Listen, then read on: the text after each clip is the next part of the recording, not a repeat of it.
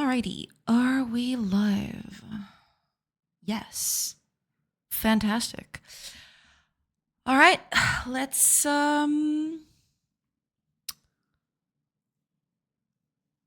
get through those ads, shall we? That'd be real nice. Okay, ads are up. Cool. Very cool. Very cool.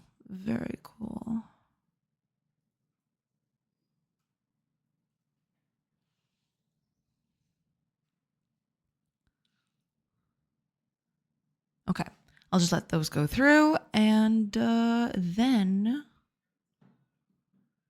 we can begin.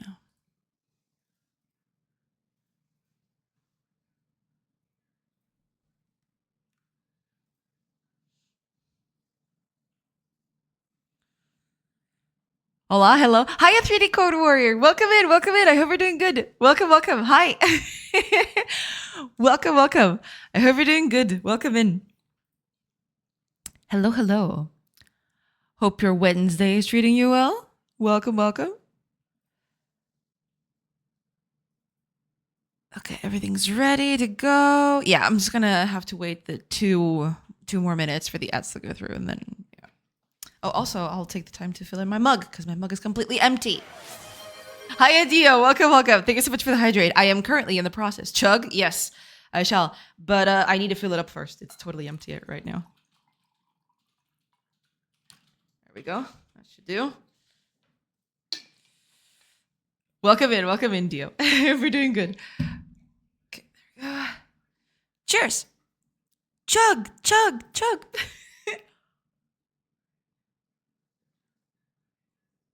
Actually, I'm going to chug twice because I'm that thirsty. Hiya, Fire. Welcome. Anita triggered. Hell yeah. Mondirete penalty. Mondirete penalty. I've heard that one quite a bit. Yeah. Mickey, thank you so much for the stream streak. 125. That is insane. Thank you so much, Fire. That is actually actual insanity. Thank you so much. Welcome in, everybody. Hope y'all are doing good. Hope your Wednesday is treating you well. And yeah, we'll get started soon. Only 30 seconds left for the ads to go through. So yeah, after that, we're gonna keep on working on our ECS thingy. I did a bit more research yesterday, and apparently there's some other tech that I can put that in. There's some tech that is actually quite useful, and hopefully I'll manage to get that working somehow. I took a few notes yesterday from, I read a lot of blog posts yesterday about ECS development. So yeah, hopefully I got something out of that. I was a bit tired, to be fair. So the notes I've taken might be a bit cryptical today, but that's fine. We'll plow through. It's okay.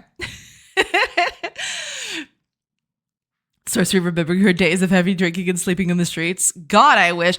I had my whole thing. I used to go out with people at night, and usually what would happen is everybody would drink to their heart's content, and me, because I don't drink, I'd usually be the one that everybody entrusted with their things.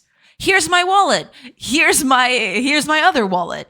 Here's my money. Please keep them safe. Put them in your pocket, because you're not going to drink anyway, so you might as well. So yeah, I'd usually be the valet. I'd go out with people and I'd be the valet.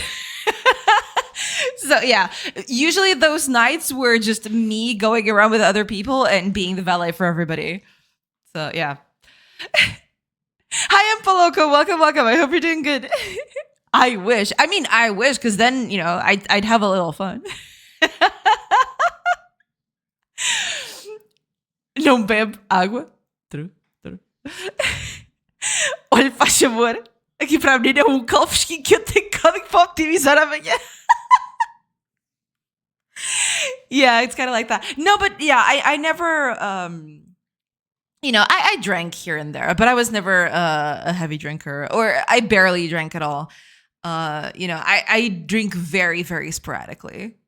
Uh, yeah, I barely drink at all. So that's why everybody entrusted their stuff to me. Usually, by the end of the night, my purse would be just filled with other people's wallets, which was insane.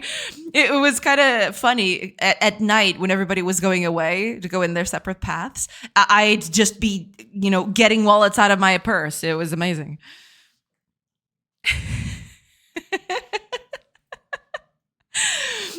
Someone should build an AI for that. Oh gosh. To be honest, I don't drink at all. Never even got over the legal limit or even drunk. Yeah, same. Yeah, pretty much. The worst I've done was, I believe, drink. I don't even know what it was at that point. But yeah, I drank a little cup of something. I don't even remember what that was at the time. Yeah, that was as much as I could. I mean, I could take more. It's just that I don't like it. That's the thing. I could take it. I could drink more if I wanted to. It's just that I don't. I never got into it. I don't particularly like it. I tried a lot of drinks and none of them spoke to me all that much. So yeah, I never got into it, I suppose. So yeah, I never got over the legal limit or drunk or anything like that. So yeah, I feel you on that one. Oh, Theo, thank you so much for the 7th stream streak. Thank you so much. 7 billion days. Hell yeah. Thank you so much. I appreciate it. So yeah, my job as someone who went out at night was being the valet for everybody. Because I usually wouldn't drink. So yeah. I've never measured, so I also have never gone above legal limit. I see. Touche. All right, ads are over for well now. So let me just post the announcements, and then we can get going in a bit. So post, and post. Oh, wait a minute. Let me just make sure that they went out, actually. Okay, that's good. Okay. Everything went out. Good. Fantastic. One of my colleagues that left the business a few years back, I bought her a bottle of licor de pastel de nata, which I thought was fine for a work day. I tasted a little bit of it and had a red face for the rest of the afternoon. Nicolau Breiner, tá tudo preço dos cabrões. Man, I actually saw that footage before that GIF. Man, it's so funny. I love Nicolau Breiner. All right, he was great. He was a great actor. I loved him so much. It's it's so good. That whole scene is just amazing. 10 out of 10. I mean, I've tasted liquor before. We've had just small sips, right? But that's probably the only drink that I can take for more than a little bit. And even then, I don't drink it all that much. It's usually just a very small bit at the end of the glass. But that one I kind of like, yeah. Because I never tried licor de pastel de nata specifically.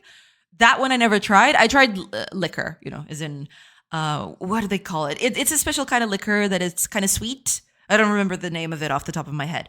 Bailey's, kind of like Bailey's. Yeah, it wasn't exactly Bailey's, but it was the same thing, I think, in terms of, being the same kind of drink. Yeah, that's kind of the only thing I can drink naturally and not feel like. Irish cream liquor. Yeah, something like that. Yeah, that's probably the only drink that I've actually tasted and enjoyed and drank for a little bit. And I wasn't completely, it didn't completely make me want to, throw the drink down the drain. But even then, I don't drink it that much. No one will change my mind. I actually know someone who really likes it. Yeah. But I've never tasted it myself, so can't comment on that. So yeah. Never tried it. Yeah, same. I know someone who really likes it. I've gifted them I've gifted them a bottle or two over time, but yeah, I've never tasted it myself, so I wouldn't know. Boa tarde, Mr. Dona João. Boa tarde, boa tarde. Olá, Reef. Welcome, welcome. Hope you're doing good. Welcome in, welcome in. Hi, hi, welcome, welcome. It's too sweet. Needs something to cut it down. Lemon can make it work and tons of ice. Ah, okay, okay. Like I mentioned, never tried it. I wouldn't know. Yeah. We're praising getting hammered with what? Not getting hammered. Exactly the opposite. Because apparently me and Fire are very, what's the word? We don't drink alcohol that much. So yeah, that's we were talking about that, about drinking alcohol and or the lack of it in this case. That was basically it.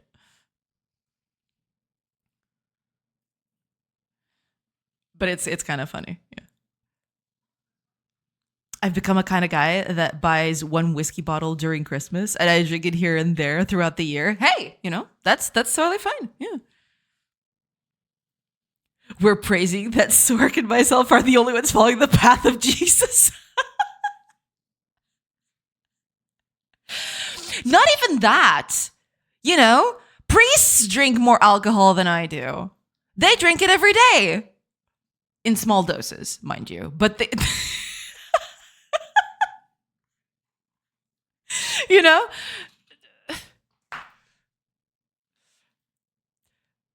Bro, Jesus turned water into wine. True.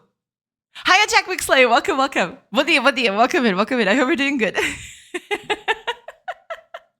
For real, for real. And Jesus turned water into wine. There you go. Great minds. Or even better than the church. Hell yeah. That ass let me replace 72% water content of my body with wine. Damn. Dio out here just, is just having no middle ground. Full water or full wine. No in between. Let's go. I missed most of yesterday, but today I'm here. Hi, Azito. Welcome, welcome. To hear Fire complain. No, it's fine. No, I mean, if you want to catch the thing, I believe the VOD is already available. It takes time to upload sometimes. But yeah, the VOD is up if you want to take a look at what we've done yesterday. But yeah, I can show you how it's at the moment. Where is here we go. I took some time yesterday just to add a counter to the screen. Instead of being in the logs here, I actually added this small label to showcase the average. And I think now it's the correct value of milliseconds. It's actually the correct now. I've actually done a few things. But yeah, that was about it. That's about all I did. So yeah, this is where we're at right now. Previously, before, so this is with the very, what's the word? It's a very hard-coded. That's what I meant. It's a very hard-coded ECS at the moment. So right now, there is no way for you to add components except hard coding them, which is kind of bad, right? We want this to be a bit more flexible. And that's what I'm going to work on today. But yeah, without this whole system, we were averaging about, I believe it was 500, not 500, but 0.05 milliseconds. And now we've actually managed to make that 10 times lower just by some very small changes here and there. And that's where we're at right now. But the problem is that's all hard coded, right? There is, if I show you the code, where's the code? Where did the code go? Oh, there it is. If I show you the code, everything is hard coded. So for example, when I change certain entities, archetypes are not generic enough. So I need to have a class for each and every single type of archetype that we have. And that's kind of bad because then, the number of classes that we'd need for any kind of game would explode exponentially, right? We don't want that. We want this to be somewhat of a more generic system that we can, use with any kind of combination of components. But that's what we're going to work on today. Right now, we have 3 archetypes: nothing, position, and velocity. And they're changing entities between them based on what kind of components they have.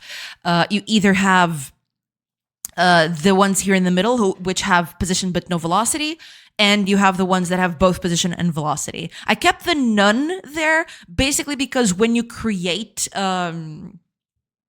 elements, right, they come with nothing. There might come to a point where I might just create an entity already with the components in, right? Any combination of components, I can just put them in. But at this point, I create them with nothing and then I add over time. But that's also an optimization that we can do later, because that would mean we wouldn't need the none. The none thing would be kind of useless, right? Because no entity would ever be without components. Otherwise, it wouldn't have a reason to exist, right? That's the whole thing. So that's where we're at right now.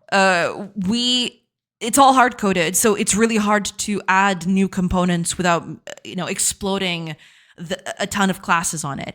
And I want to make this a bit more reusable. So I want archetype to be kind of more of a generic class and be able to just add components willy-nilly, and the system would adapt to that. But that's for later. Yeah.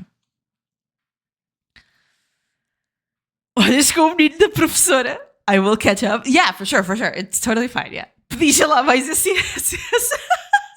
Vou ter vindo, professora. Oh, man. Sir, you were driving with a blood alcohol level of 250%. How is that even possible? Next is the Sork engine. Get ready. I mean, okay, here's the thing, all right? Sork engine is not going to happen anytime soon. I am making a lot of, let's say, spare components that could go in an engine, correct? But I'm good, Godot has been good to me. I don't feel the need to make a new engine at the moment. We'll just create. I like creating these kinds of things by hand because I could easily just pick an ECS library from somewhere, right? But that would. What the hell happened right there? Okay, anyway. That wouldn't be as fun, and I wouldn't understand the systems themselves, right? I want to make an ECS mostly understand what it's doing and also be able to customize it to my own needs, right?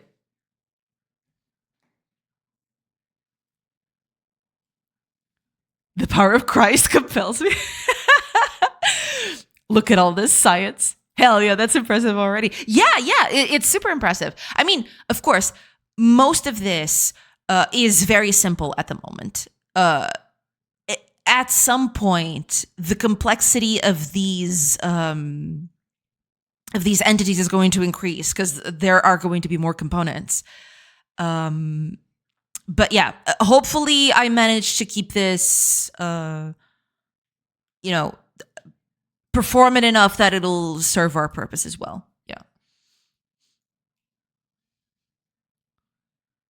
Apollo I, welcome. I hope you're doing good. Good afternoon. How are you? Doing good. Good afternoon. Welcome. Long time no speak. True. Welcome in. I hope you're doing good. I hope this Wednesday is treating you well. Welcome in. Welcome. Something antimatter. Is it a thing, she says? Physicists in shambles. True. It's all good, Manusha. Daqui a 2 anos fazemos todos juntos o engine? Maybe. Yeah. That's the thing. We're going to make an engine. Hell yeah. I heard Zeno drop to his knees. Did all the entities just flat and merge in the middle? I don't know what that was. that might be some sort of aberration. I don't know what caused that. I'm very curious though as to why that happened, but I don't know. I do not know. It's sentient. True. I'm feeling like I'm watching the DVD symbol across the TV screen and checking when it hits the corner. Yeah, it's kind of like that. Yeah, it's kind of that. Old man spotted. It's so mesmerizing. It is a little bit. Yeah. It kind of reminds me. It reminds me a bit of Tetris, at least the square blocks. Yeah, it kind of reminds me of that. 1,000 tiny DVD logos. True. It's a lot of DVD logos. So, okay. First thing that I'm going to do is I want to try and turn these archetypes and everything else. I want to turn these into more generic things that I can then use, instead of having this all hard coded, I want to have lists of these things, right? That's the grand scheme of it all for now. So yeah, I'm gonna work on that. Don't upgrade me to UG status. I'm still under 30 for a few months though. Hey, I mean, still counts. Still counts. So how does this flock relate to a colony sim?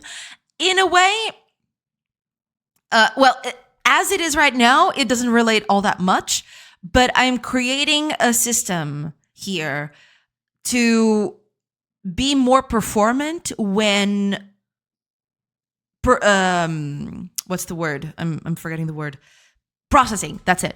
I'm creating a system that will enable me to process a lot of entities all at once, way faster than what I've currently got. That's what it's doing. And this is just a test for the system itself. Yeah, because I'll finish this and then I'll move this over to the game itself. Yeah. Hi, Coding Gray. Welcome. Much entity, much wow. True. Welcome in. I hope you're doing good. I guess I'm old Gen X. I'm certainly an unk. Been retired for a few years now. Always wanted to retire before 40. Ooh, nice. That's pretty good. With that. Welcome in. Some nice progress, I see. Yeah, I mean, it went pretty well. The only problem now is that I need to make this a bit more generic. Right now, it's all hard coded, which is a bit bad. So I'm going to be working on that. Yeah. I helped build the pyramids. Damn. Hard to counteract that. Damn. Has Nex been around? I feel like I haven't seen him lately, but I guess I'm not here enough. I believe. Oh, it happened again, didn't it? I just saw it off the corner of my eye. Why is it doing that? That is so weird. Anyway, I do believe he pops in from time to time, but I don't think he's been chatting in chat all that much lately. Yeah, I believe he's busy. Yeah. I miss Nex and Fire bickering. Now he piles on me. You need to redirect Fire's anger towards someone else. I understand. You too? Yeah. Everybody out here has built the pyramids. He's lurking. He's probably lurking. It might not be, right? He might not be. But from what I've gathered, he's been more of a lurker lately. Yeah. Decided to make my own game as well. Just waiting for Steam to approve my page so I can get a demo. Oh, that is so cool. Congrats. That's awesome. Yeah, that's pretty cool. Congrats. That is amazing. Let us know once it's up so we can take a look. Yeah. All right, let's close this thing and let's make changes. Changes need to be made. All right. So right now we have a bunch of these archetypes, but I want this plus that and plus the systems. I also want the systems to be a bit more generic so we can use them willy-nilly, right?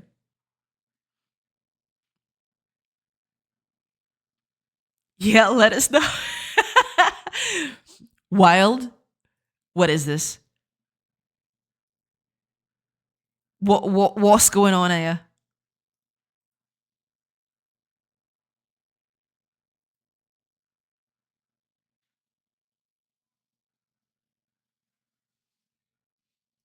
Oh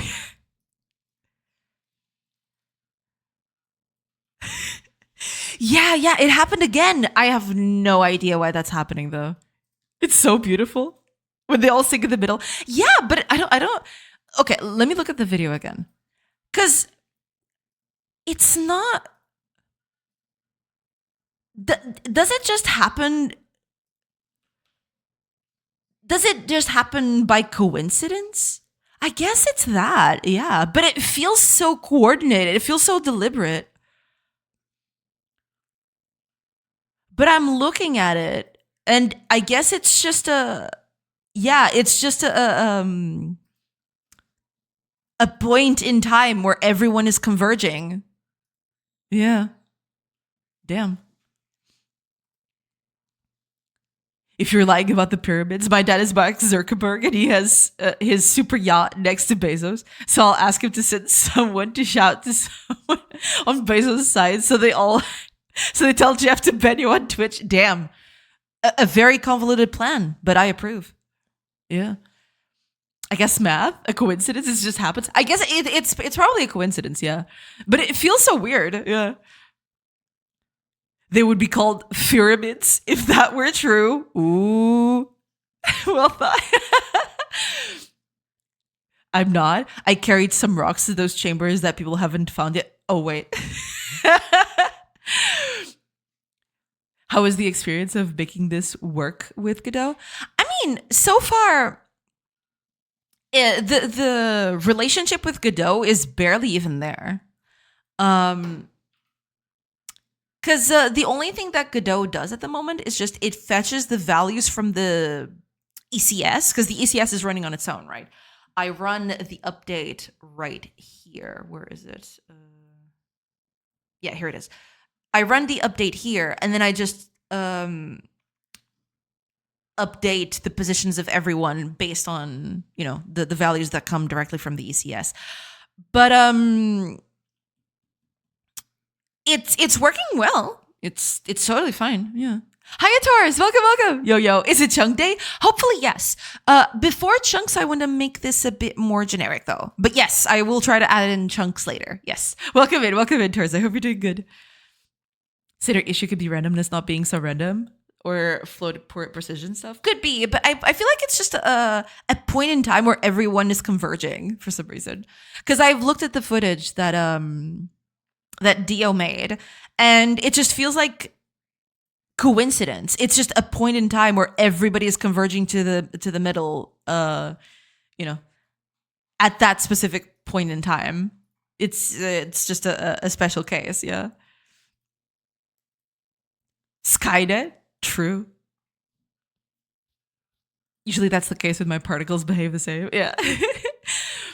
Are the positionings right now RNG? Yes. They're all random. They're all up here, I believe. Where is it? I think it's up here. Yeah, here we go. The velocity component just has a random value, and they're kind of like the DVD logo. What's the word? It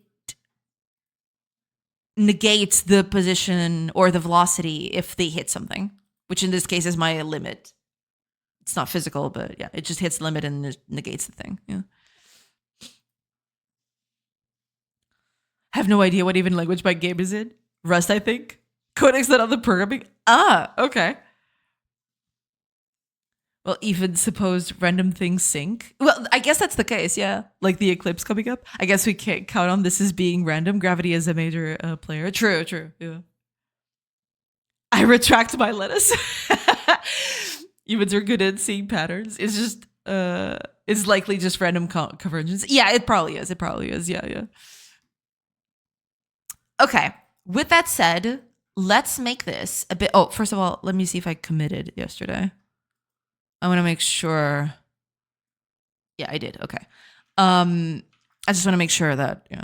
It's a valid scenario. Yeah, yeah, for sure, for sure. And now that I look at the video, the video that Dio made, it's just a coincidence. They all just converge to the middle, but it's just coincidence. Because some of them, if you look at it, some of them are just not, they're not exactly converging to the middle. Some of them actually go outside, but since most of them converge to the middle, then it kind of gives off that impression. Yeah, yeah. Okay. Okay, let's go back to this. Now, I want archetypes to be a generic thing. So first of all, let's do something at the beginning. We're gonna create a public interface archetype. Now, I don't think it'll have anything. This is just so we can merge them all into a collection. It always reminds me of the "this is not a random enough because I got the same result twice in a row" issue. Oh, sweetie. That happens quite often. That would be my answer if someone ever told me that. It'd be, that's not how it works.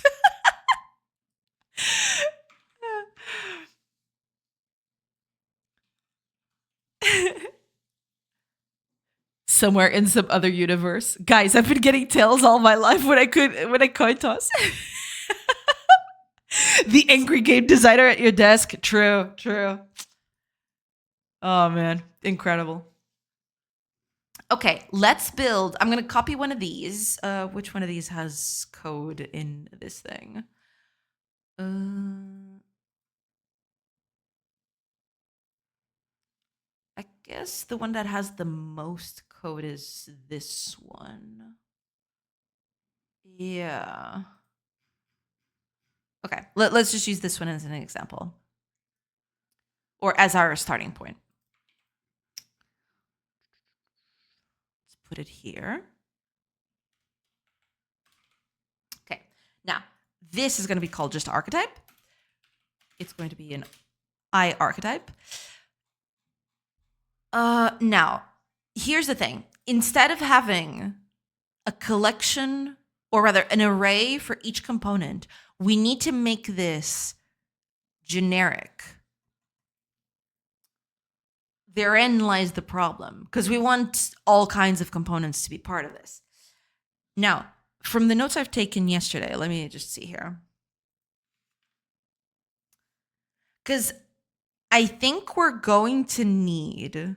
Oh, no, we don't. Hold on. We don't necessarily need that. Okay.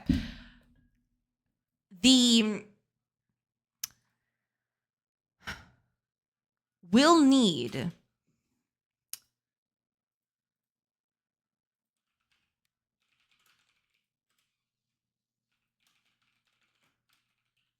something like this.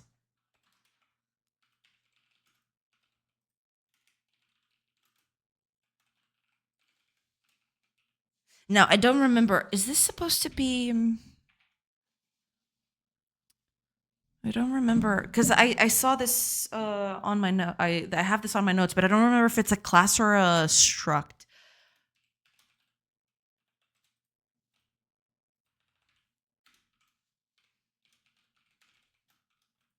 But we'll see. Anyway.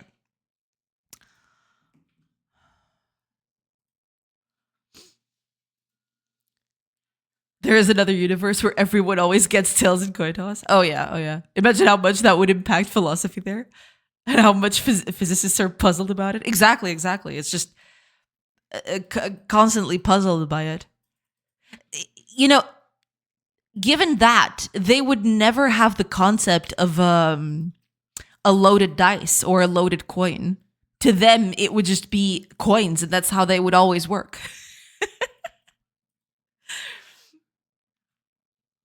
Insane to think about. True. Yeah.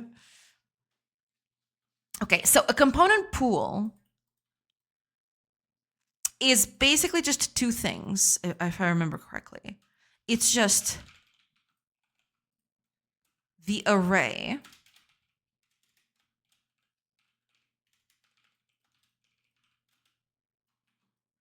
Make that. Should this be a struct? I don't remember. I'm gonna keep it a class for now, but we'll see. And then the other thing this needs is just a public.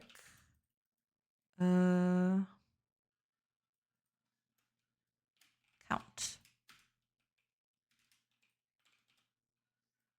That's it. And now archetype here needs, instead of this, it'll still have all of this, but it'll have component pools of the components that we tell it to have. So over here on archetype, we're going to need a component mask.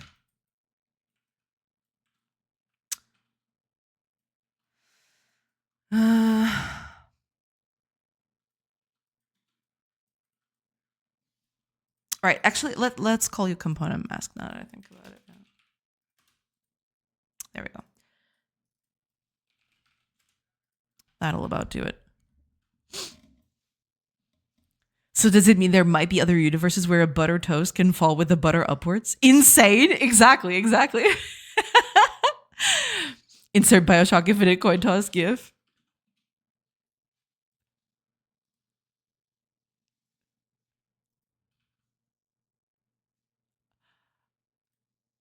Ah, I see. I never played this.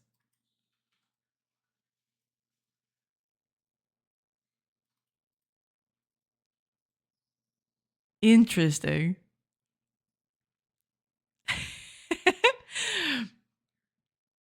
I got me an orange cat. Ooh. Hiya, Dirk Lover. Welcome. And congrats on your new orange cat.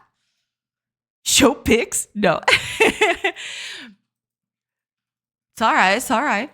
But congrats on your new kitty.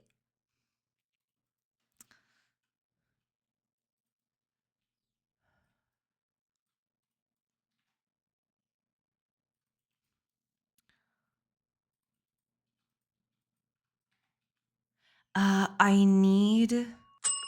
Coming right up, sugar. It can't be a component mask.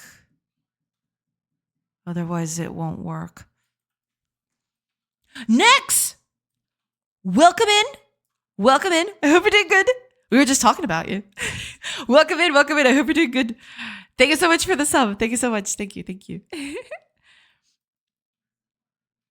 So one of your entities holds the component mask to easily be identified when queried, but also has the components themselves attached. So that's the thing.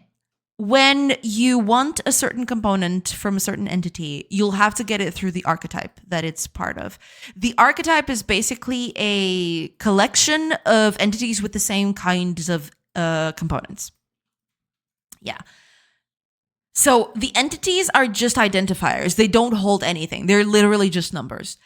Because then what you do is you feed an archetype the ID of your entity, and it will know what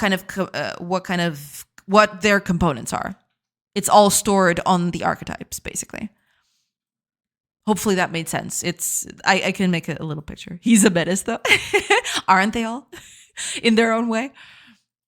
Witches, please. Can't a guy go on forced vacations? I'm still here lurking every day, every once in a while. Yeah. Welcome in, Nix. Go on your vacation. It's totally fine. Don't worry about it. People were just curious about it. Yeah. Yo, Dex. Even though he is a kitten already. Ah, I see. It's a regular cat. Okay, for vacation. I know. I'm just here because Fire starts claiming that I'm in a drug rehab facility. Damn. Huge, if true. So archetype is a similar class registry. In a way, yeah. You could see it that way. Yeah. You're not? Damn. Poor Nex getting bombarded.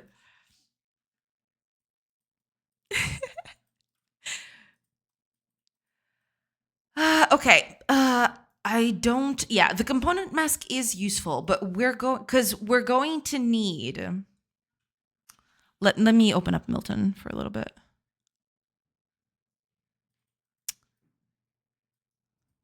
let's bring back the thing from yesterday.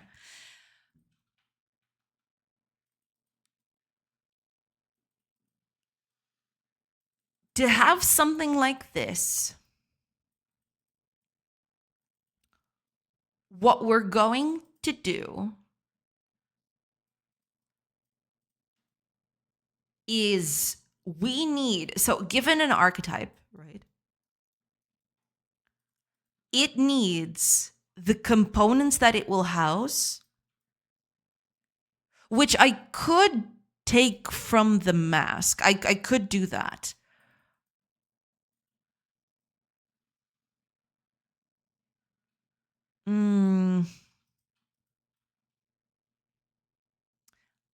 I could do that from the mask. But the idea is I will have a pool for every single component type.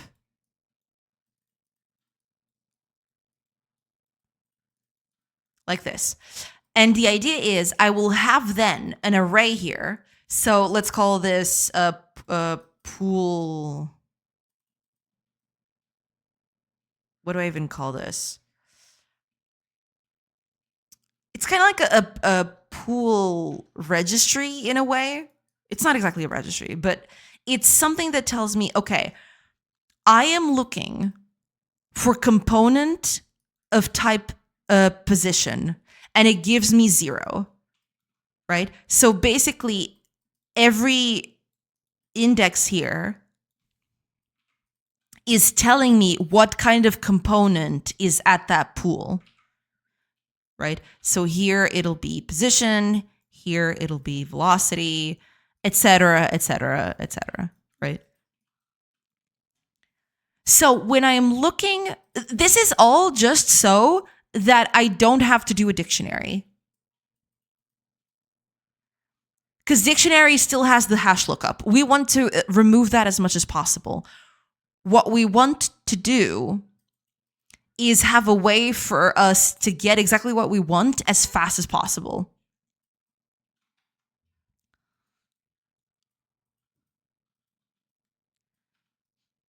Who knows? I keep asking where I am and they're not telling me. Listen, there needs to be a balance to my Twitch. No Nex, no Sweet Anita. How could I live like this? Wait, no Sweet Anita. Did she stop streaming recently? You can call me Sweet Nex. I'll call you Grumpy Fire. Hot tub. Damn. Source we now on our pirate story arc. No, I'm just, I am both explaining to you and also visualizing stuff myself, right? Database-ish. It's kind of that. Yeah, it's kind of that. Stop being nice. This is not what people expect from us. I see, yeah. Hiya, Duka. Hiya, welcome. A whiteboard? I haven't seen one of those in a long time. It's basically just a way for me to organize what I'm doing while also explaining to chat what I'm going to do. Yeah. Sweet Anita is taking a month off after getting surgery. I see. Maybe longer. Gotcha. Okay. Hopefully she recovers fast. It's true. I expect a very old married couple being grumpy for no apparent reason with each other, but always counting on one another. Hell yeah. I love a whiteboard. A whiteboard. Exactly. Yeah. Hiya, Pietro. Welcome. welcome in. But yeah. That's mostly it. Though I need this to be reversed though. Give me a second.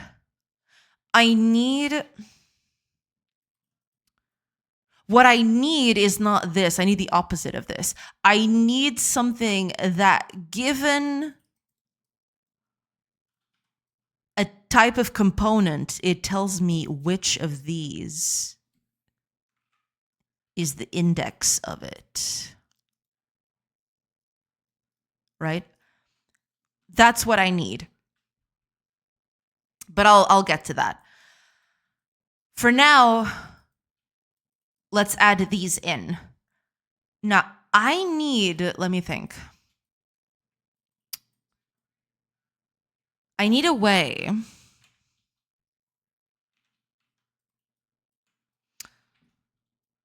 I'm not sure if the component mask will cut it. I mean, sure, I need it for here, right? The mask needs to be fed in as well. Um,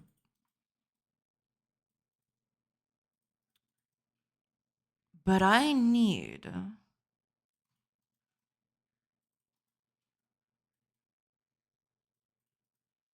to find. I need given. I mean, given a mask, I could easily, you know, get what components are part of this, right? I would just not have to get these bits, and these would tell me what kind of components I'd be going through.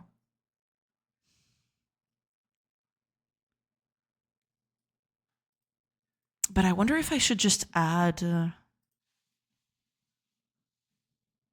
them one by one. Maybe I shouldn't. Maybe I should just get it from this and that be that.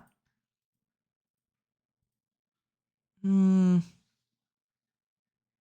I'll think about it. Hi, Niflas. Welcome. I hope you're doing good. Welcome in. Hi. Welcome. welcome in. Hello. Painting a room, so going to get back to it. See you all later. Well, enjoy the painting of the room. Thank you so much for being here. I appreciate it.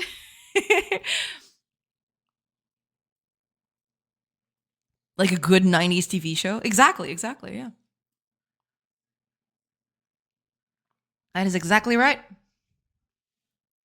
Doing good. Doing a playthrough of my game while fixing small things I notice on the way. That's pretty good. That's fantastic.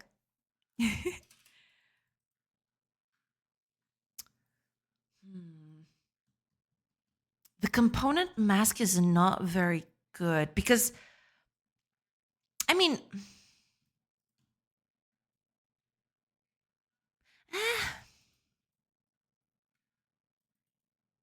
I guess it could be. Because my problem here is I could just do this, right? I could just get the.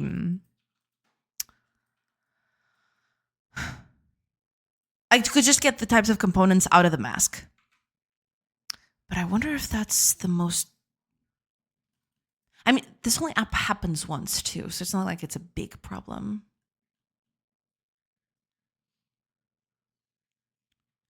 So you're storing the info as a single variable and using binary operations to manipulate it. That's what I was thinking. Yeah, currently that's my thought process.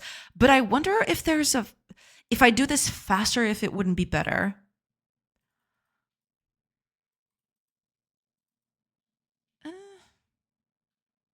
I'll go at it like this and then we'll see. Yeah. We'll see about that. I bet Fire had a funny haircut back then. Everybody had a funny haircut back then. 90s. I remember Archie Bunker. Hiya, Stolen.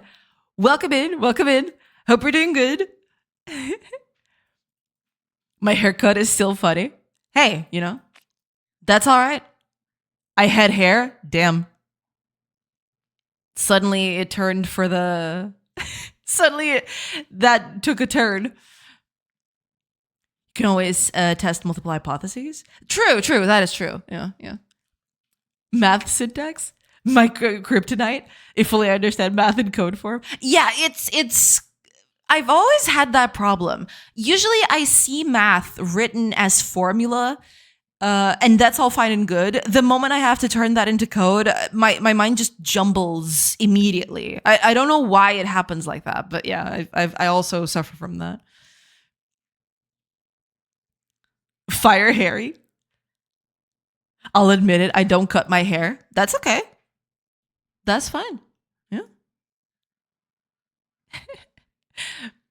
Why not hairy heavy? Interesting nicknames. I gotta say. Anyway, okay. Let's see. I'll need. Oh, that's right. No, I need to. Because I wanted to do this all with arrays, so it would be faster.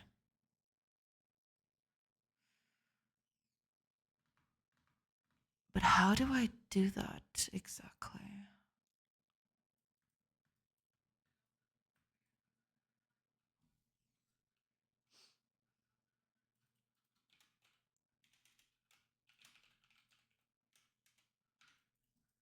Yes.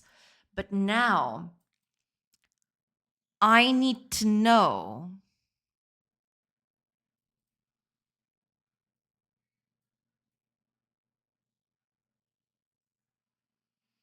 to figure this one out. I need to know from the mask itself how many pools will I need? And these are going to disappear. All the rest of stuff is needed at this point. Yeah.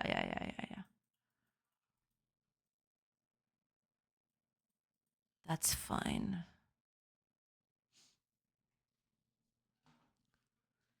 We should just strong arm mathematicians to write everything in pseudocode instead. Maybe that would be the way to go. Yeah. I like Hair on Fire. Hair on Fire is pretty good. Yeah. Programmers of the world unite and show these nerds who's nerdier.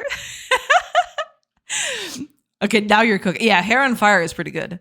I agree. Hiya, Flair. Welcome. I hope you're doing good. Oh, and Sillyfish. Welcome in, everybody. Greetings all. Hope everybody's well. Yes, hopefully you're doing good too. Welcome in, everybody. Welcome. Hope y'all are having a nice Wednesday. Hope y'all is good. Yeah, welcome in. So many people coming up. Yeah. You guys are like Jay's entities syncing up. Hell yeah. I'm doing medium. Okay. That's better than, bad. Yeah. Wait, how do you grow hair on fire? Okay, I'm gonna show my whole hand right now of being extremely nerdy, but you can just be a fire genasi. Or is it genasi? I never know. That D&D race you can be. Let me see.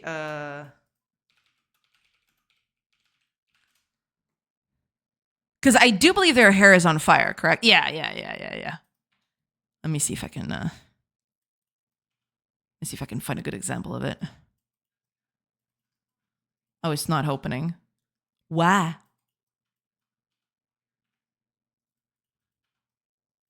What the heck is going on? I'm clicking on an image. It just leads me to a blank page.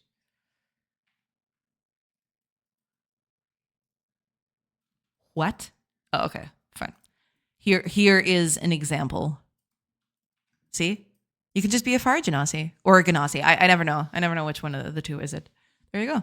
And then you got your hair on fire. Hey.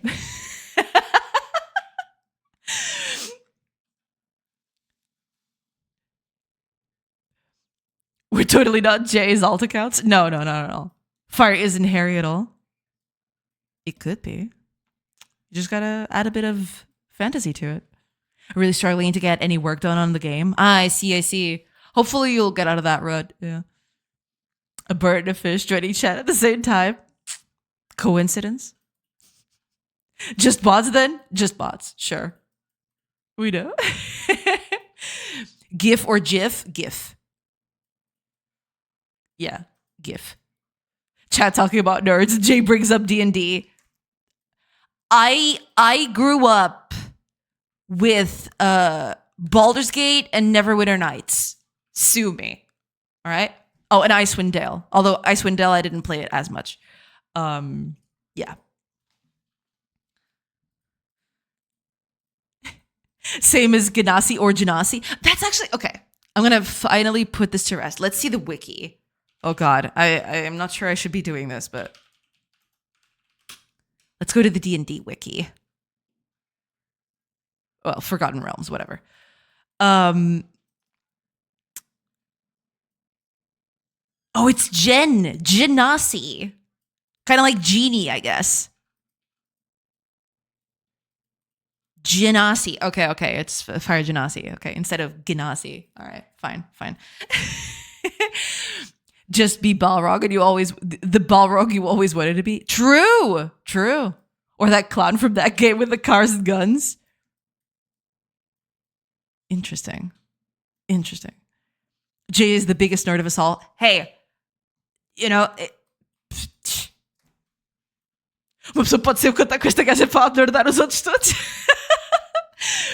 Duck browser, I dig it. Yeah. I mean, it's not the Duck browser. This is Firefox, but I use DuckDuckGo as my search engine. Yeah. Ratioed on nerdness. Graphics, not graphics. Well, yeah, but in this case, it's Genasi. So yeah, but it's written with a G.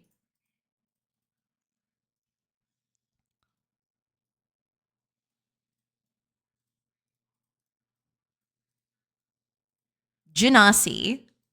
Genasi. Yeah. And there you go. You got water, fire, I believe air and earth, I think. Yeah. They're the four primordial elements or something. Yeah. Yeah. There you go. There you go. There's your D&D lore for you today.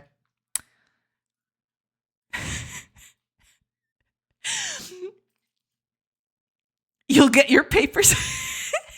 TLDR, Jay had no chance. True. Giraffe, not giraffe. Exactly. Why not giraffe? Because GIF ref. It's almost GIF wrapped at this point. D&D Beyond, so you can hear Marisha or Matt saying it. Oh wait, is that them doing the reading? I haven't gone on D&D Beyond for a bajillion years. I tried, but it just didn't. I didn't jive with it. Is that them reading the stuff there? Do they read that there? Oh, that. Okay, now I gotta go check it out. D&D Beyond. I tried this once and I just did not go well with it. Okay, let's see. Can you even see it? Okay, let me put this up here. All right. Where them Genasi at? God damn, I don't even know half of these things. They're always inventing. Well, I know Warforged. That's probably the only one I know out of here. Okay, here they are. Here are the Genasi. These are air. Oh, that's air. So the green one was the water one, I guess. Hold on. There, fire, yeah.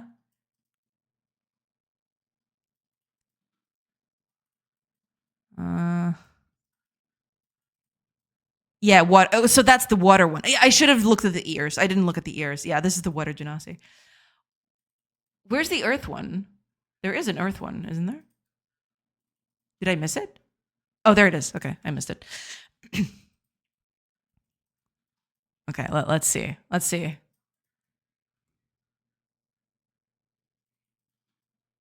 Oh, it gets you the book. Boo. Oh well. Rip.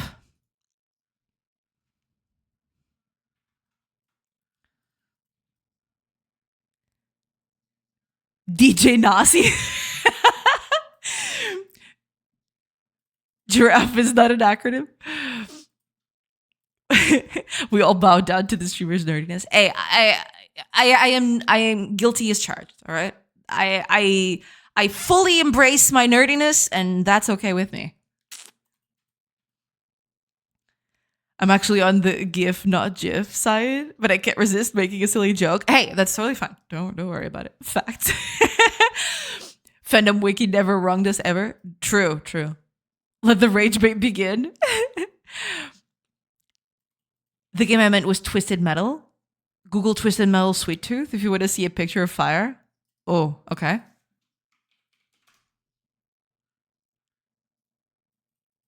Oh, okay. I was not aware of this.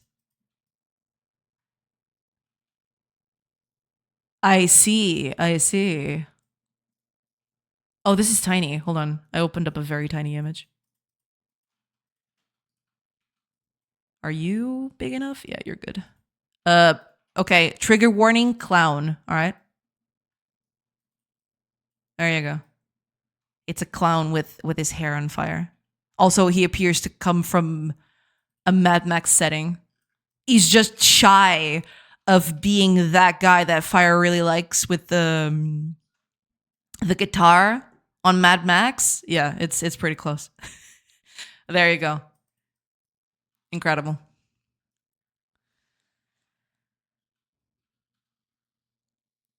Why do my dopamine receptors explode when I hear elemental? It's cool. Elementals are cool, man. I understand you. I completely understand you. Yeah. I don't have money for another subscription service. Yeah, don't do that. Don't do that. Subscription services suck anyway. Sweet Tooth is actually played on the TV show by one of my favorite pro wrestlers, Samoa Joe. Ah. These things sounded What do you mean? Why am I not surprised? Solid show though. It's a nice show. Mindless fun. Ah, I see, I see. You have to buy. No. I will not. I googled D&D Beyond Genasi and went straight to a page where Matt has it. Oh, you did? Post the link. I want to hear it. Oh, also, ads start in about 30-ish seconds. I will take a quick break and hopefully I'll get back to this when I come back. And I'll stop nerding out about Genasi or whatever. I'm just sad that Jason Matsuka wasn't there for the last season. That baby plotline was so dumb. He was doing Taskmaster. Ah. That was a brilliant season of Taskmaster, though. Dare I say one of the best Taskmaster seasons? I have no idea. I rather enjoyed the Twisted Metal series. Nice, nice. I want both, though. Subscription services suck, by the way. Guys, don't forget to subscribe. I never said that. I never said that. All right. Ads are up. True. So I'll take a quick break and then I'll get back to chat. I guess I'm going to have a lot to go through when I come back. But yeah, catch you in a bit, everybody. See you in a few minutes.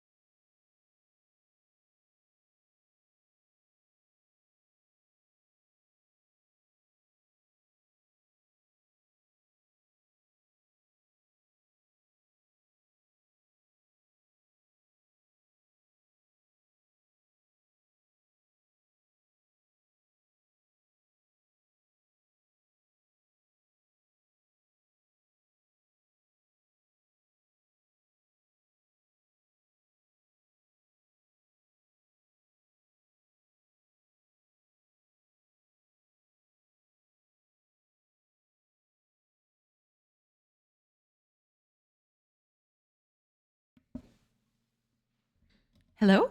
I'm back. Okay, there we go. Sorry. Sometimes this unmute button on the microphone is a little weird. All right. I'm back. Let me catch up with chat and then we can keep going. Because there's a lot to do. Got a lot to do. Hello. Hey, Dirk Lover. Hello. Subscription services suck, by the way. Guys, don't forget to subscribe. I never did that though. That's the difference. Right? She keeps asking for my Prime. Lies and slander. I'll just tweet about Jason and aspire to his villainy. Gotcha. Oh, Blind Meridian. Thank you so much for the follow. Welcome in. Stretch and hydrate. You gotta tell me twice. Yes, you all should stretch and hydrate. It's very important. Both are very important for your comfort and well-being. It's true. Yeah. By the way, my Godot asset got approved. First step to world domination complete. Hell yeah, let's go. Congrats. That's awesome. That is very, very cool. Congrats. If you want to link it in chat so people want to take a look at that, yeah, feel free to do it. Unless it got approved, but you haven't published it yet. But yeah, congrats on that. That's awesome.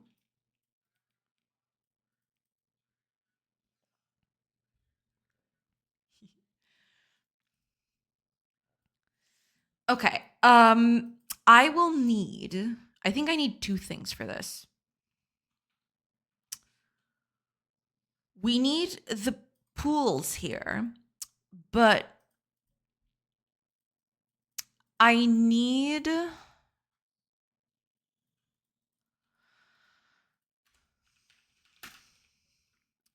something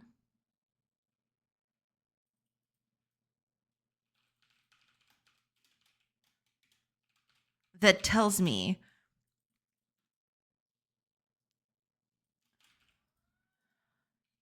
given a component type, what pool is it?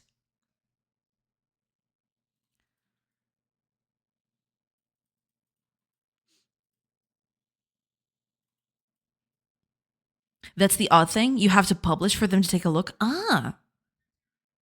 Supply chain attack went. There is not reviewed but unpublished. Okay. Not yet. Install base of 0 is not worth attacking. Darn it. Let's see. Ooh. Looks so pro. Hell yeah. Let's see a little trailer. Oh, I have to. Okay, never mind. It's got a little walkthrough and everything. That is so cool.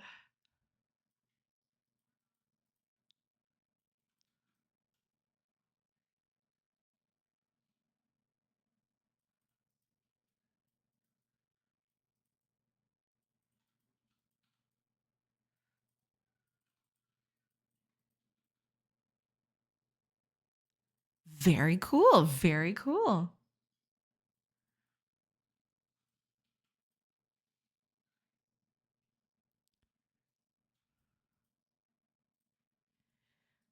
Can't hear on stream, but the TLDR, you can use scroll bars, option buttons, etc. to the editor. That's pretty good. Yeah, you can't hear because I have a whole setup for that. Give me a second. Let's hear a bit of Stolen's amazing voice.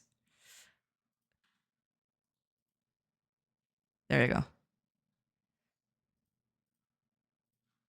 Oh, there's options and everything. You did a lot of work on this.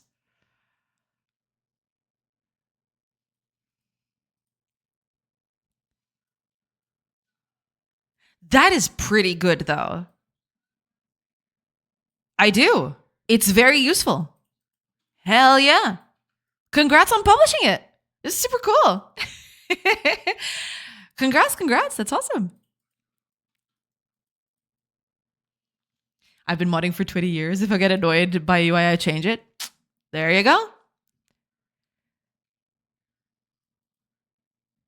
Good job. Yeah, that's pretty good. That's a huge quality of life. Yeah.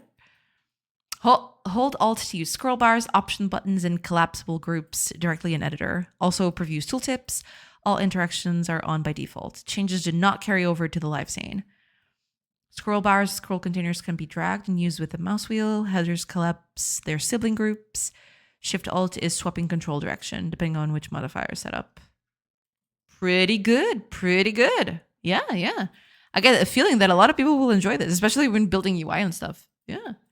Pretty cool. Also, you did a pretty cool little image here to showcase what the thing is all about. Yeah. Pretty good. Pretty good.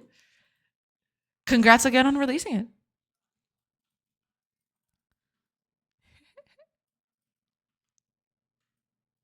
Pretty cool. All right. I think I need a few things here. Yeah. Now one could argue that having a lot of scroll bars is a design mistake to begin with. Maybe. Yeah. I'm actively trying to remove mine. Well, yeah, but for people who use them, yeah, it's useful. I will need something else. I just remembered. I need a component registry. Because otherwise, that's the thing. The component mask does not give me. Let me think. Unless there is a way to not need a component registry by just using the mask itself with bit operations, I guess. I could do that. But then okay, let's go over to the world. Where is it? Yeah, here we go. I need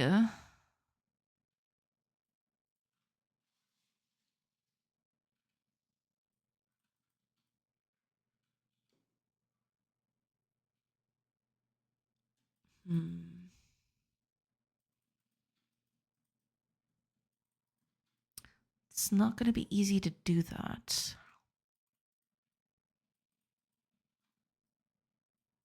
Oh no, wait, I can hold on. Let me go back to the drawing board. So say you've got a component mask with all these elements, right? This is one, this is one, this is one, this is one, whatever. If we do an array of mask,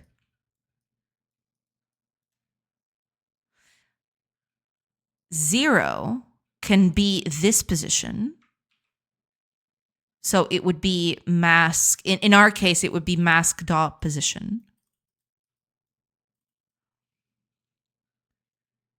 Then this one, etc., etc. So I don't even need a registry, so to speak. I just need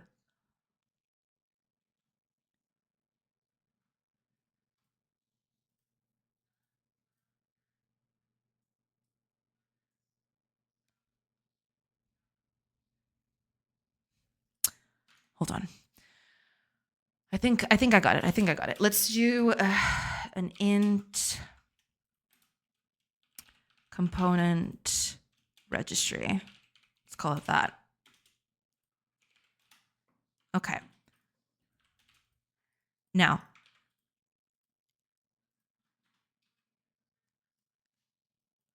given this,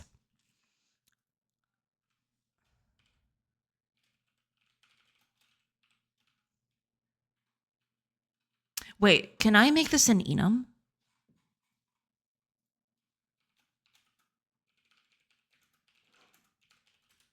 Can I do that?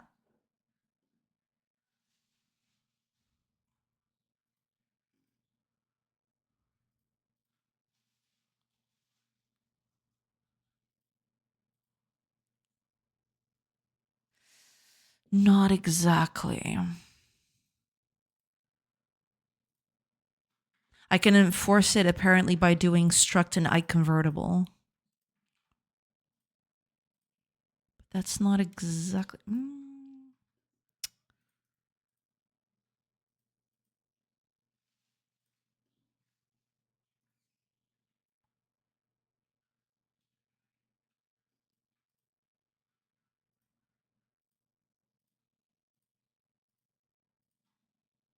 Holy crap. Okay. Maybe I shouldn't do this. Uh,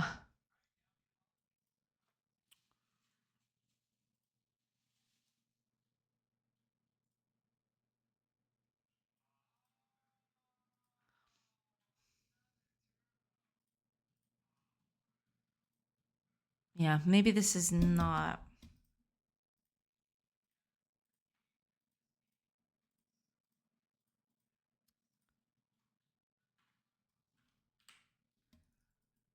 How am I going to do that? Because I'd need to register types anyway.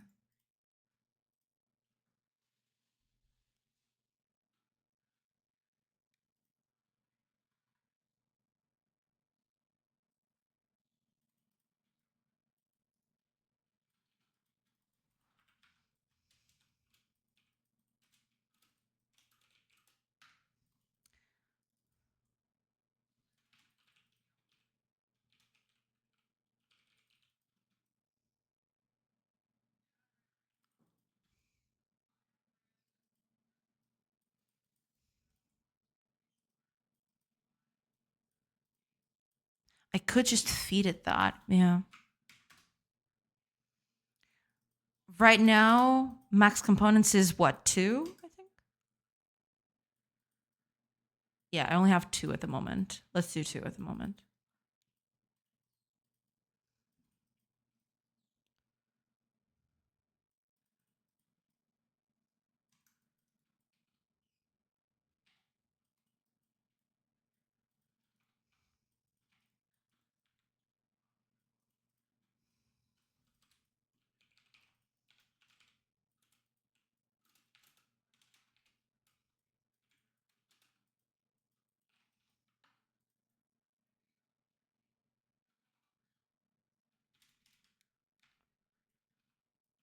Zero or 1. I think it's 1.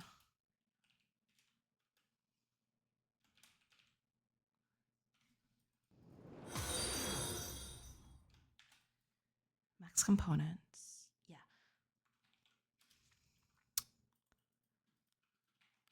Rumeni! Rumeni? Thank you. Thank you so much for the follow. Welcome in. Welcome in. So what I want to do here, component registry of I is going to be this.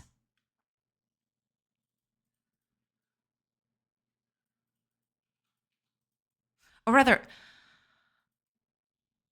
not even that, I'm thinking.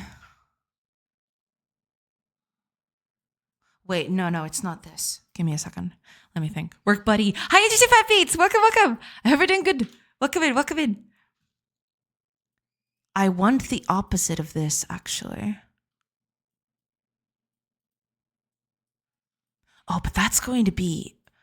That would necessitate of me creating a huge vector with a bunch of values in between.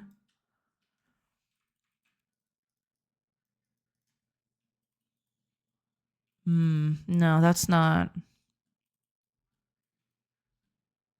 Because this is what I need. I need this bit, not this one.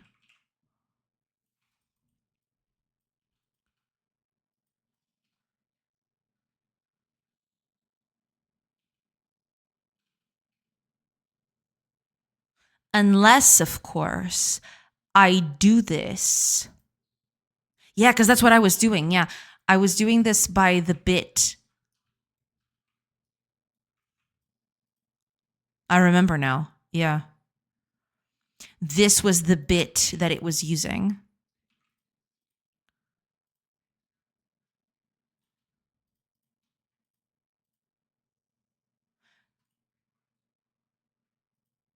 So technically, I wouldn't even need this to be an enum or to be like this. I could just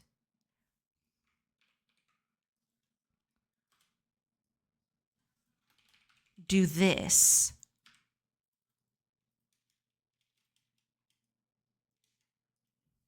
And for every single one of these, I'd assign them positions in the here. Every single one of these would be that. Oh, thank you so much for the 10 stream streak. Thank you so much. 10 whole work days. Hell yeah. Thank you so much. Thank you.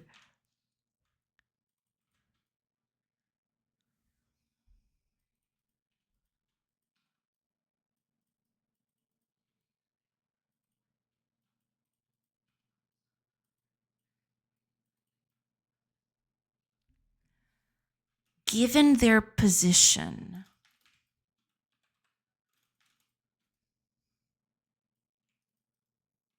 like this, I'd have to keep them all in order, basically. So that then, well, that's already what it's doing, I think. I think this is already how it works. So that then when I register these, I just use that, and this is, this becomes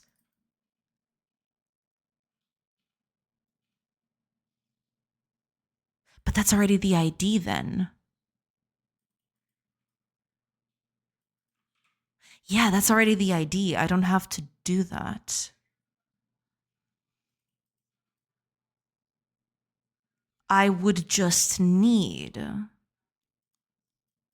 if I want to create a mask out of this,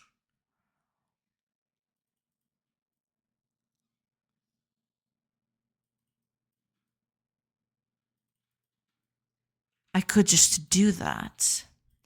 I'd create that at the very beginning.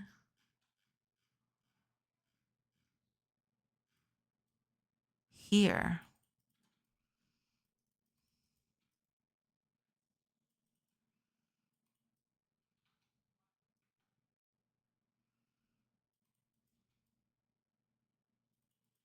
Wouldn't that just be the same, though? I get the feeling that this would just be a one-to-one.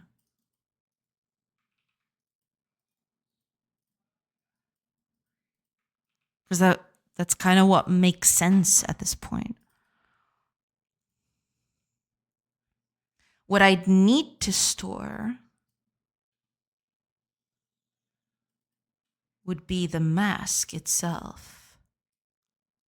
The mask I would have to build on my own from the number of components. But then, this is complicated because I can't, if I do that, I can no longer just provide a component mask and use that directly. So that's a problem.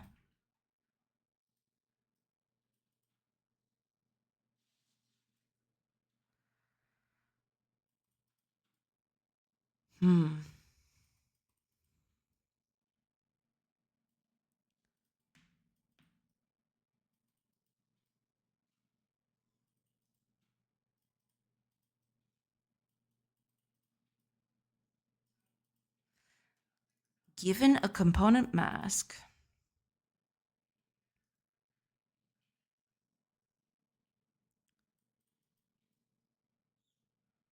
let's create the pool map for this.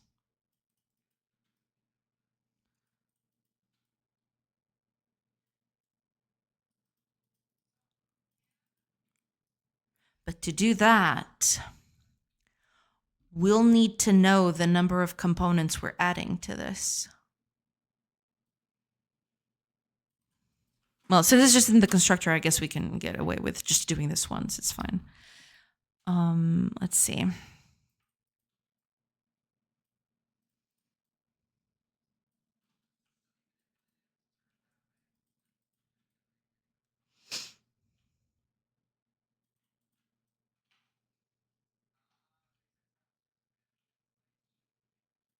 Might have some.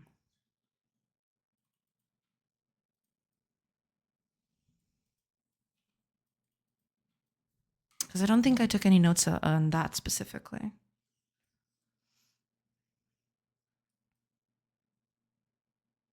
Usually they assign IDs to these things.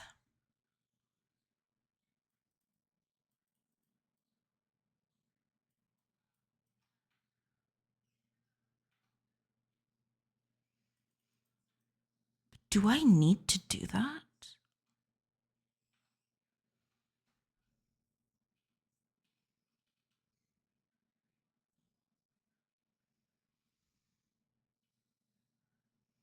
Because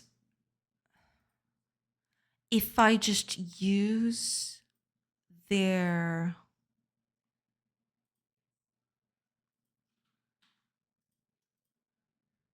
order, I could get there.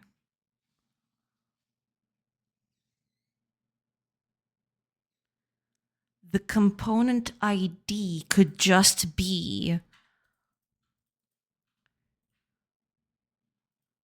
an offset of the mask.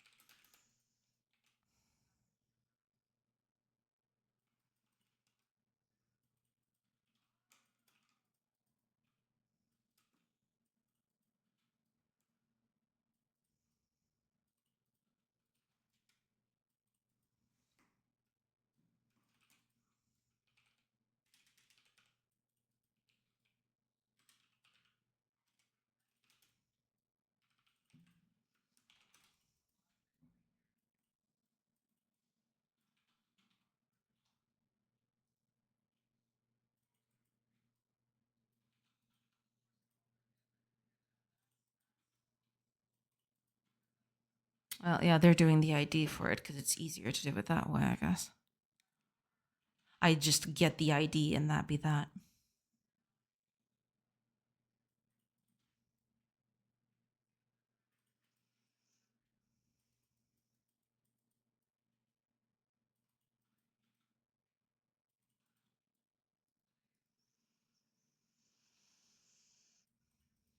At least the math would be easier that way.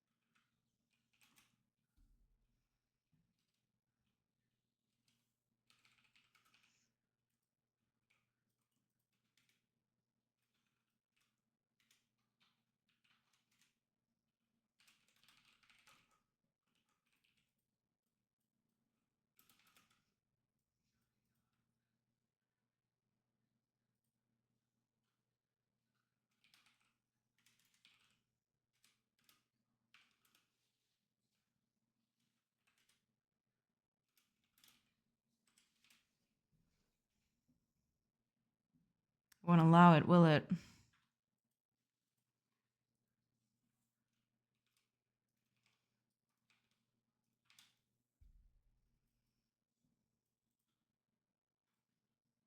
Right, yeah, I need to cast this.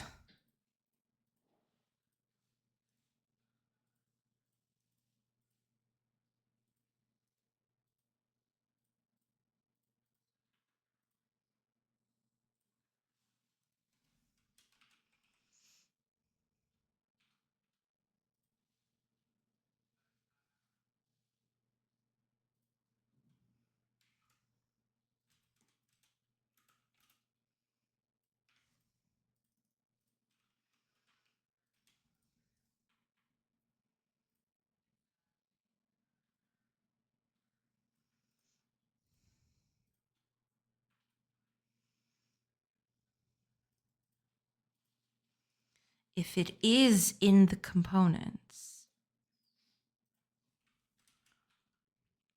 then component to pool map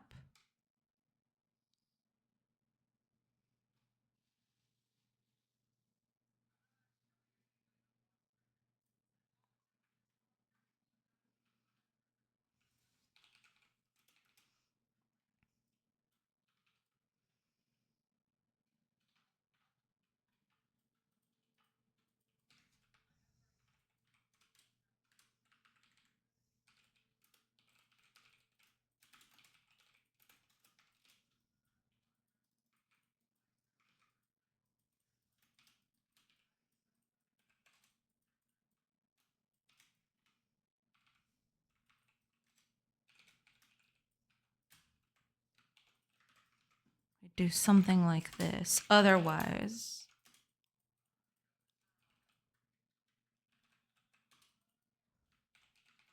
let's say it's -1. Yeah.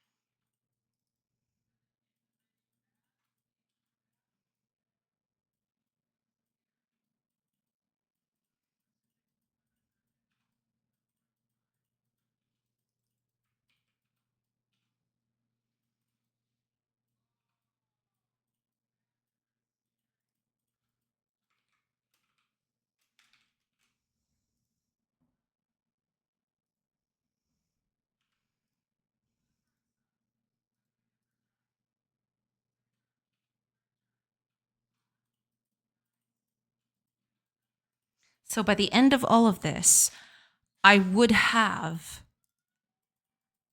the mapping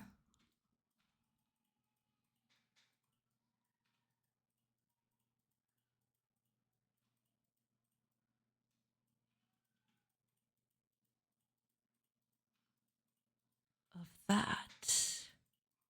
Though not necessarily, though.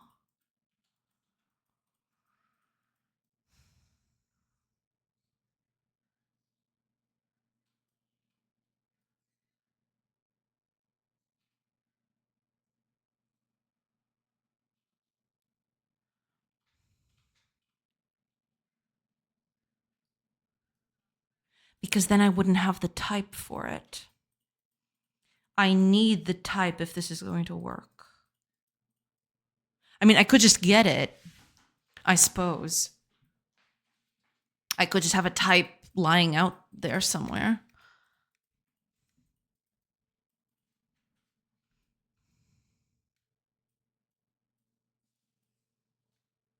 Do I do it with just type? Is that what I should do?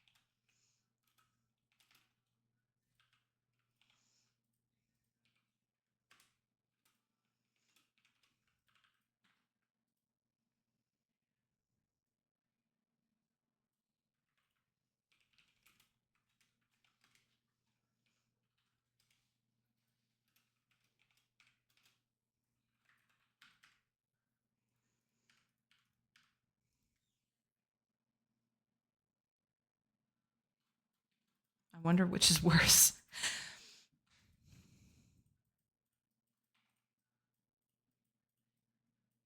I have no idea. I guess I'll make it less confusing.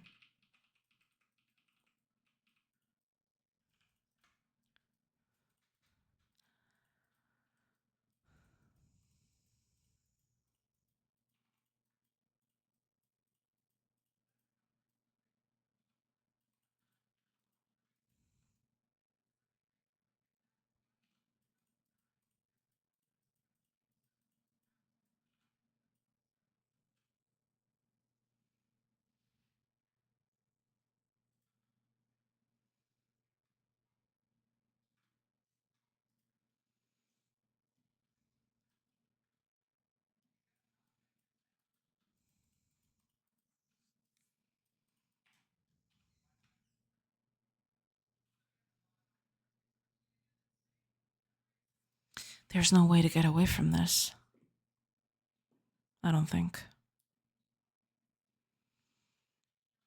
Component mask is not enough. I need the types. Otherwise, I'll never be able to fill this component pool. The component pool needs to be filled with the types themselves. With these up here.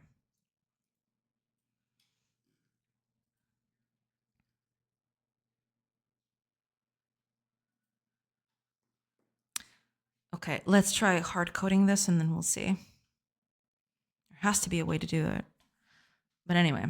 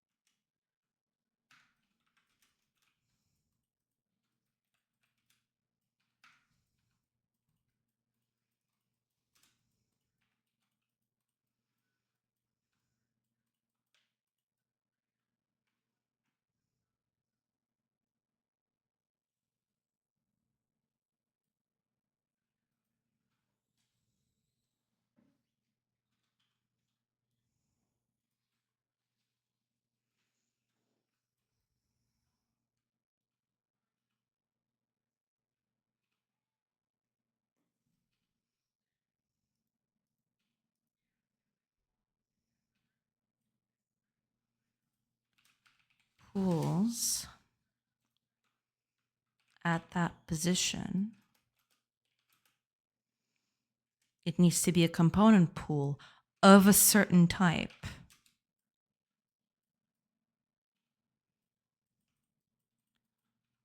Now, this type is highly dependent. I need to know the types. I don't think there's a way to not know the types. I need a way. Yeah, I need a way to, because I don't think there's an easy way to do this without hard coding it, and that'd be terrible.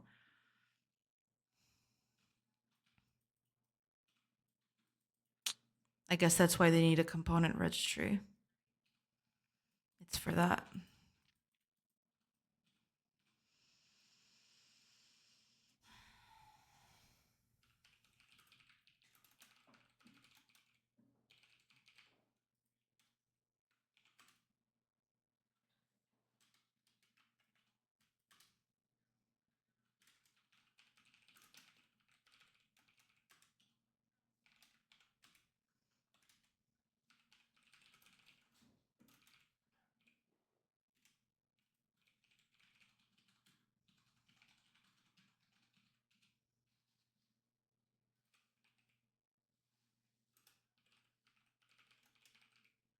I'm not sure. I don't need the component mask, I don't think. I just need a type. And basically, what this would be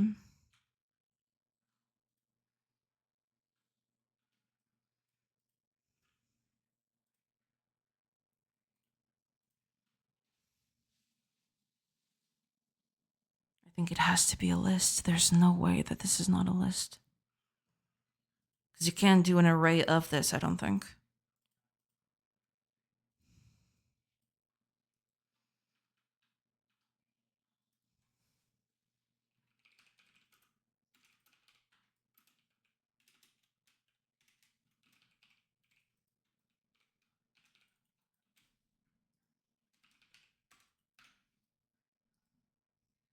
Whenever you register a component,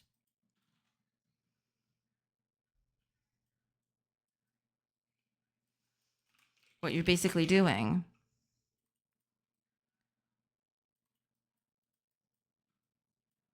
is telling it to add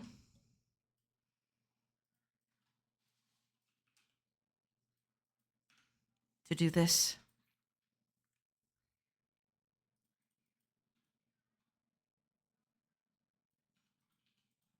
But you also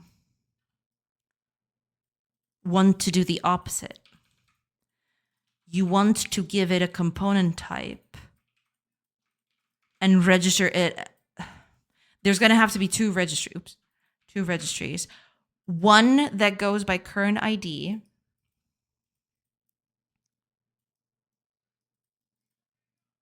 So this would be ID to type. And this would be type to ID.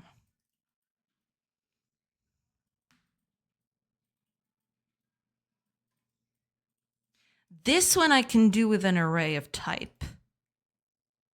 This one, I don't think I can do that.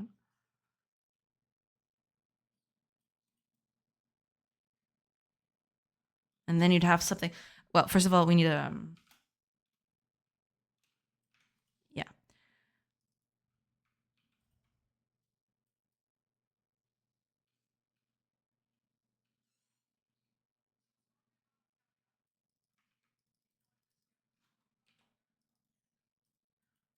It's not like it needs the actual types.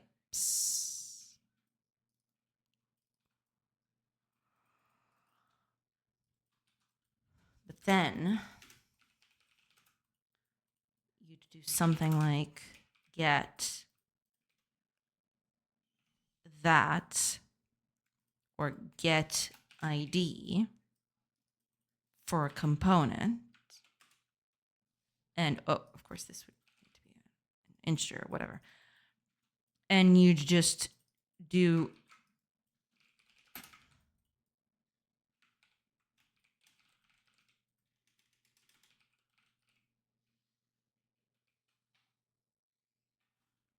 something like that.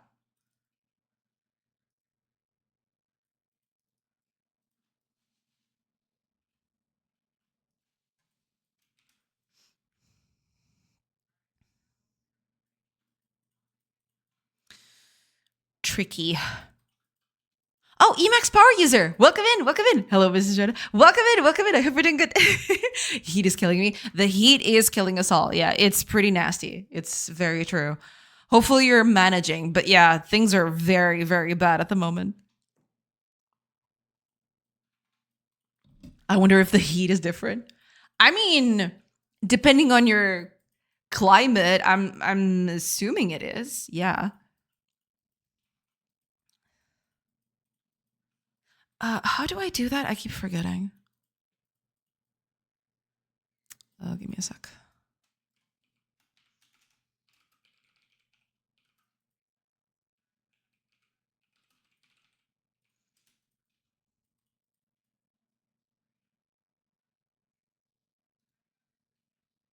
Do not do this to me.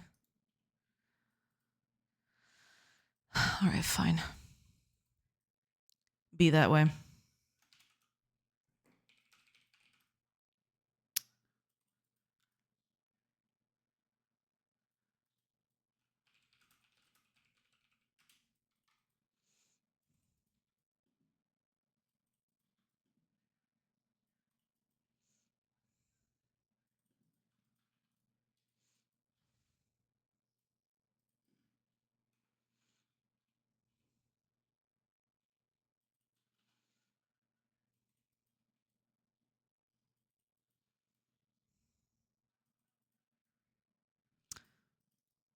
Has to be a way to do that.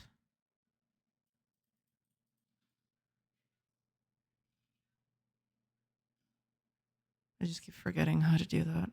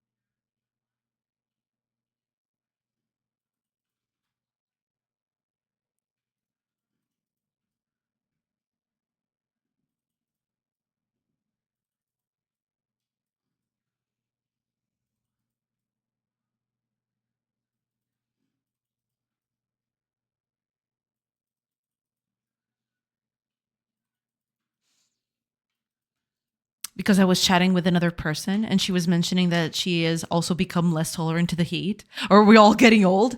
I mean, I guess that's a undisputable fact, right? We're all getting old by the minute, by the second, by everything. Oh my gosh, I can't believe I've forgotten this. The heat is kind of getting to me.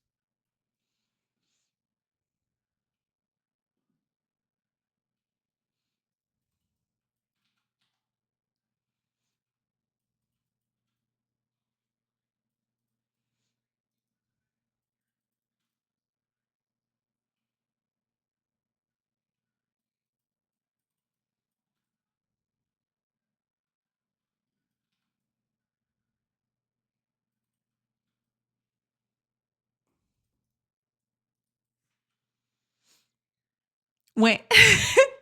I'm just getting better. Exactly, exactly. Yeah. That's the whole way to look at it. You're just getting better.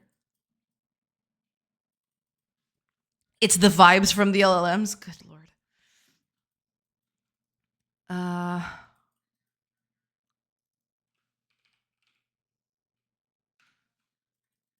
is that it? Is that really it? This heat is killing me.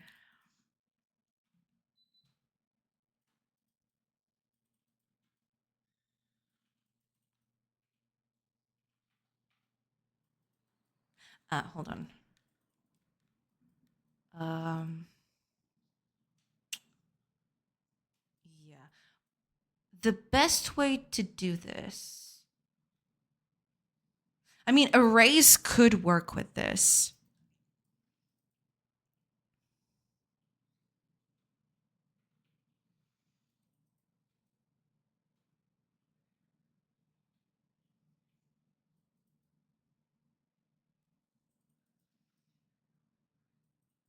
I know, I know.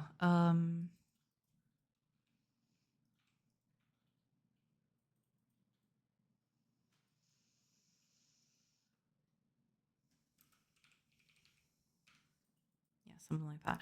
I'll do better names for this later. Yeah. I felt so much disdain coming from Jen when she read that. She really hates her guts. Who can blame her? This ECS thing was your fault. This slander unbecomes you, Fire. Oh, good lord. Do I really have to do this with a dictionary? I wanted to avoid doing that. I mean, to be fair, this only happens at construction time. So after that, it's not that big of a deal. This is mostly just to register stuff. It's not that. I mean, no, that's not true. That is actually not true. I could do it another way though. Let's see. Uh, we need two of them, correct?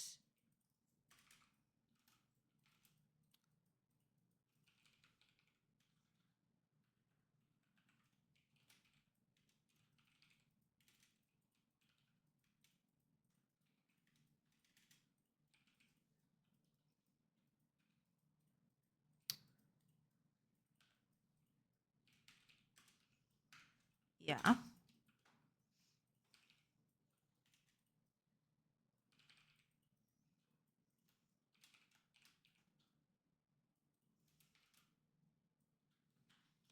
If I ever want.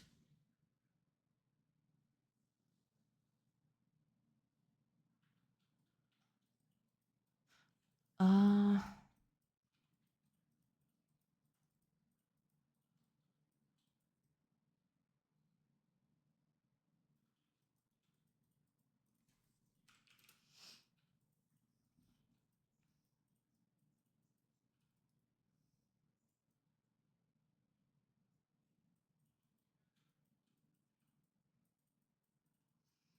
If I ever want to type to ID.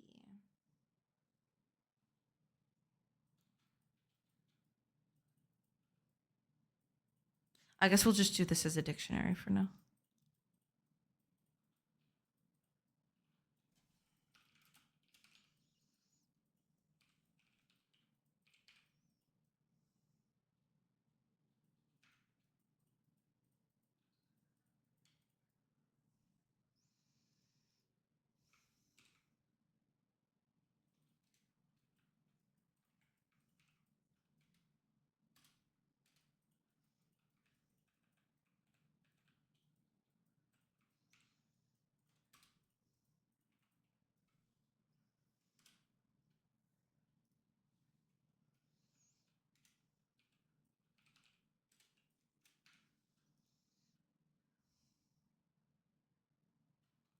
That's the size, correct?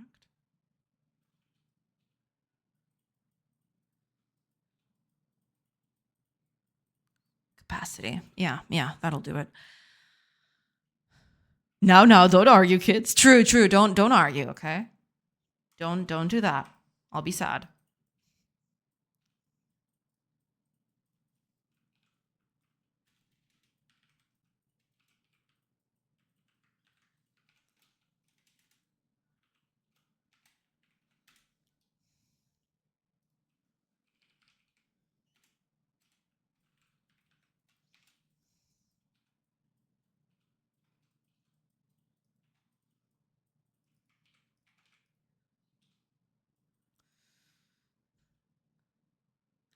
Actually, I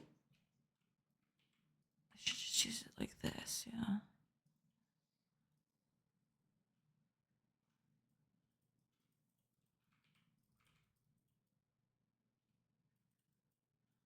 Something like that.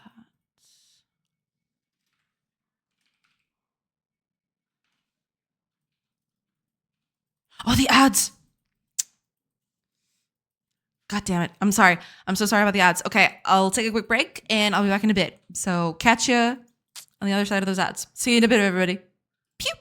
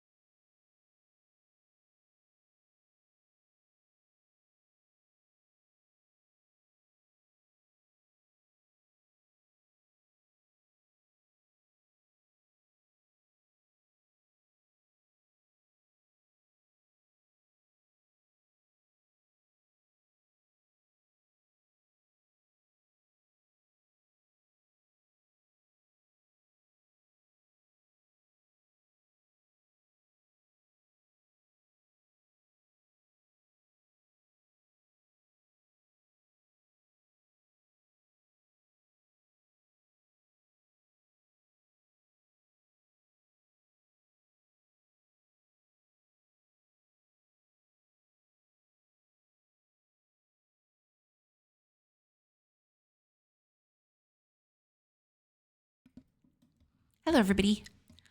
I'm back. All right.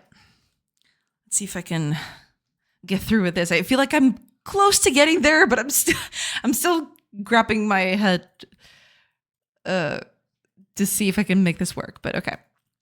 Let me just catch up a chat real quick. I'll just ask Claude to give me a brief of what Fire is saying. Damn. Who is this Claude guy and why are you bringing the French into this? Sacre bleu. Mon Dieu, Monsieur Claude. Qu'est-ce qu'il vous faire? Oh my gosh. Is it the season of the outside license plates? Wait, what do you mean outside license plates? What's that all about? What? Have you guys watched Project Hail Mary? Not yet, no. I saw it. It's pretty fun, but I prefer my sci-fi a little more dystopian. I'll have to see it. I haven't seen any of it yet. A few days ago, 7 out of 10 at best. Gotcha. I enjoyed it a lot. I understand the whole vibe is not dystopian. There is a certain moment though. Okay, gotcha. 5 of those points are because of Gosling. My guy hasn't had a bad movie in 10 years at least. He does pretty well. He does pretty well, yeah. For the story being what it is, we somehow never really confront the potential of the world ending in a meaningful way or show the effects that happened so far. I see. I'll have to watch it. I haven't seen it yet. Let's not spoil. Yeah, it's all right. It's all right. I mean, I'm probably gonna forget it at some point. Yeah, just don't go into too many specifics, otherwise it'll be bad. But yeah. It's all good. No spoilers. I really just wanted to steer the conversation to talking about Gosling and his locks. True. Did he get a new haircut for it? I haven't seen any of it, but let me see.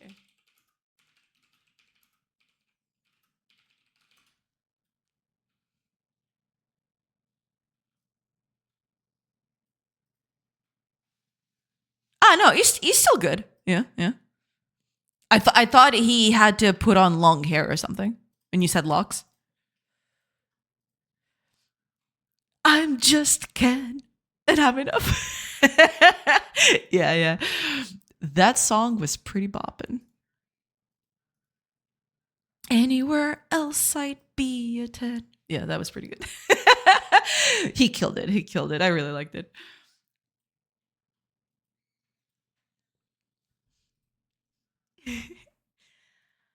Okay. I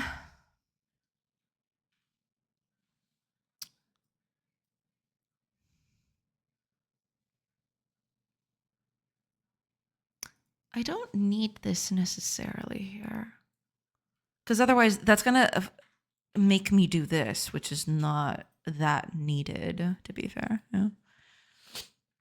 Probably my favorite Gosling movie is Crazy Stupid Love. Carell and Emma Stone being one of my all-time favorite charming people does help too. I see. I've never seen that one. I have never seen that.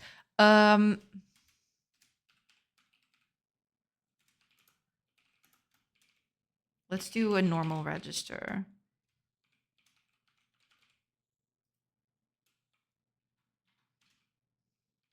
Like this.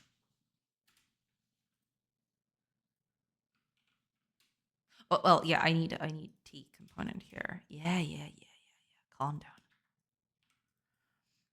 I guess I'll still need this. But in this case, I can just tell it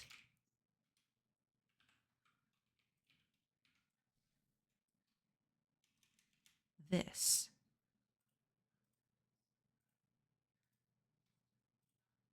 Wait, do I not need that?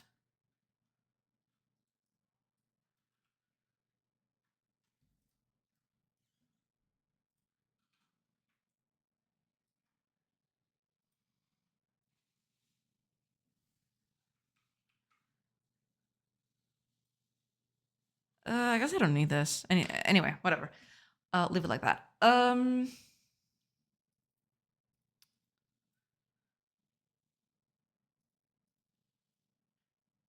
That's fine.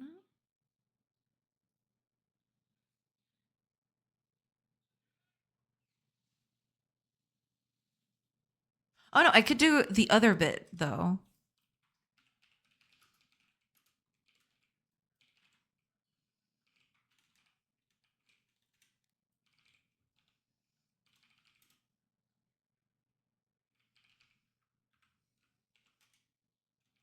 Can I do this?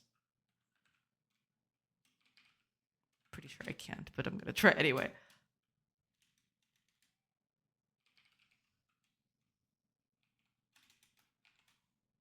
Yeah, it's just not gonna let me. Yeah, never mind. Okay. Just leave it. Just leave it. It's fine.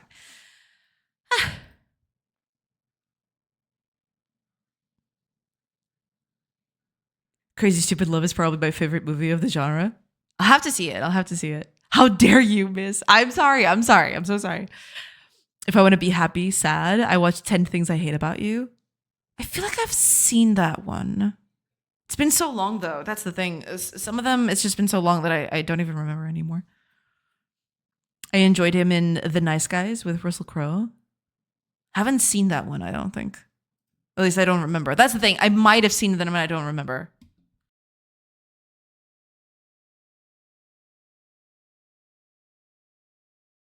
Ugh, sorry about that.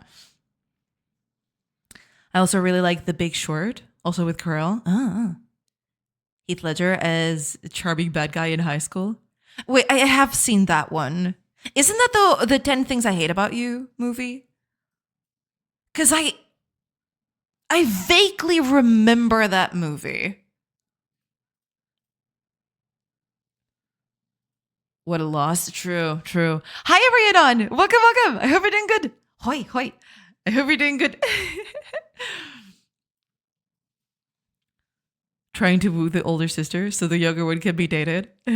Very Shakespeare. Yes, it is. I love that movie. I haven't seen it in so long. I vaguely remember it. It's like a fever dream, but I remember that I saw it, just not the whole movie. The whole movie is lost on me, but I remember that I saw it. Yeah. It's been a while. I'll have to rewatch it at some point. A Knight's Tale is also a really solid movie. Yeah, A Knight's Tale is really, really nice. I really like that movie. That one has I feel like I saw it a while ago, but it's still kind of fresh in my mind. Some of the moments do stand out a little bit. Yeah.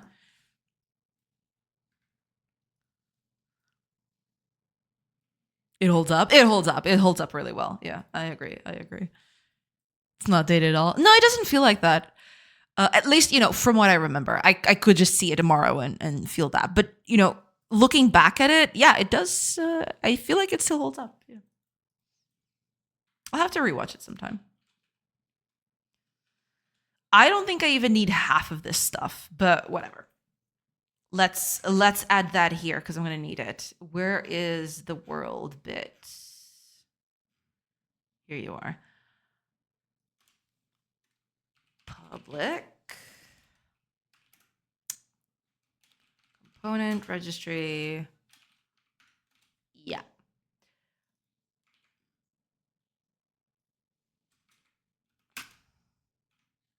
There.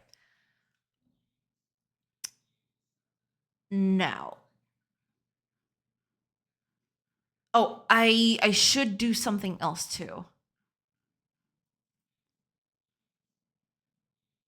I probably should start putting this in different files, shouldn't I?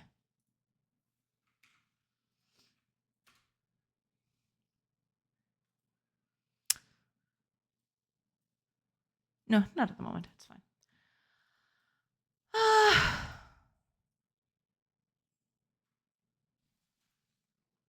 Heath probably kissed Jake and thought, well, that's it. It's not going to get better from now on. True. Very true. Very, very true.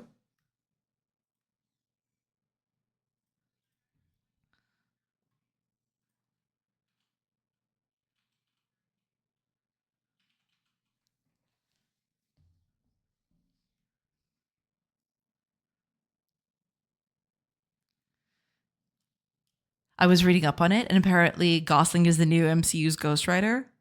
I think I've heard about that. Yeah. I think I've heard about that.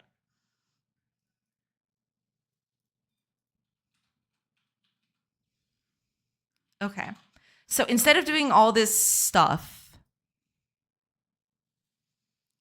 well, I need the world for this to work. So I'll need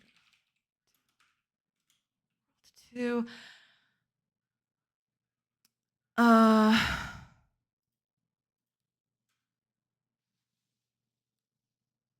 what? Let's see if you can outcage the Nick Rider. True. Yeah. Indeed. Interested in seeing what comes of it. I feel like Ryan Gosling has range to, be campy and serious at the same time. I feel like he can pull it off, yeah.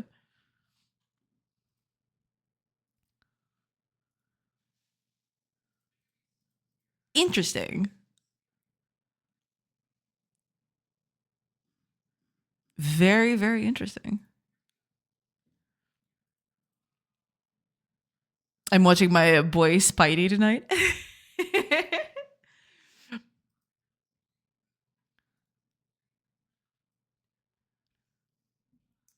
Oh, right, because I need to. Right. Okay. Um, I still need this one. And that. Now. Uh.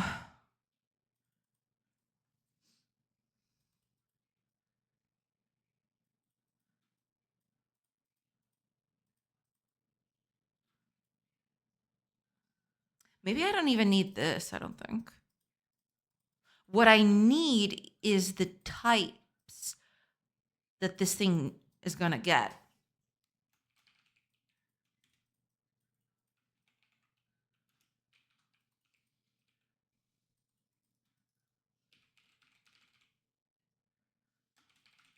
Right? Because then what I do here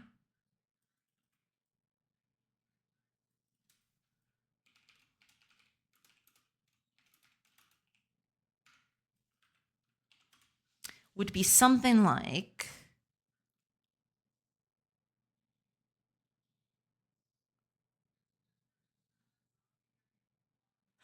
right, that's I should yeah.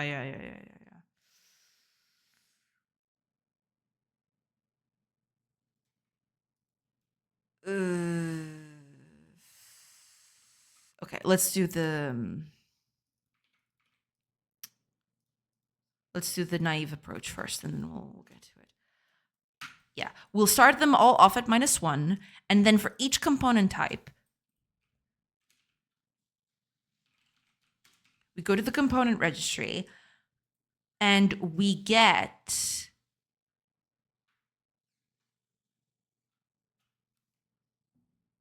is it the ID we want?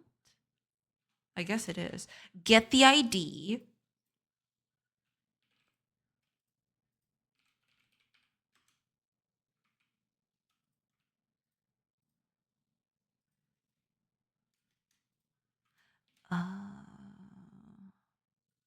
I don't think I'm going to be able to do this, actually. Am I? Nope. I'm going to have to do it this way instead.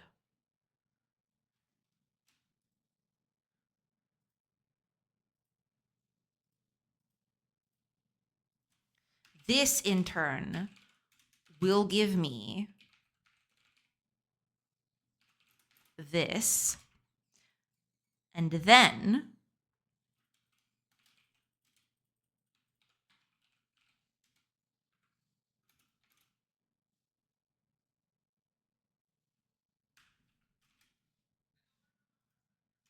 because then what we're going to need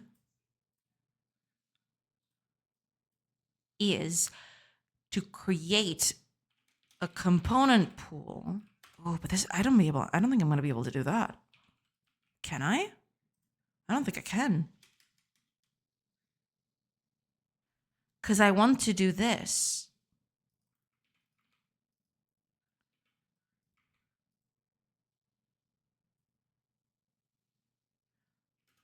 I don't think this is even possible.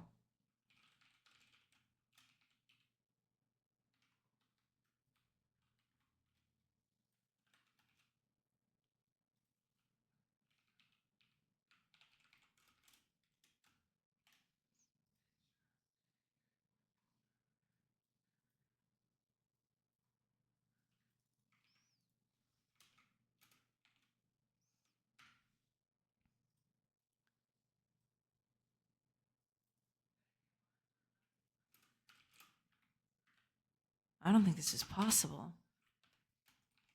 Yeah, it's not.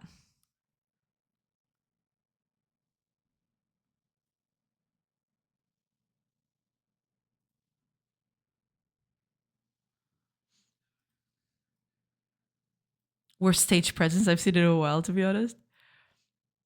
The Gosling clip. He seems like he got the news 30 seconds before being brought on stage. Maybe that's what happened, you know. Hey, Ryan, get up there. What for? You'll see.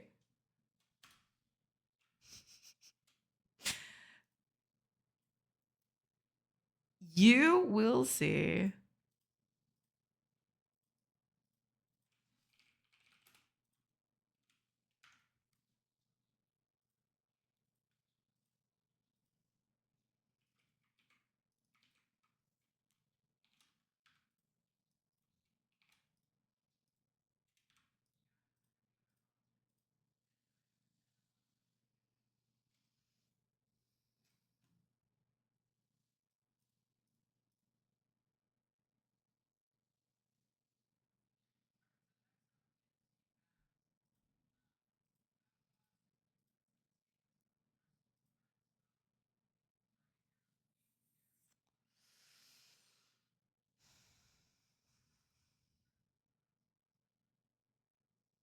That's not gonna work.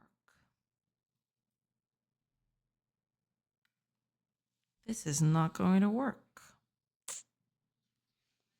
Maybe he had just accepted the agent call.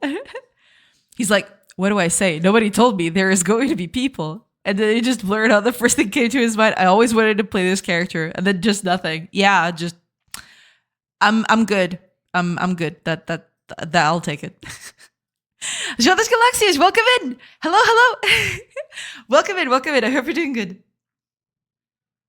Welcome. How do I?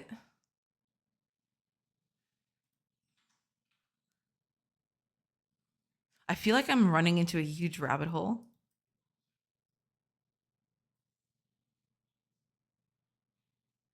Maybe I can't do this.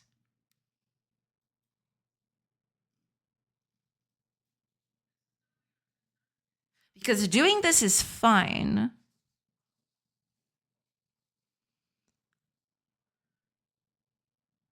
But this is not.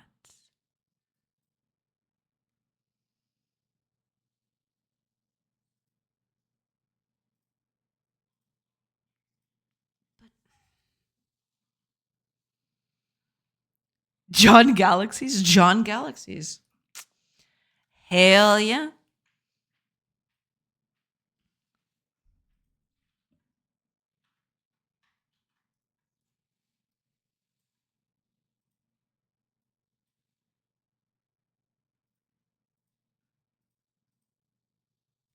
Let me just look for something.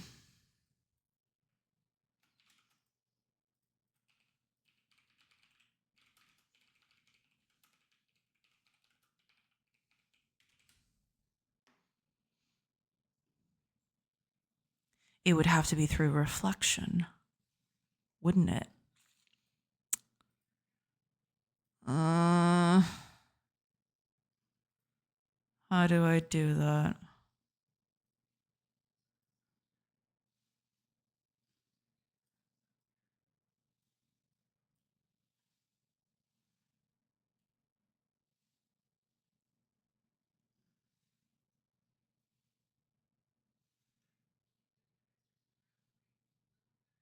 Oh, I'd have to call make generic type.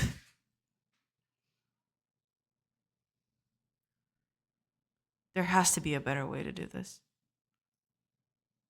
I'm probably just overthinking this a lot.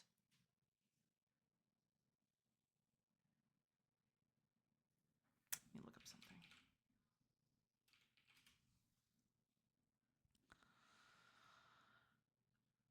Oh, why is this so hard? So hard. But I will persevere.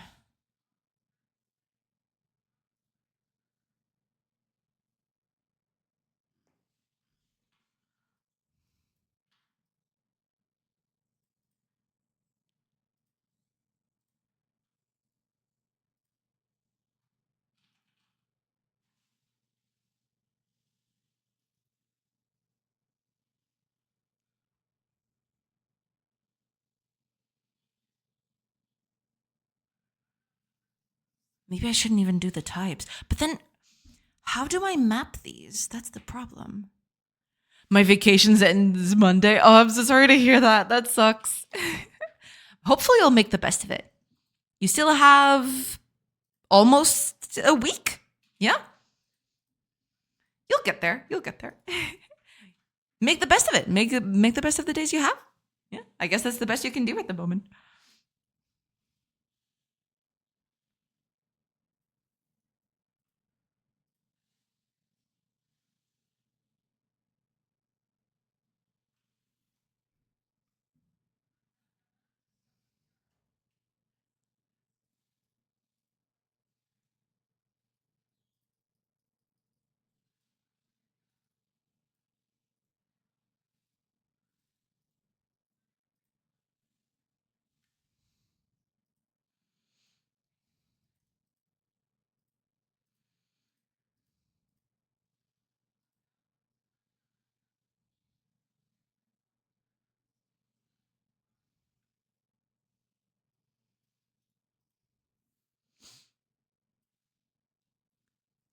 Reading Yotsuba and playing Persona. Well, there you go. Yeah.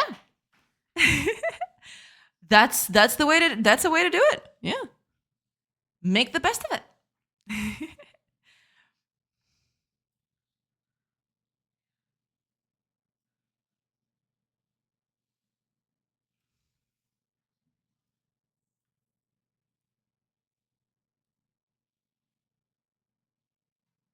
This is all fine and good when it's not generics.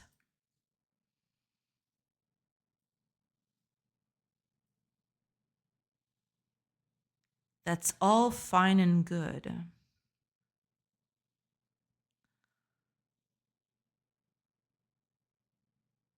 But when it is a generic, how do they figure this out?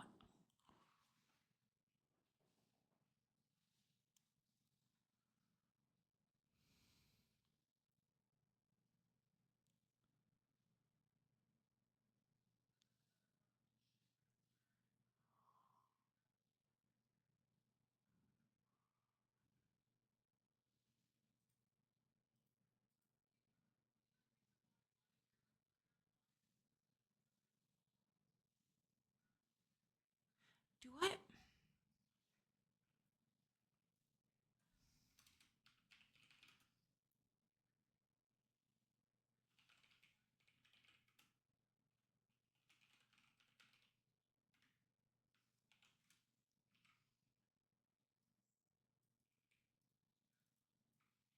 But doing this will not help me.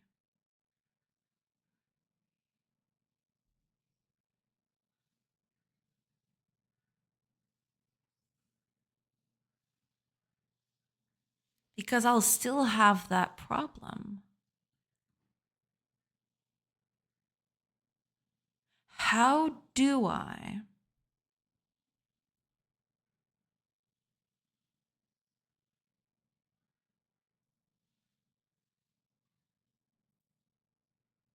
How do I turn this component pool of the type that I want without knowing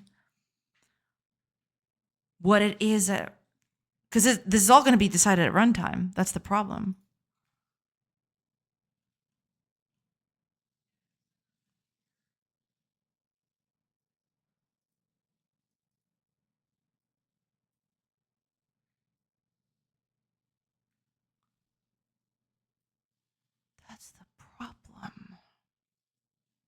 Unless I don't do it this way.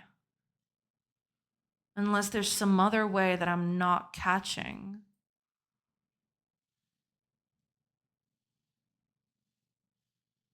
The only way I could see this working would be to not have the type of component here. But if I do that, then I'll never be able to have this be a type. It would have to be generic stuff. It would have to be just a place in memory to store the struct being this, of course.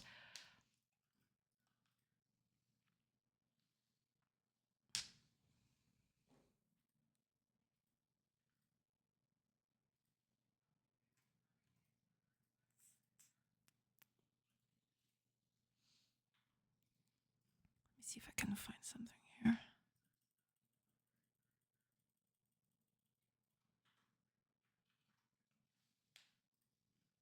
Yeah, because even in the things I read about, well, first of all, they're not in C#, so I have to translate them to C#'s own sensibilities, I guess.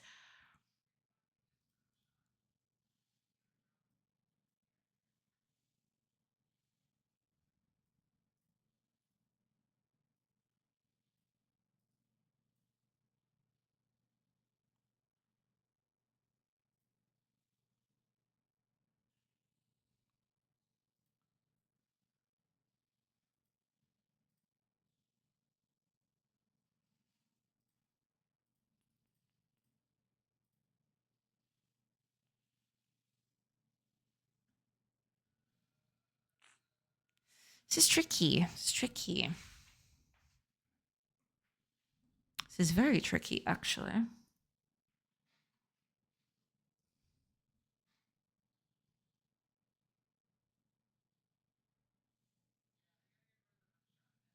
Unless I just... No, but I can't.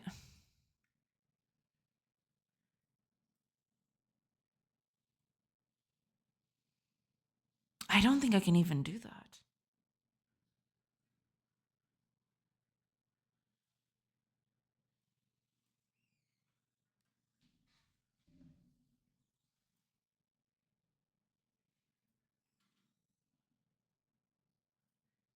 Because all the notes that I took yesterday, we're always assuming that we know the type beforehand. But if we don't, then that's the problem.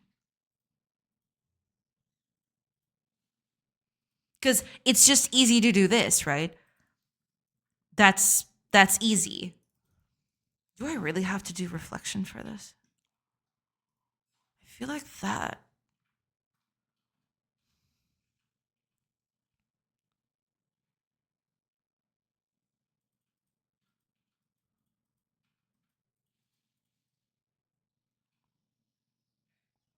It's just killing it a little bit, but...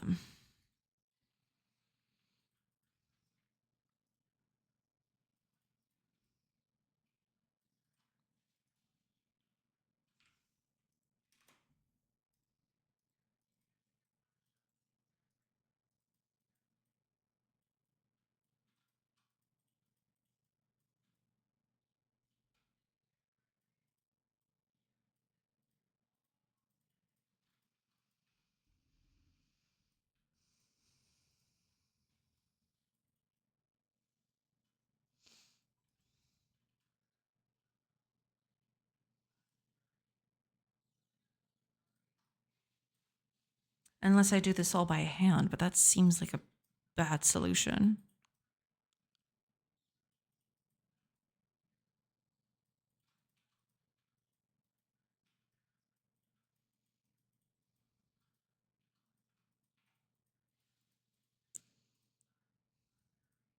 I could just...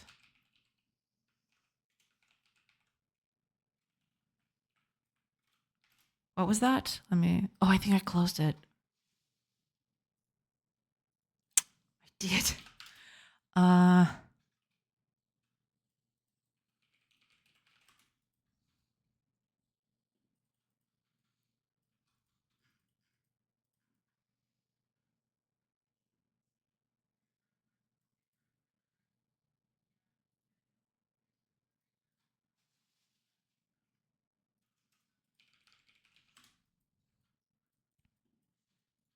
Okay, I think this is it. No?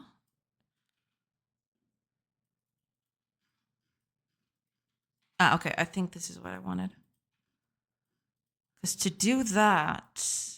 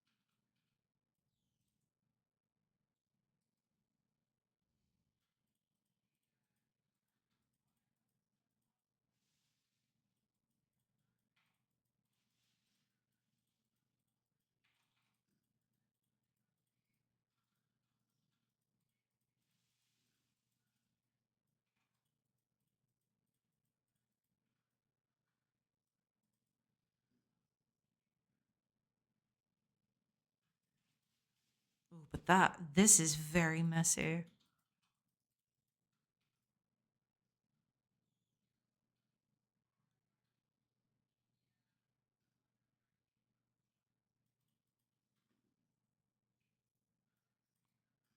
This is extremely messy.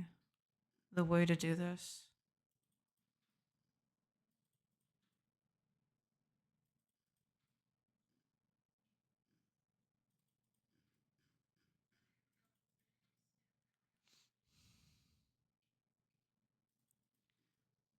Not sure if I should even do that.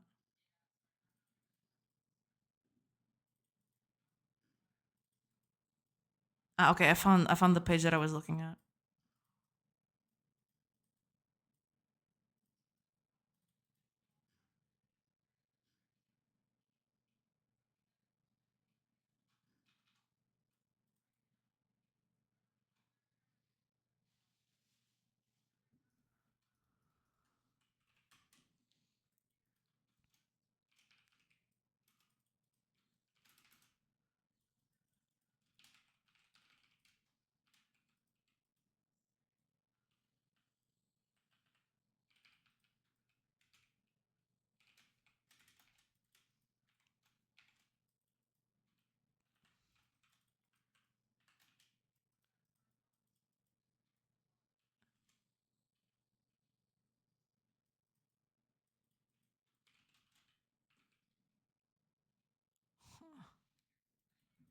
I have to do something like this then.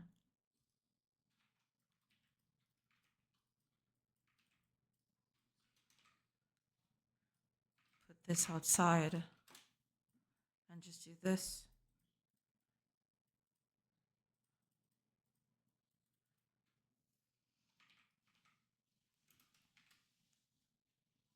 But even that's not enough.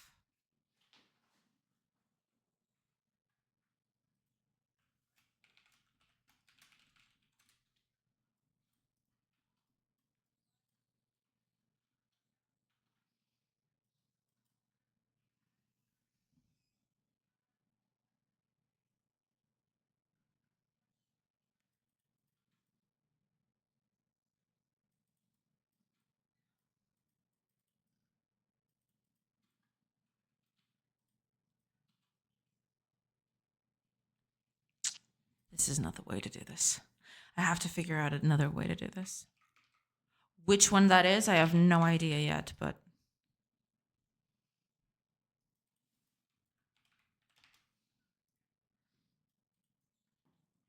there's no type in the solution which is inherited from remote system type component pool. Yeah, there is. What?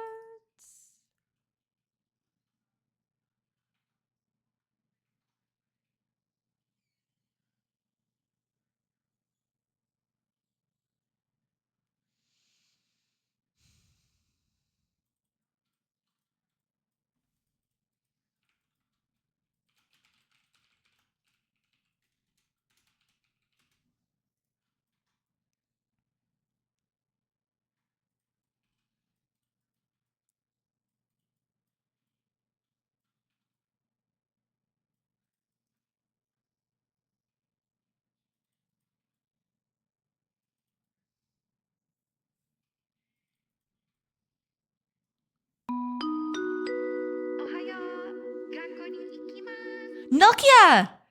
Hi. Thank you so much for the raid. Hi, everybody. Give a shout out real quick. Welcome in. Hope the stream went well. Welcome in, everybody. Welcome. Void Winged Dev. Welcome in. Welcome. Hope y'all are doing good today. Welcome. Thanks. No problem at all. How does stream go? What were you working on? You want to showcase anything? Feel free. Yeah. Hope your stream went well. Hope everything went well. And yeah. Oh, and also, if you needed to go take a rest, feel free. Just don't let me stop you. I appreciate the raid either way. It's totally fine. So if you need to go, just feel free to do that.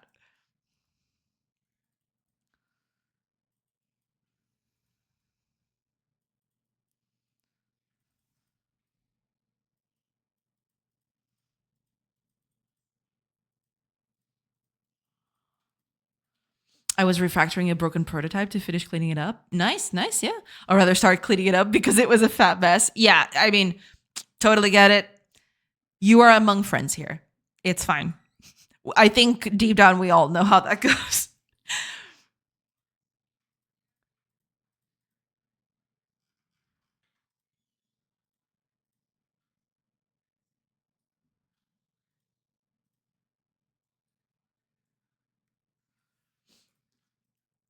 I've been working on Anchored, a 3D platformer where you get to manipulate gravity. Ooh, that sounds fun.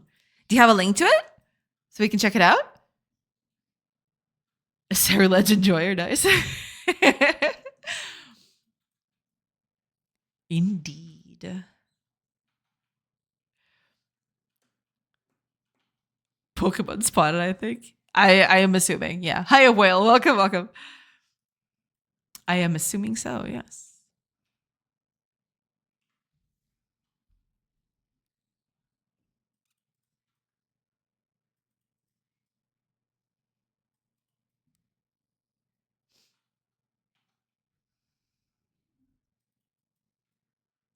I could just...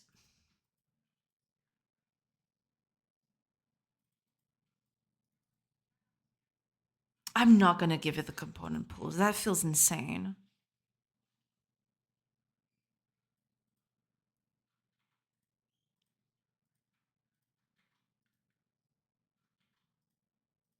Do I do that, though?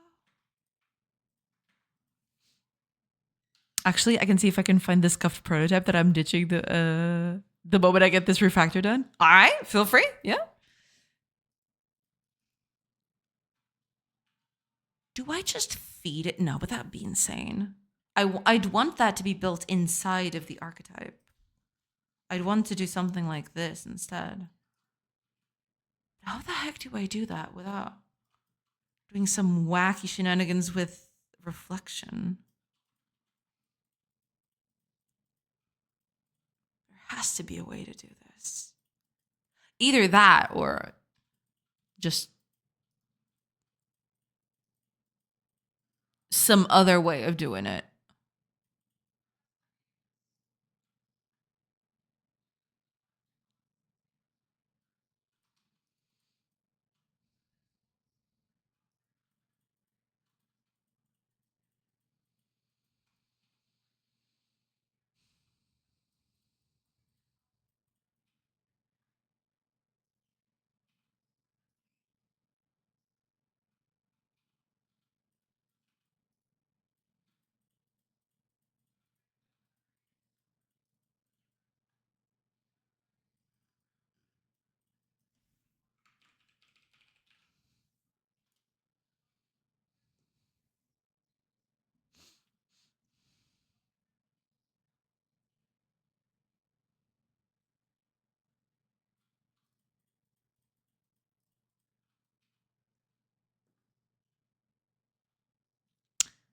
Interesting.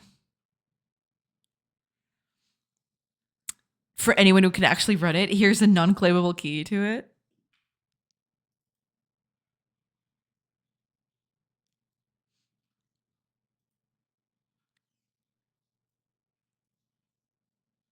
I'll have to check it out. Yeah. Do you have a screenshot or a video of it working? Because this one I'll have to set it up, but yeah, I can definitely take a look at that later.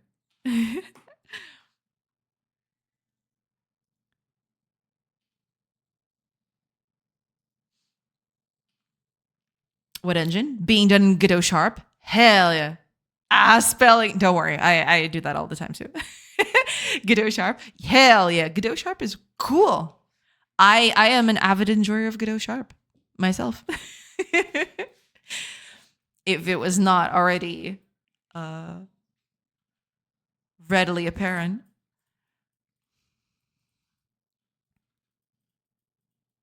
I swear to everything.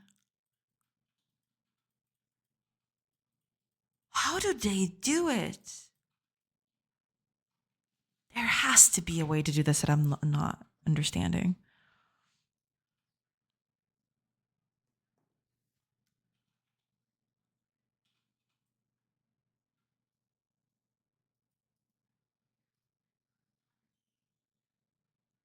I'm just desperately trying to look for a solution to this, but eventually I'll get there. Eventually.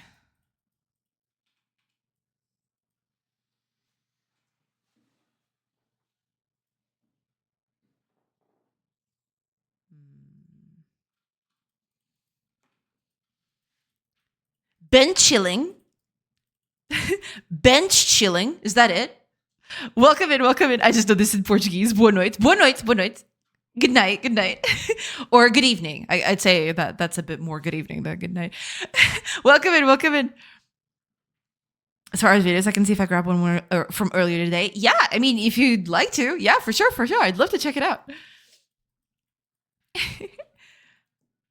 Yeah.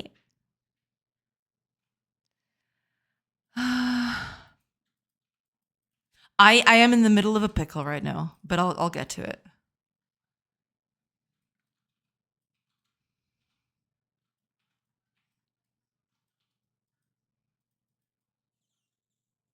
I am trying to get there. And I will. I'll just, yeah. Anyway, how's the ECS going? It was going fine until the moment I need to make this generic, right? The moment I started doing that, I ran into a bunch of problems, and I'm trying to solve them all, and it's complicated. But I am slowly trying to get there. There has to be a way to do this. I am not looking at it right now, or I'm not getting there, but it has to be a way to do that. Yeah.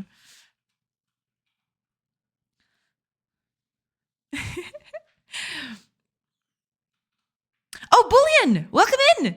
Thank you so much for the 50 stream streak. That is crazy. Thank you so much. Woohoo! welcome in, Bullion. I hope you're doing good. welcome. It's almost like Bonne Nuit. Yeah, it's a little bit. It's a bit like Bonne Nuit. Yeah. You don't actually need to create an ECS system? I guess I don't, but I mean, where's the fun in that? You could just lay out the columns manually for each component. I guess I do. Yeah, I guess doing it manually is fine, but I mean, I kind of want to make it, reusable for projects. That'd be cool. Proceeds to ram face into a wall. Yeah. Generics can do that to you. Yeah. I'm good, thank you. Hope you're well. Yeah, doing good. Just trying to get this sorted out and killing my brain trying to wrap around this, but I'll get there. I just need the aha moment.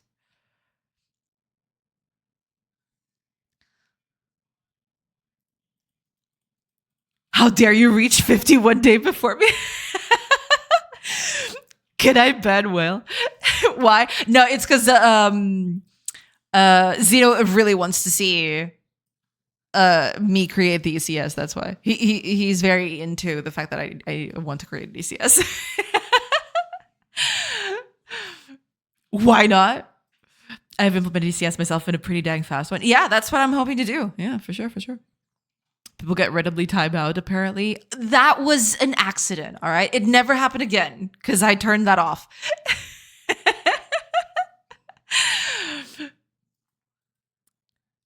Uttering those words, she of course needs to create an ECS. Yeah, yeah. Hello. Hiya, Pedro. Welcome, welcome. Welcome in. Hope you're doing good. Generic ECS system is a really overcomplicated way to store some data in an array. Yeah, for sure. Yeah. Faux show. Problem is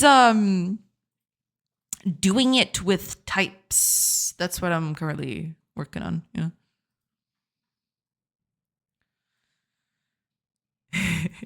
Accident. It was an accident. It was an accident. You might not believe me. You might just, think that it was on purpose. But no, it was an actual accident. Yeah. I'm interested to see how you manage the ECS also. I am just trying to wrap my head around the fact that I need to make this.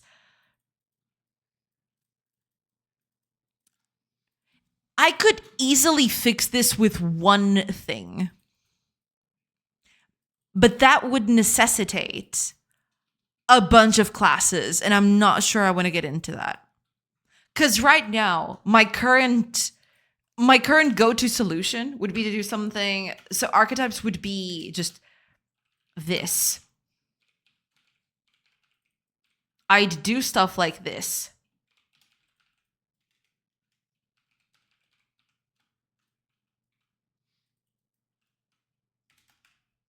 Right? And I'd have one for each.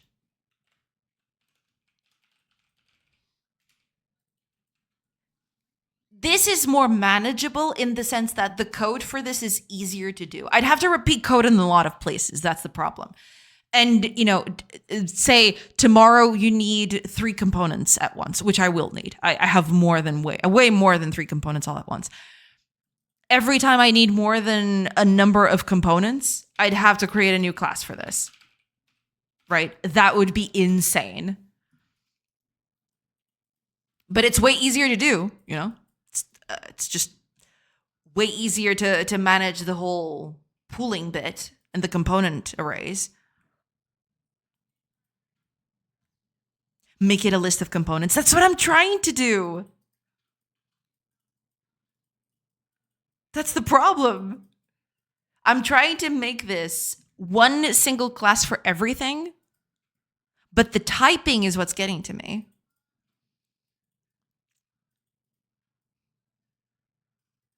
Because I have to veer into reflection, and that seems like a bad idea. Q-Free really speeds things up as well. So I've heard.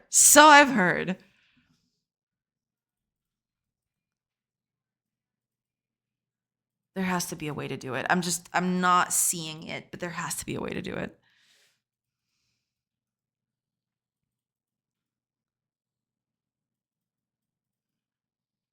The only problem right now is this. It's creating the actual arrays based on the types that I give it. So I have a list of types here, and I need to create arrays based on those types. And those types, of course, need to be components, of course.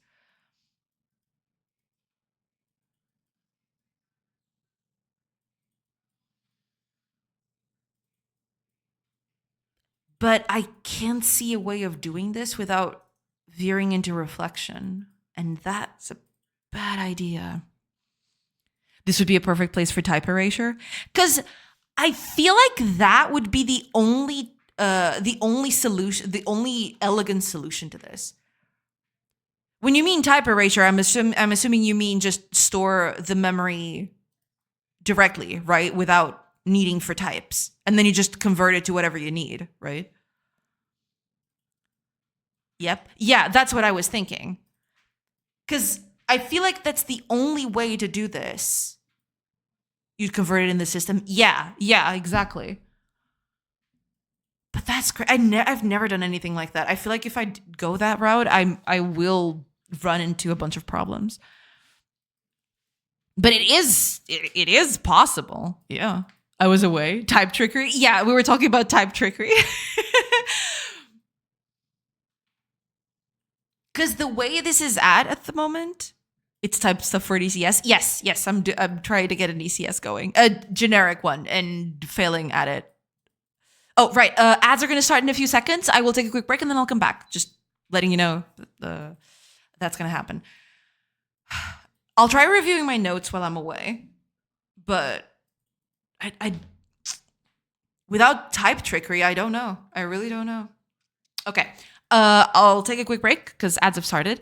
I will see you guys in a bit. So catch you in a few minutes after the ads. See you in a bit, everybody.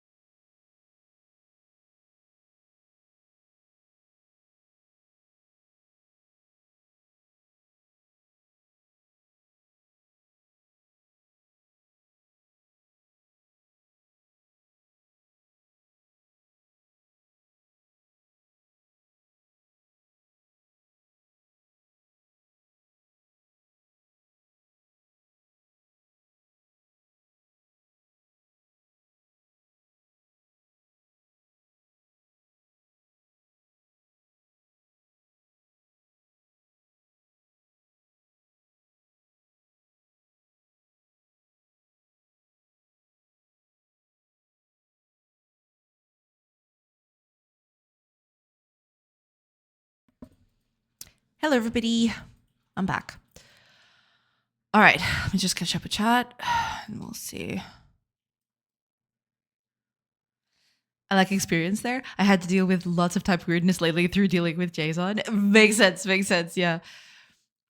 Without going into more abstractions, check tuples and factor/builder patterns. Factory? I've used that before. I've used that before in the project.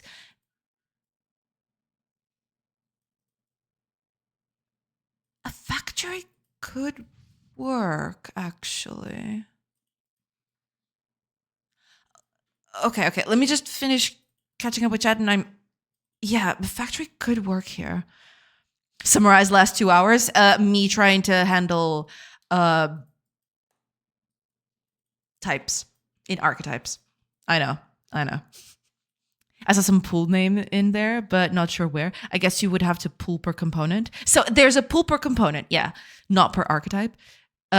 So here's the thing. Each archetype has a set of component pools. One for each type of component that that archetype houses, basically.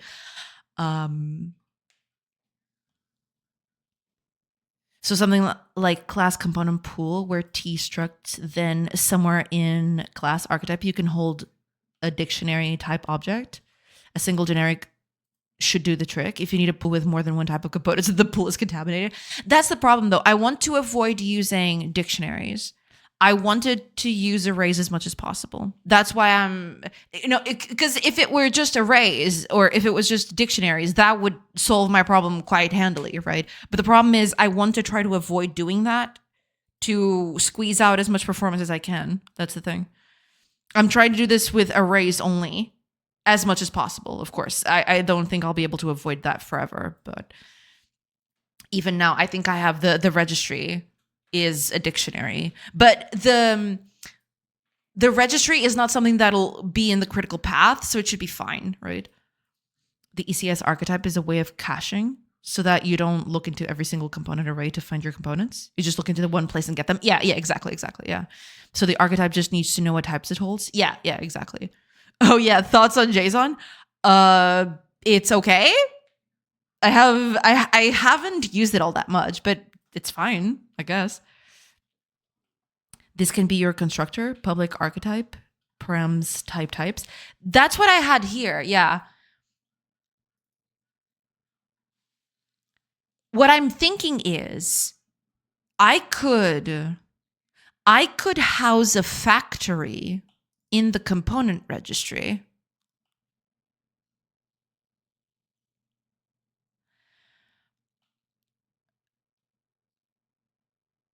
And then I'd create, instead of doing this, I'd just use the registry to create the component pool instead.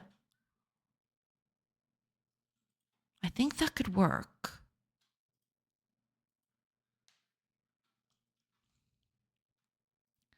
I need to leave. Have a good one. Thank you, Jay. Thank you so much for being here, Zeno. Thank you so much. And enjoy the rest of your day. Yeah. Use a lot of arrays like me. Yeah. Hi, Asol. Welcome. I'm trying to use arrays as much as possible. Yeah. JSON is a blight on this earth. Well, I guess that comes from experience. I don't have a lot of experience with JSON. I'll be quite honest. But yeah.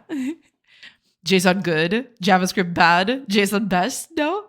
I have no idea. I don't use it all that often yeah. I don't have the params keyword. Yeah, I mean, I could do it with the params keyword. That's fine. But if I do this correctly, I won't even need this. I can just do it with a mask. I think. If I do this correctly, just the mask itself will be enough to do all the setup. I'll try to do that factory thing because I think that factory thing has promise. Yeah, I'm going to try to use that. Hi, Exo and Bit. Welcome. Cave ID out. Oh, okay. Thank you so much for being here, Stolen. Thank you. Are you writing your own ECS implementation, or are you using already existing ECS library for C#? I'm writing my own. Yeah. Yeah. Is it bad? I don't think so. Yeah. It's really cool making your own. I avoided existing systems because I don't want to lock my code to a particular system engine. Yeah, I mean, it's part that, and the other part is I want to learn how these things get made, right? I want to see exactly how these things function, because then I'll be able to make adjustments based on my needs, right? Whereas a library of an EC already existing ECS, sure, it might be fine. It might run pretty well, right? But then customizing it for your own needs is going to be even harder, right? Because it's already so established and so many people use it that way. I just kind of like to learn how these things work. That's why I do these things. I like doing them from the ground up to see what I can get away with, basically. Also, it improves your street cred. Also, it improves the street cred a little bit, just a tiny bit. My games have so few entities that ECS wouldn't significantly affect performance, but it definitely seems important in this type of game. Oh, yeah. I mean, I wouldn't be doing this if I was doing any other type of game, I don't think. It's, sure, it helps on any type of game. I think any kind of game would benefit from a system like this, but it's definitely a bit more work to set up if you're not careful. So yeah, I'm doing this because I really want the game to have a bunch of stuff happening all at once. And, this helps a bit with that. Yeah. I never use a solution when I can reinvent the wheel. That's the spirit. There you go. Pietro understands me. If it was mainly for street cred, you either do it in Python or C. I mean, I still remember C a little bit, but I feel like that'd be crazy. With lots of characters doing lots of things. Yeah, for sure. Yeah. In my honest opinion, I always prefer arrays, but it's the only way to make it in 32 in JavaScript. Okay, gotcha. Well, yeah, I mean, I wasn't using arrays all that much up until recently, but I have seen the light. The arrays are now my best friends. Yeah. Arrays are our friends. Okay, I have an idea. Instead of doing this,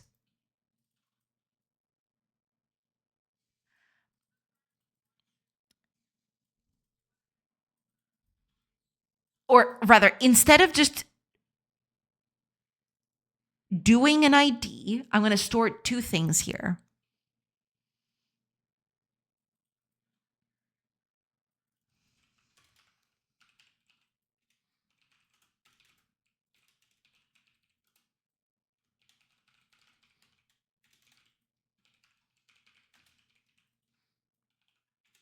Not even sure if this should be a class or a struct, but whatever.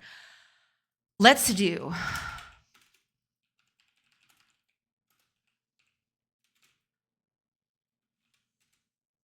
And then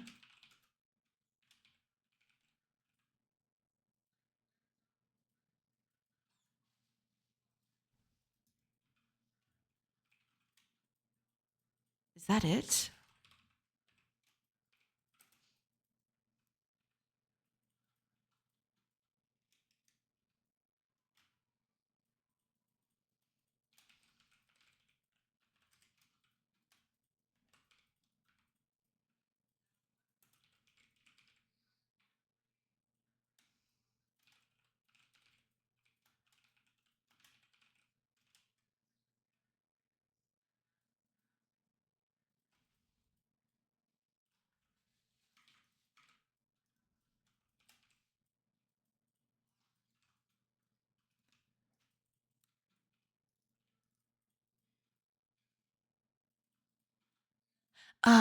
No, wait.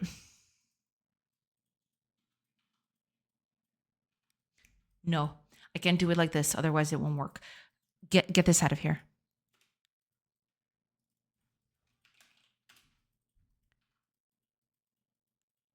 This needs to be it. Because then I can put this here.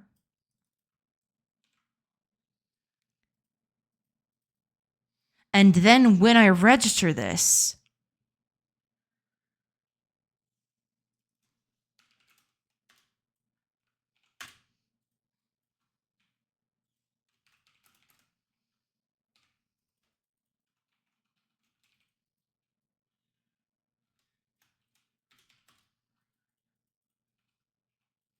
and the create component pool action can be return. No, it's already doing that. New component pool T component. Does that work? Is that valid?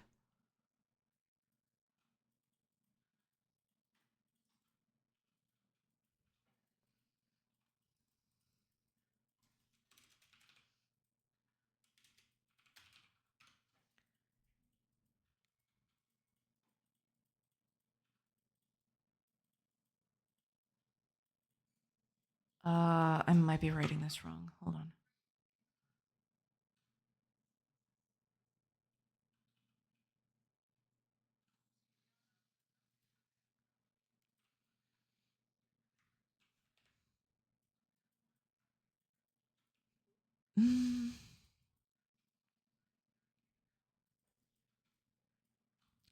I've started to use spans a lot. I have to look into spans. I've heard about them, but I haven't used them all that much. Yeah.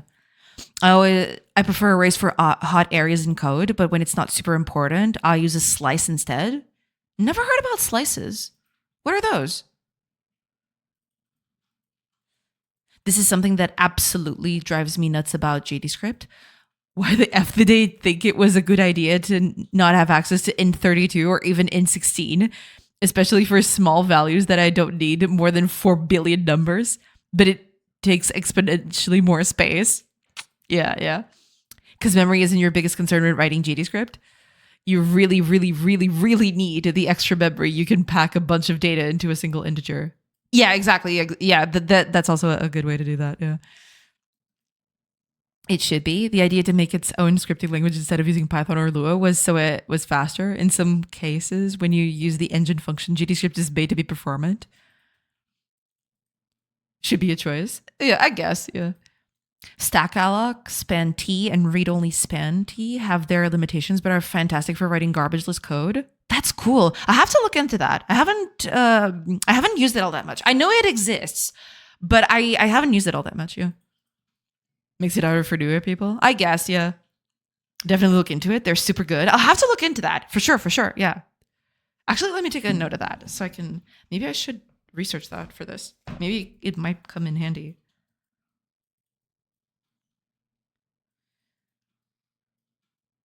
Read only span.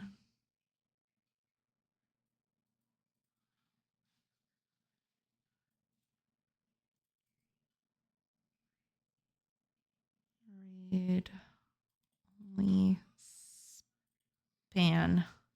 Yeah, I'll have to look into that because they might even come useful for this.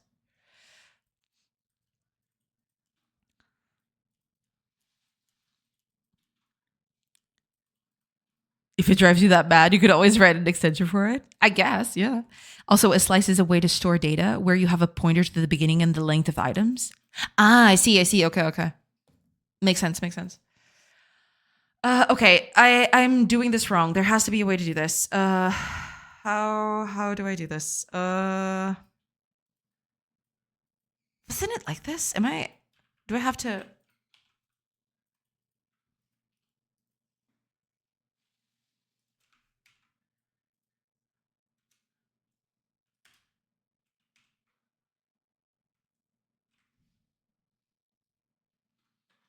Expected a method with void. Oh no, yeah, I need it.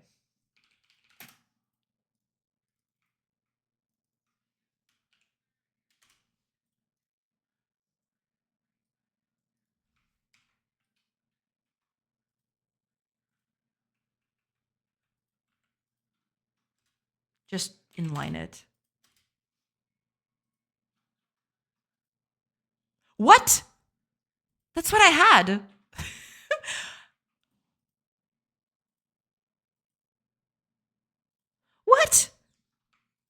Am I insane?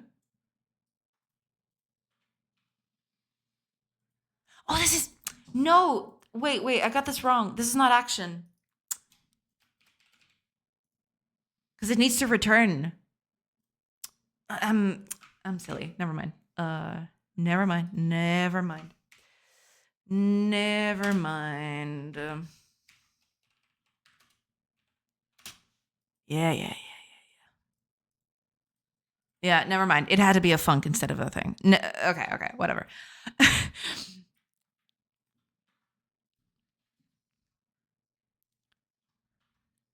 With this, I should be able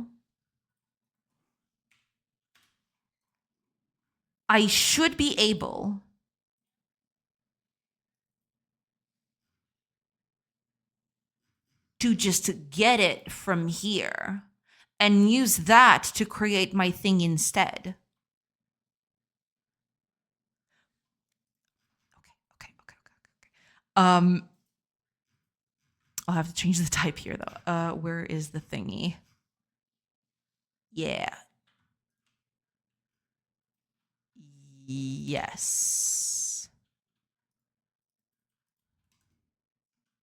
Now, up here, instead of doing all of this, I don't need reflection anymore. What I do is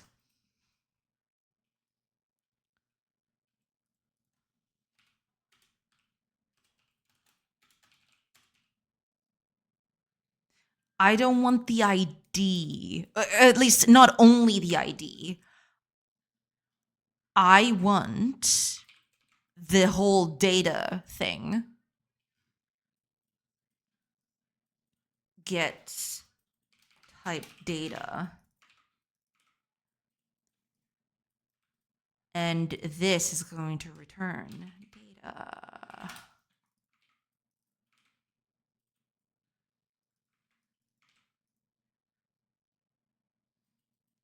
Yes.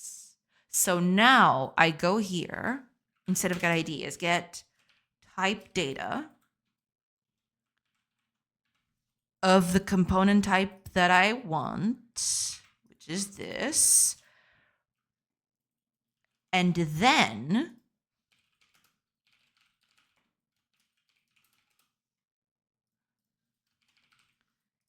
I can use that here, both in the ID. I don't need this anymore. And as for creating the pool, I'll just do data.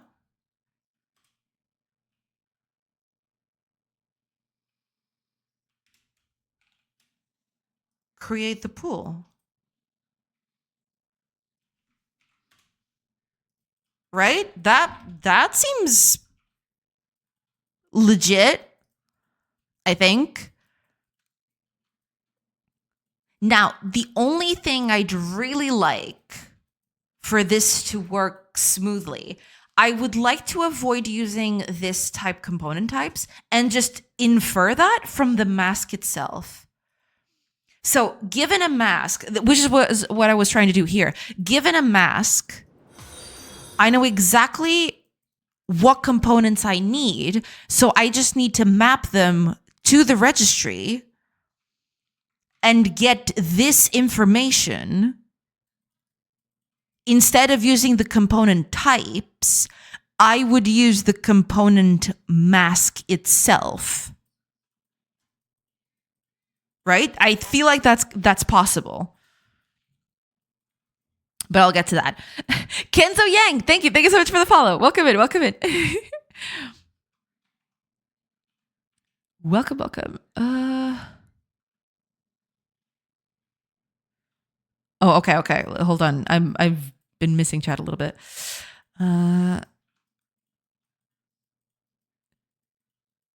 Okay, I got it. Wondering how they would fit into the C# game deving. I've only used them with message brokers and backends.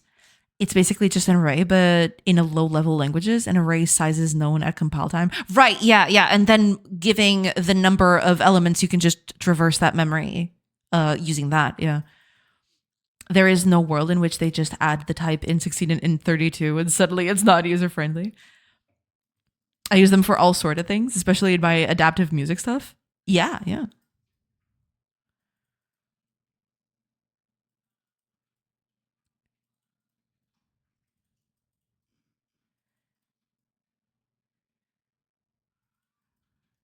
Oh god, I lost it again. Okay, I got it again. What about you in 16? Float 32 and float 64 would be fantastic to add all of them. It becomes a lot for somebody who even struggles with understanding what a function is. You don't need them in GDScript. But even just when I need to pass an arbitrary number of things to a different method without wanting to keep a pool of differently sized arrays around, I can just stack alloc the array and pass it as a span. That's pretty cool. That's pretty cool. The only thing that really annoys me about GDScript is the Python indenting and also the lack of generics. Unions would be nice too. Yeah, that kind of gets me too. The fact that there are no, the fact that indentation, which is a super flimsy thing, decides how your code runs, I don't like that at all. I'll be honest. Altormenta. A1 Tormenta, welcome in. Thank you so much. Thank you so much for the raid. I'll give you a shout out real quick. Hello. I'm so sorry. We were in a big discussion at the moment. I believe I got that name right. There you go. Welcome in. I hope you're doing good. I hope we had a nice stream. Thank you so much for the raid. I appreciate it. Thank you. I'm just trying to catch up with chat, like, severely. It's all right. How's it going? Doing good. Hopefully you had a good stream. Yeah. Gotta change diapers. I've only been 20 minutes online. Yeah, it's all right. Sometimes that's just how it runs. Yeah. It's okay. But thank you so much for the raid. I appreciate it. Must aprovechar todo el tiempo que pueda to learn Unity. Yeah, feel free for sure. Hexer Coder, welcome in. Hi, welcome. I hope you're doing good. Be prepared. Oh, you even sent a message to be prepared. I totally missed it because chat has just been very chatty and I'm trying to catch up with it. I'm so sorry. But thank you so much for the raid. I appreciate it. Muchas gracias.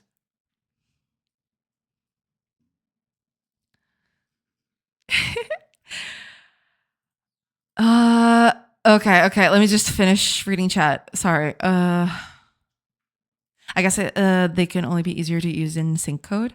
I use them with async code, and concurrency can cause a lot of side effects. But now that I think about it, maybe I'm mixing up things with read-only memory, which was also a thing I was using when I wrote a pipeline that could grab a payload from a message broker and pass it along a pipeline of functions. Interesting. People that start GDScript will use the language as is, like packed array in 32. Normal people don't, but I do. I make my game way faster if it were just used array int, right? There's a lot of things that people don't need in an engine. I guess. Main reason for me is definitely avoiding generating garbage or the need of pools when passing an arbitrary number of items. That is good. Yeah, that's pretty good. Yeah. At that point, a better option would be to have an extended version of GDScript or having a nicer way to bring your own language into scripting. Yeah, that also makes sense. Never used read-only memory T, though I should look into it. Yeah, I definitely should. I definitely should too. Yeah.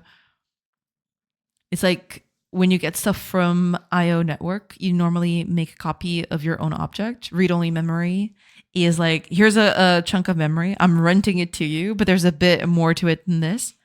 Right. It's a mess when you use both Windows and Linux as a dev machine. I tried. Believe me, I don't have the time to implement an extension in both OSs. I will warn you that a bit mask will severely limit the amount of components you can have unless you store multiple integers. I was thinking about that. Yeah. Depending on the number of components I have, I will have to increase the size of it. But we'll see. We'll see. Because I know that there's limitations around the number. I believe it's 32 that you can have for that. But yeah, I'll have to think about that. What I'd really like for it is just to feed it one thing and it would just create everything out of that, which I'm trying to get at, and it seems like it's kind of working, but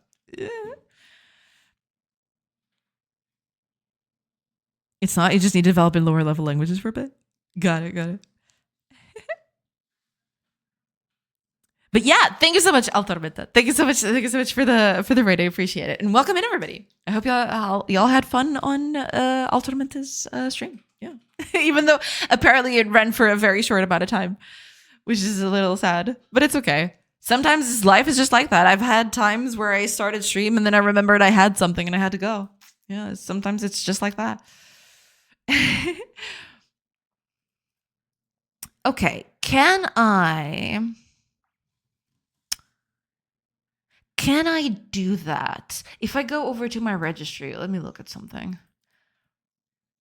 Because I'm doing this per type, not per...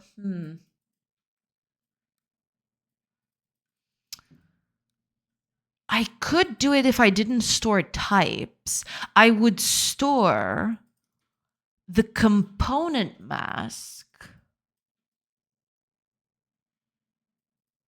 But if I do that, then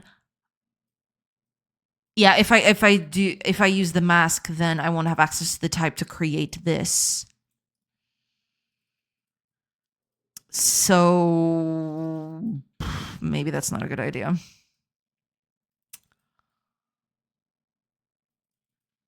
Maybe I should just do this. Maybe I should just feed it all the types and stuff.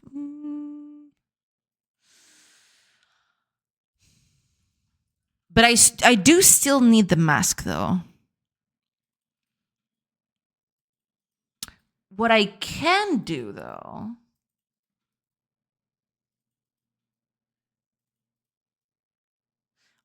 What I can do, however, is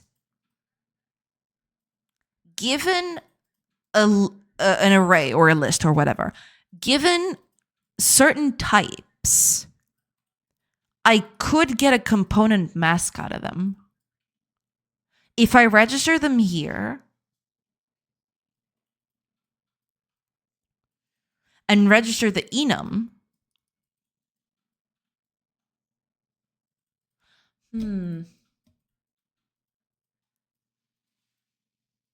I could do that automatically.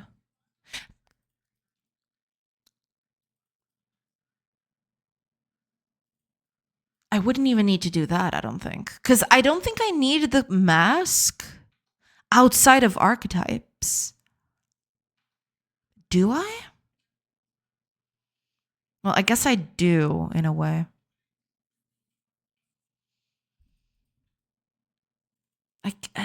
Do I, though? Maybe I do, yeah. Almost all your code is OS agnostic.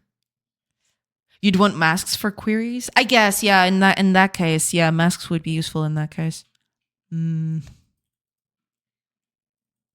leave it like this for now. That's fine.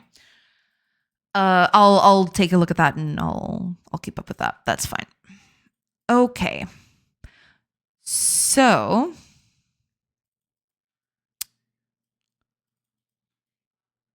given that, I'm gonna get rid of all of this because we don't need it anymore.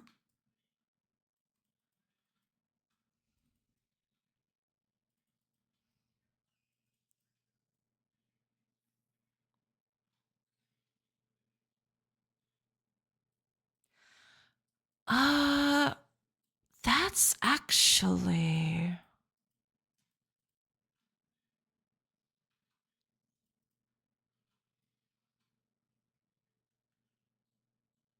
adding...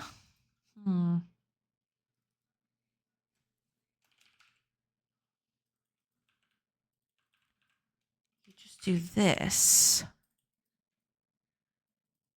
So we wouldn't need this anymore.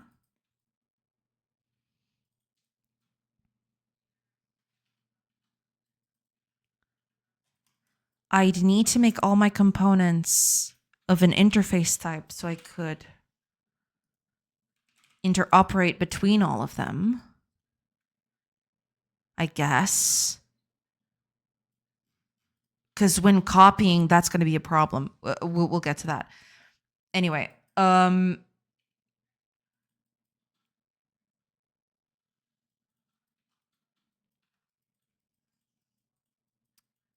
yeah.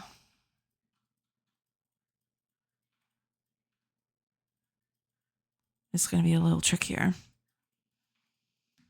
Let me think. If I add a component, I move it all. Jackie! Thank you so much for the raid. Have a great stream. Gotta run. Yes, no problem at all. Thank you so much for the raid. I appreciate it. Welcome in, everybody. Ghost Lupo, Solar Labyrinth. Welcome in, everybody. Welcome in. Give a shout out to Jackie, of course. Give me a second.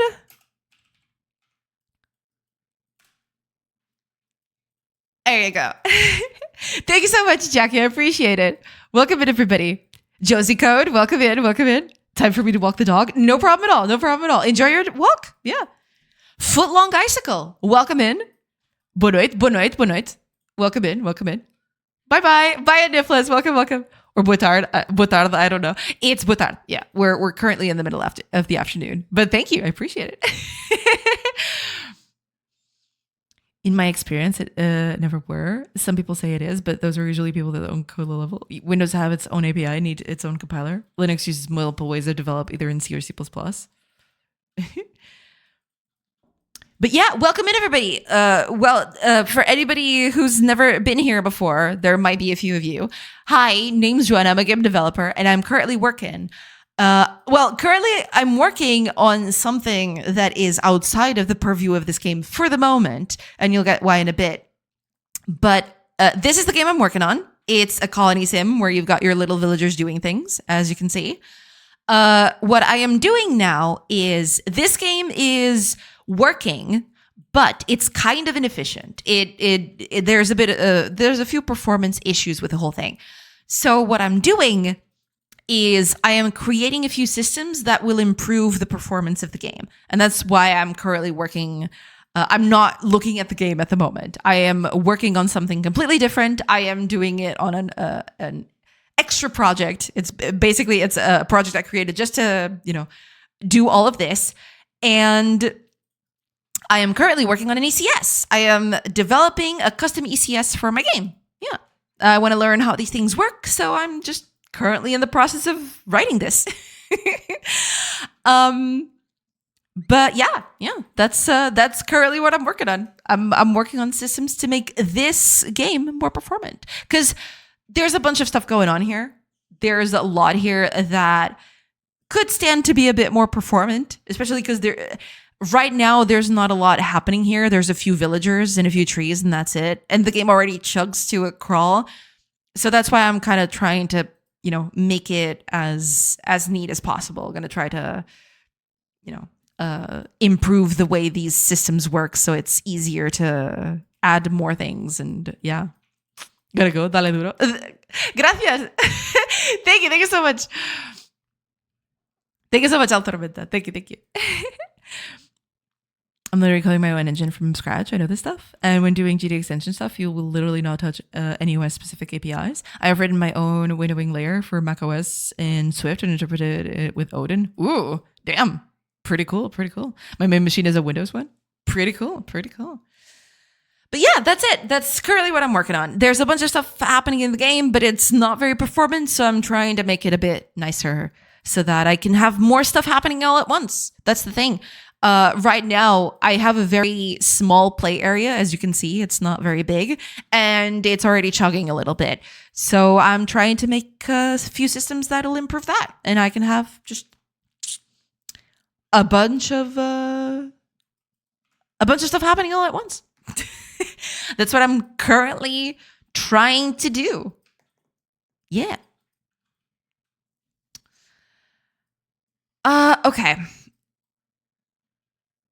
I should. I can't do it like this anymore. Because the ECS is already working. Part of it is already working to some extent. Problem right now is it's all hard coded. So I'm trying to make it a bit more generic. I'm not even sure this is going to run. I'm pretty sure it's not. Because I have a few errors here, so I can't do that. Well, I could if I commented all of this. Hold on. If I comment these bits, maybe I'll be able to run it. Because this is going to change in a bit anyway, so. Maybe I can show what I've got at the moment. No, okay. Yeah, it's just it's a bit rough because I'm in the middle of changing a bunch of stuff. That's the problem. That is the problem. 117? What's that? What's going on here?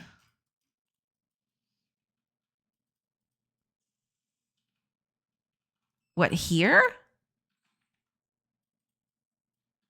Oh, okay. Yeah, get rid of this. I don't think we need this anymore. I wonder if that's it.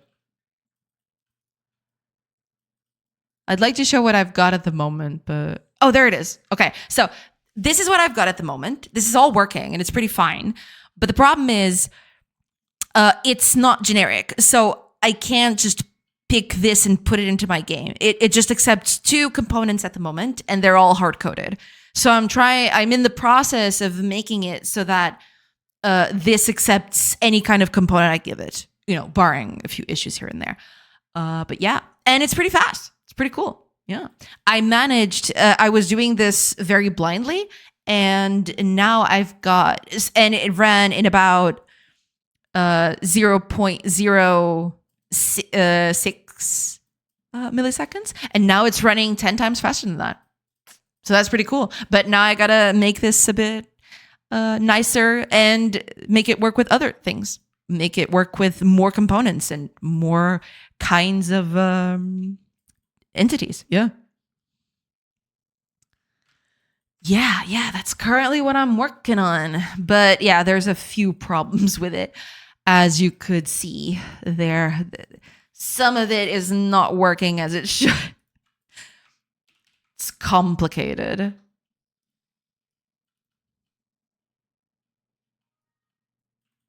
Did I uncomment everything? Hold on, let me undo that. Okay, yeah, there we go. Yeah.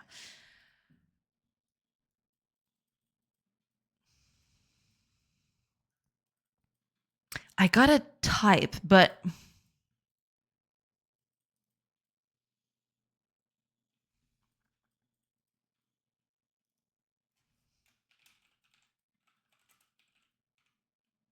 I could just derive the type from that, couldn't I?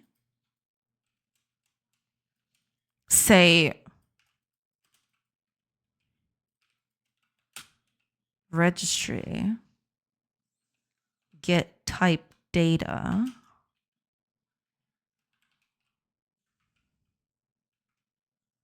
Type of component. This doesn't feel good though. Because if I do that, that might...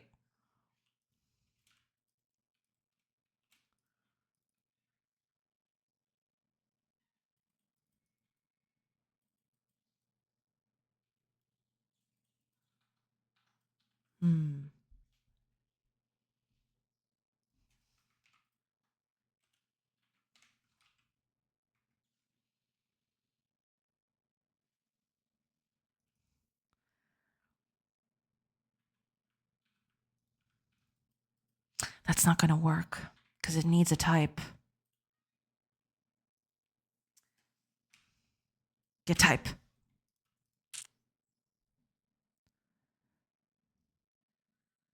It's the type of the instance. I wonder if this works like it should, but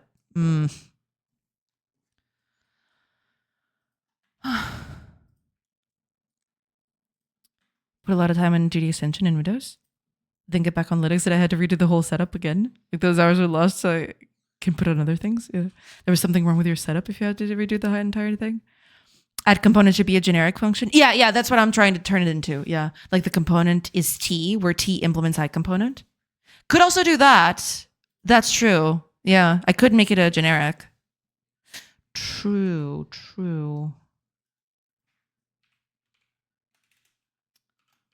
Could also do that instead.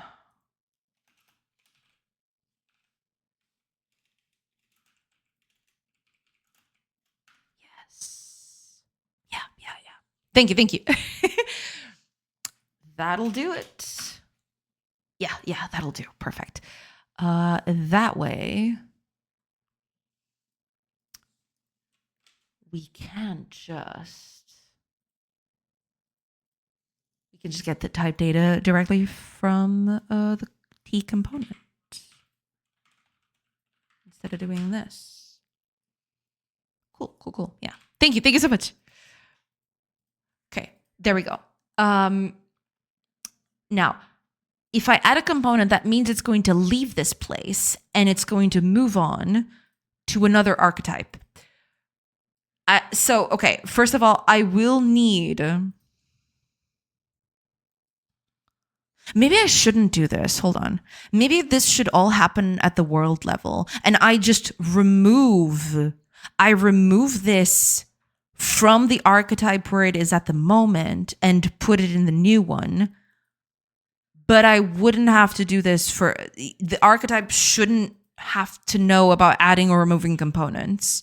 They do add and remove stuff from themselves, but this could be part of the world itself. I wouldn't have to do... I'd have this, right? I add an entity with all the components that they have. I'm not sure I'm going to do that just yet, but yeah, this feels like something that could be directly on the world itself.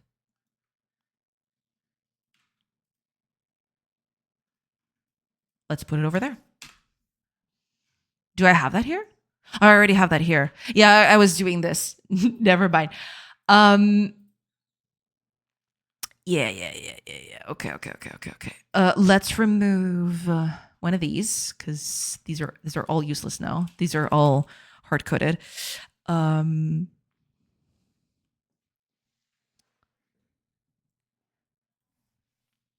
I could not find anything in the docs for the life out of me. Also, the G extension have a very limited documentation. That is true. It's kind of hard to find info on that. Yeah, it's very hard to find information on it. It might not even be there because it was compiling on Windows but not on Linux. Yeah. I will say that the archetype pattern is really overcomplicated. So I ended up just doing a per system cache. How so? How would you do something like that? How would that work? Because so far, most of the stuff I've seen has been with archetypes.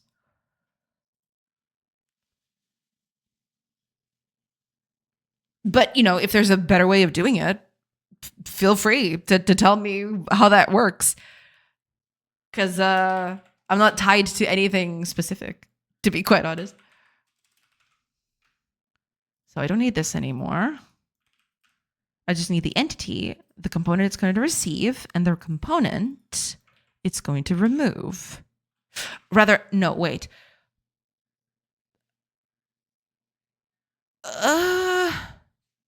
Okay. Just leave it.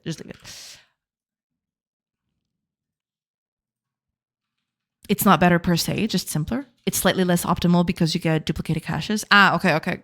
So you waste more memory. I mean, so long as it stays, what's the word? So long as it maintains its speed, I think that's worthy of, getting rid of, occupying a bit more memory, I guess. Okay, you have a lot of errors, so you need to leave for now.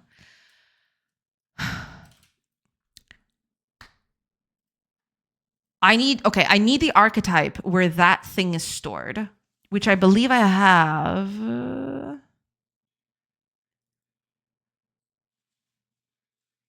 here.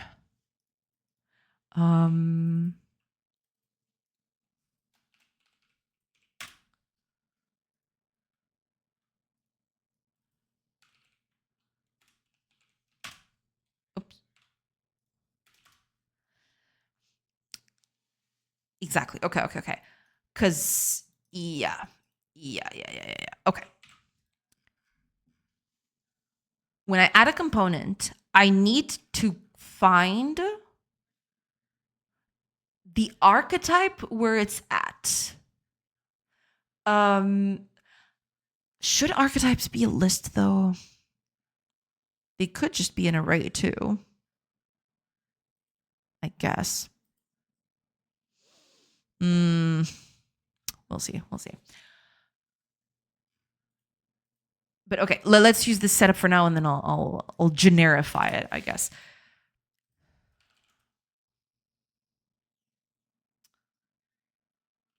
Archetype index is going to be, yes,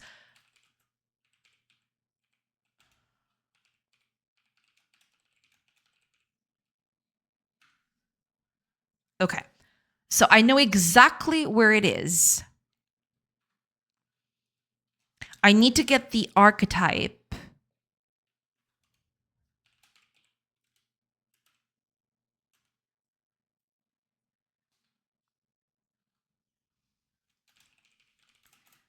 It's going to be, I don't have a list for now. So yeah, I'll just do what I did on the other one. Yeah. This is what I had at the moment. So yeah. But it's fine. Eventually I'll do this with I'm just trying to make this work, and then I'll improve that. Yeah. Oh, by the way, for people that said the indentation was annoying, you can use other line not indented if it's inside brackets or parentheses. So if it offers a little bit of liberty on that matter, it can make it less annoying. Oh, yeah.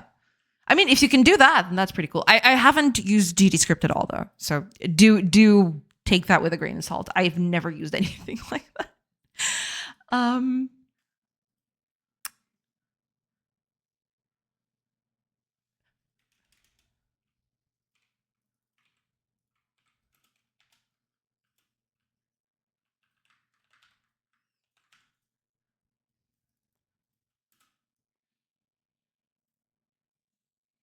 Oh, these are not set up to be, yeah. I need them all to be archetypes so that this works. Eventually I'll do archetypes as generics, but for now we're just gonna do this.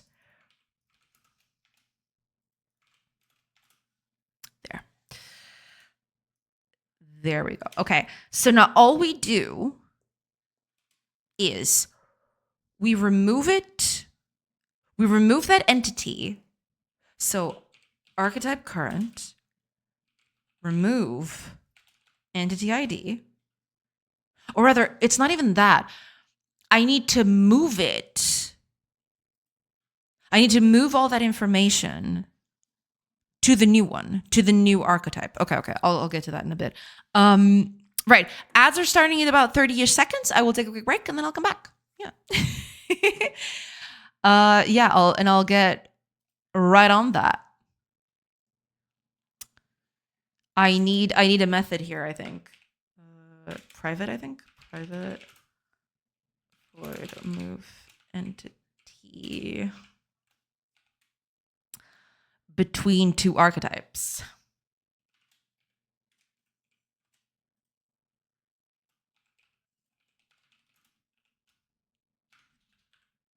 Something like this. We'll need something like this. Yeah. Okay, ads have started. Yeah, okay. I'll take a quick break, like I mentioned, and I'll be back in a bit. So catch you on the other side of those ads. See you in a bit, everybody. Pew!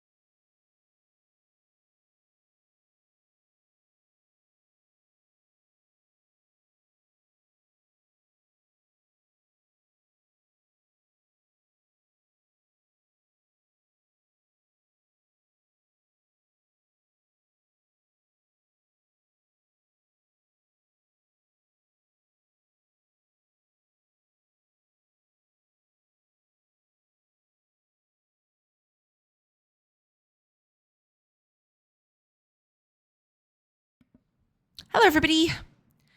I am back. Sorry about that. All right. Let me just see. I'll find an example somewhere in my code to explain it better. That's okay. That's okay. I appreciate it. Okay. Let's see if I can get this to work. That'd be so cool. Yeah. Okay. So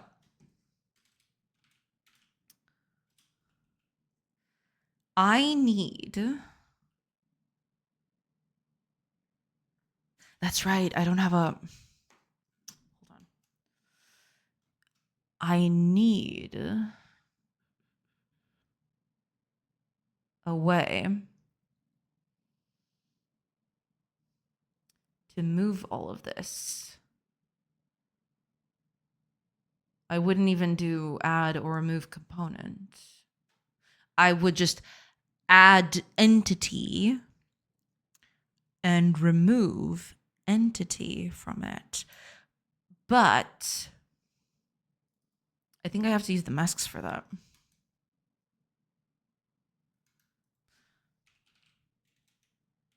Can I?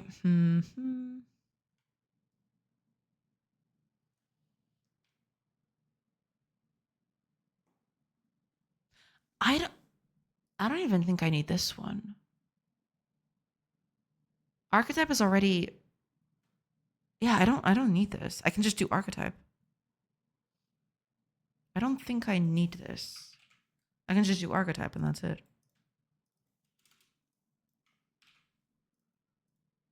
Yeah. I feel like I don't need that.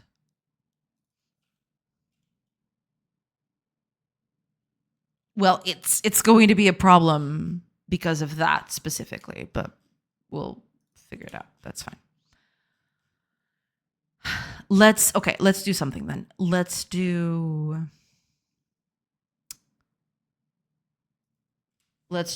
a temporary list of archetypes.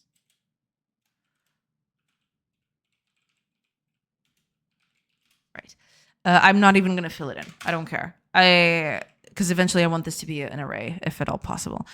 I sent you if you want to see what I meant. Where did you do that? On Discord? Oh, I see. Okay.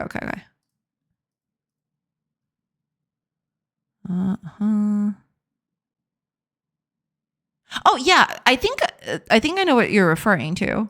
You mean this, right?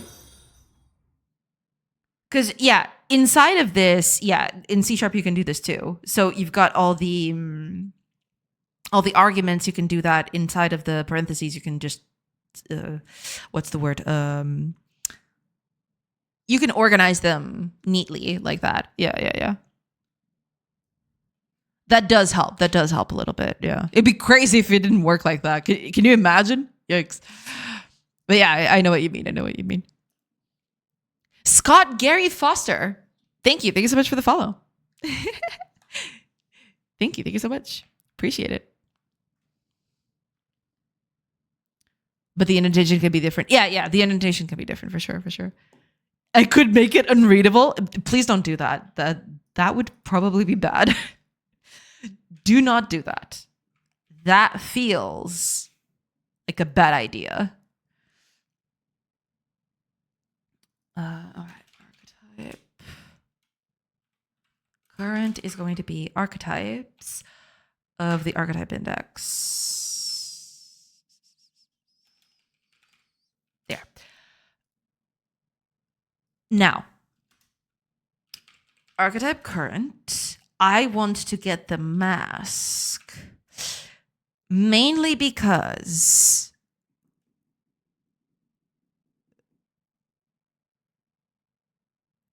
I need to find out what adding this component will do to it.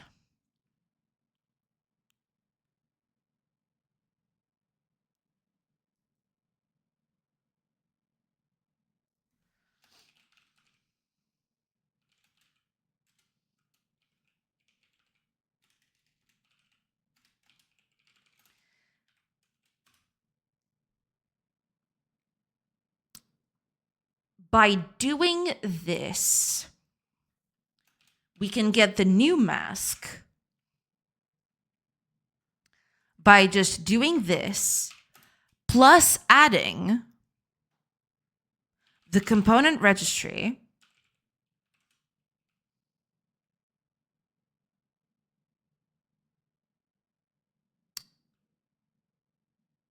Wait, what? Didn't I delete you?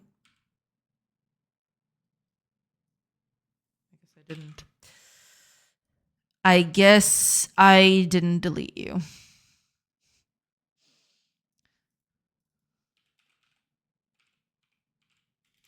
Registry. I'll get the ID for that kind of component and use that as an offset. Oh, right. I need to make this.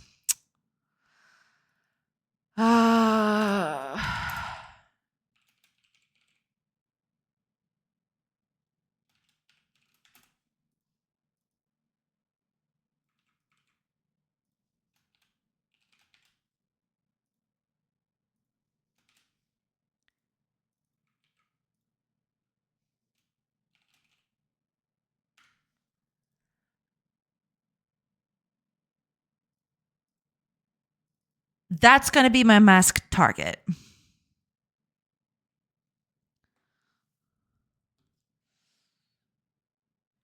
I would end it all. Hiya B, welcome, welcome. You should definitely do it then. Yeah, for sure. There'd be no more Godot. I am unaware of the context. I just hear. I feel like that would be a bad idea. Then all the more reason to do it. I agree. Hiya B, welcome. I hope you're doing good. That would be bad for me. I'm the only one touching this code. So it's a shot to the foot. Yeah, don't do that. Yeah, that'd be bad. Adding more like bitwise war. Yeah, it's a bitwise war. Yeah.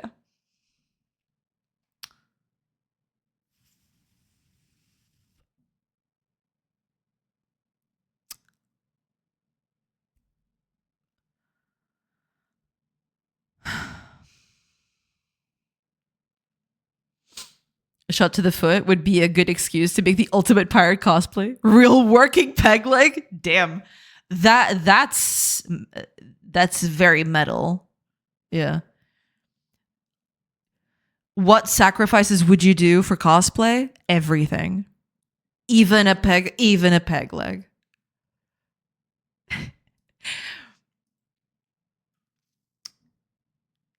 Given this, I need a map. I need a map to the mask and the archetype. For now, we're just going to do a for loop.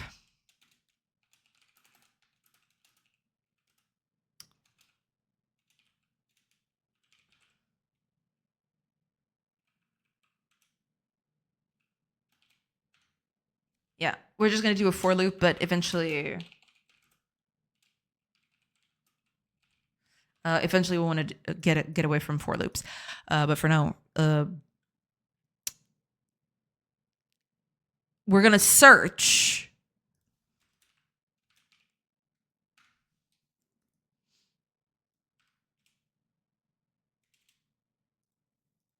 So if archetypes I dot mask is equal to the mask target, then yes, but also we break, right? That's what we want.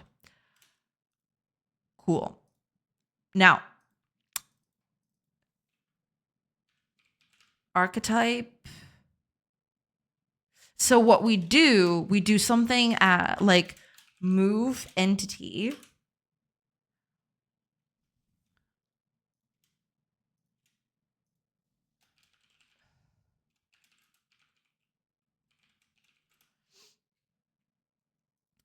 from, well, the entity ID, of course, archetype current to archetype target.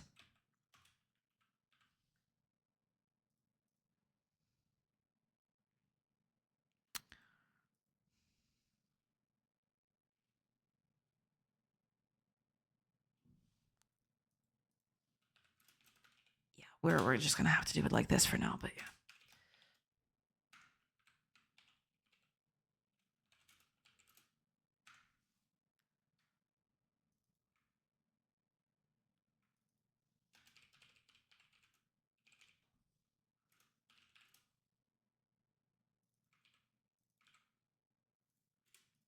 Okay.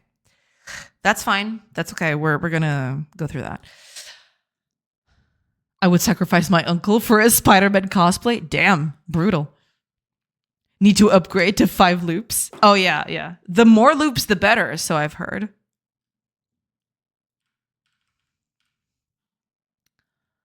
And the same thing is going to happen for removing a component. I will still need to move. Well, I still need to do this, of course. This is also kind of important. Here's the thing, though. Oh yeah, and do not forget the archetype target. I need to set the component on archetype target to this. This needs to be set at the archetype target. Can't forget that. Replace the 4 loops with 5 loops. Do not baguette. Do not baguette.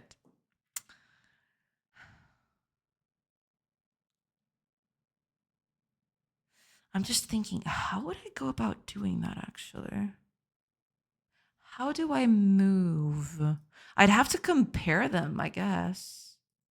Oh yeah, that's why I have the never mind. Okay. I think I got it. Cuz that's why I have this right here.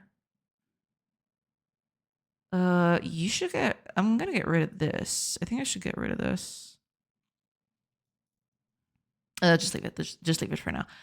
But I do have something here that will help with that.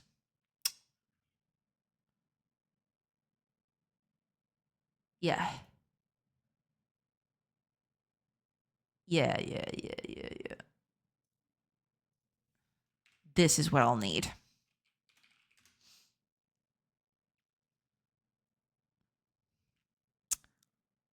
Cool.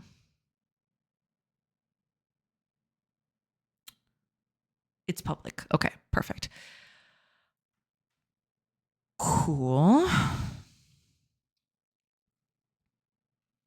I can do a double nested for loop and break out of the first loop from inside the second one. My power is beyond this world. Gasp. You did not. You're lying.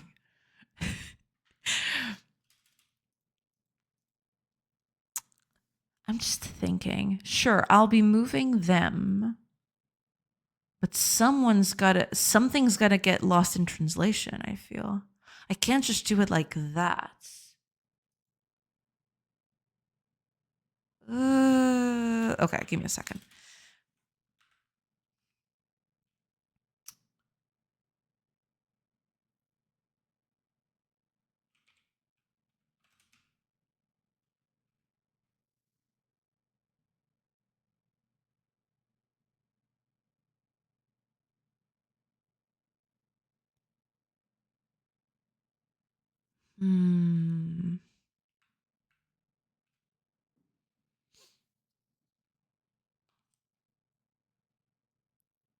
I have the go-tos and exceptions. Nothing can stop me. No scope can contain me.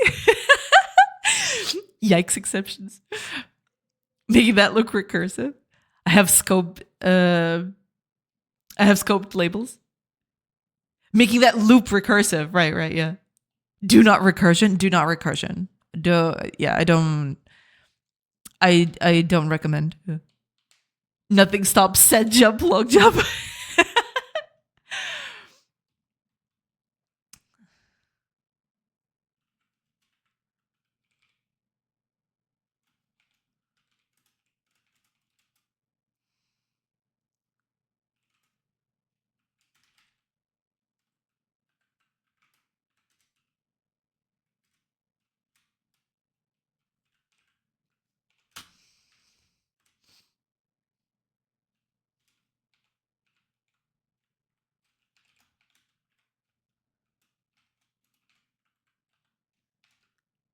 that means it exists.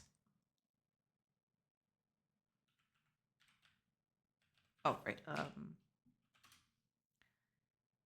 This means it exists. Also, this needs to be public. Otherwise, I won't be able to move stuff around.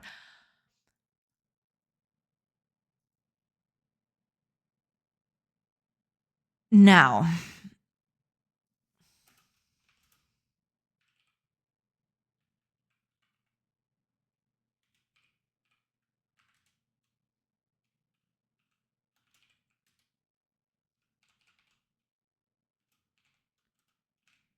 if this happens, that means that both of them have the same component or the same type of component. So what we do is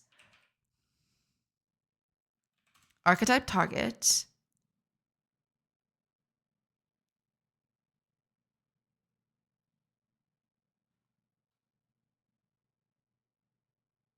Well, first of all, I need to add that in. I need to add the entity in there, even if it doesn't have anything. Because then what else am I gonna...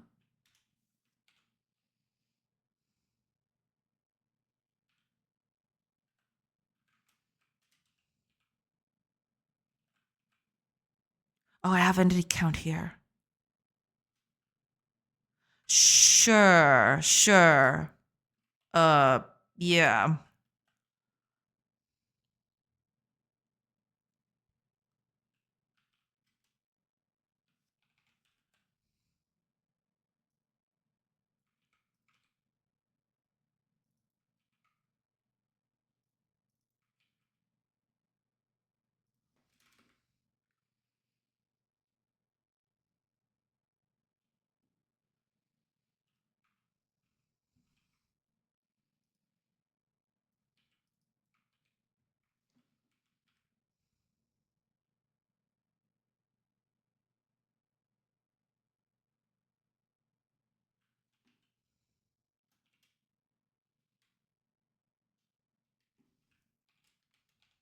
I need to cast this. Man, this feels like such a huge bit. Well, the assembly of a for loop is basically recursion. The function overhead is real. Yeah. Yes. Yes. Sometimes I don't know whether error handling is worse or exceptions. I'm referring to Rust and their result types. Ah, I see. I mean, right now I'm on the camp where just nuke the whole thing from orbit. Something happens that shouldn't happen, nuke the whole thing from orbit. It shouldn't happen, so just take care of it. Just deal with it. Deal with it now before it becomes a problem later.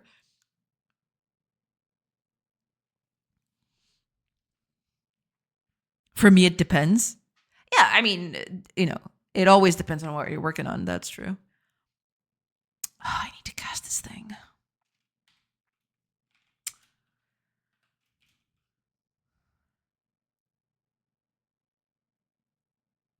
What on earth?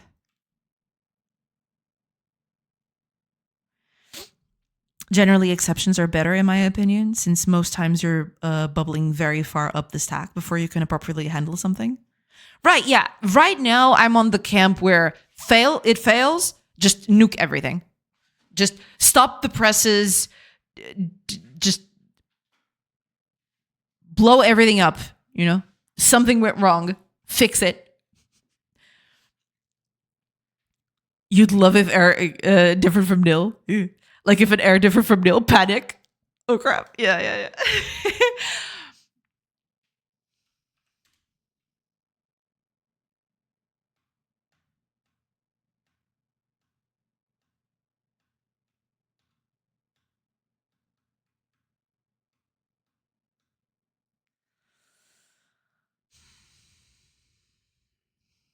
I'm always running into these problems.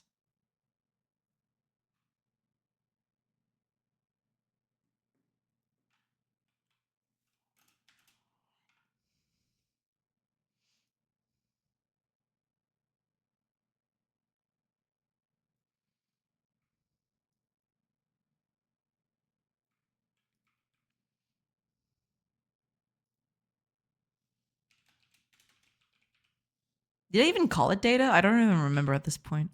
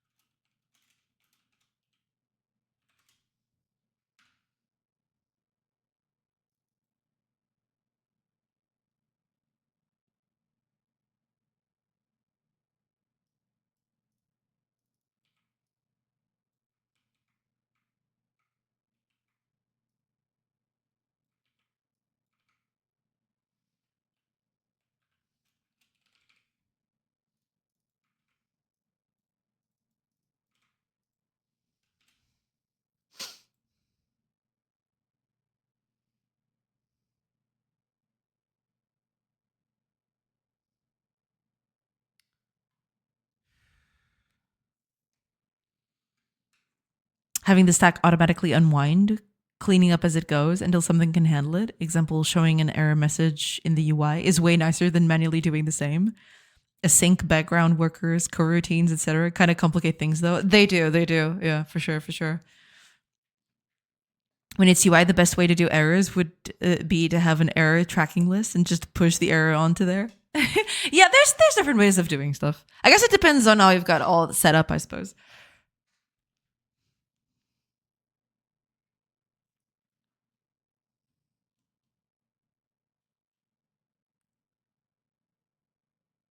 How on earth do I do this?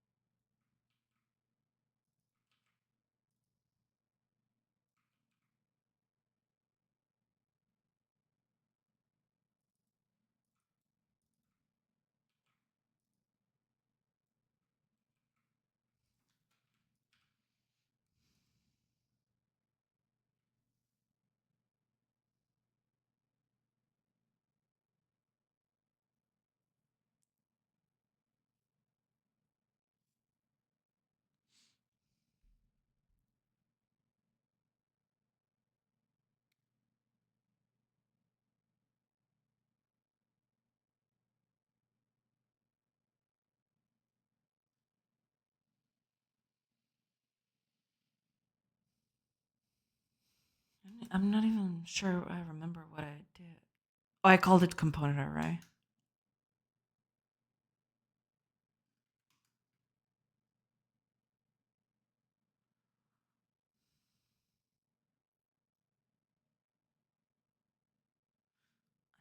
I called it component array.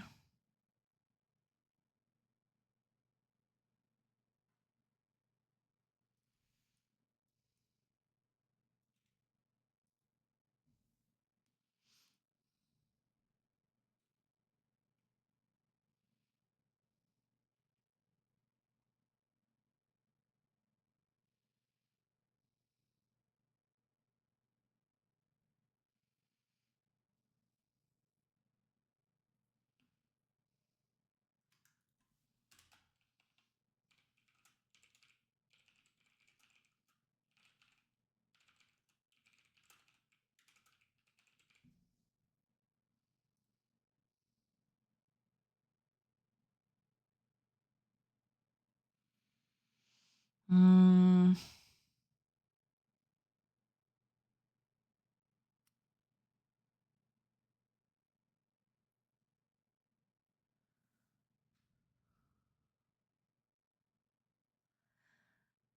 The only thing I need now is to make this work somehow.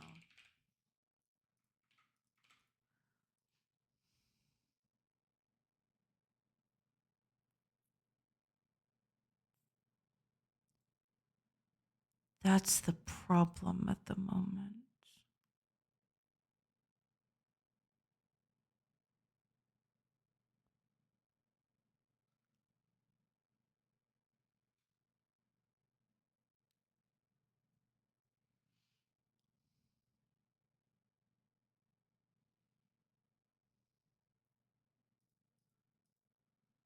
Let me see if I've got anything in my notes about this.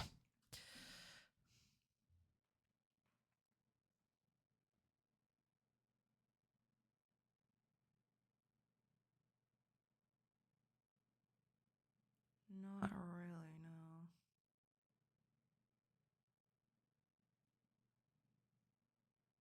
I mean, I have a way to get stuff.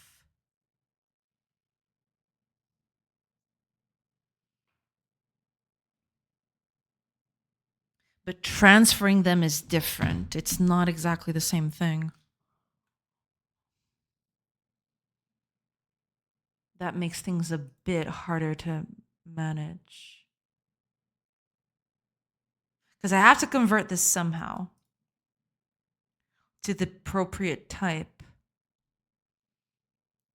So I can move. I guess I could just move memory between them, but that'd be insane. And the fact, yeah, I still need to, do all of this. Because at this point,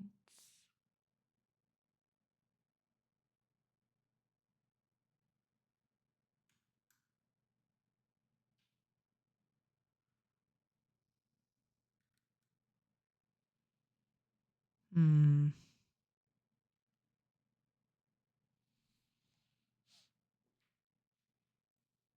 Hi, Fanbjörg. Welcome, welcome. I do not solve problems. Problems solve me. True. Very, very true.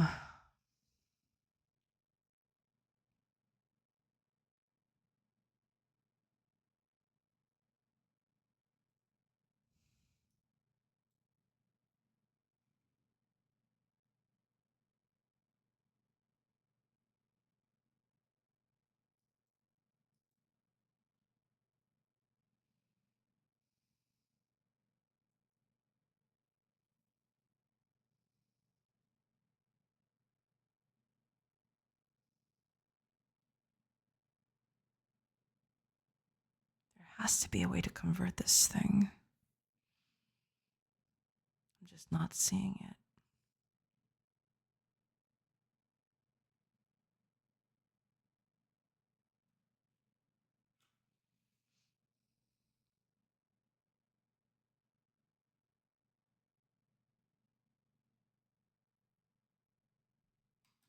Let me see. How did I solve that problem back there?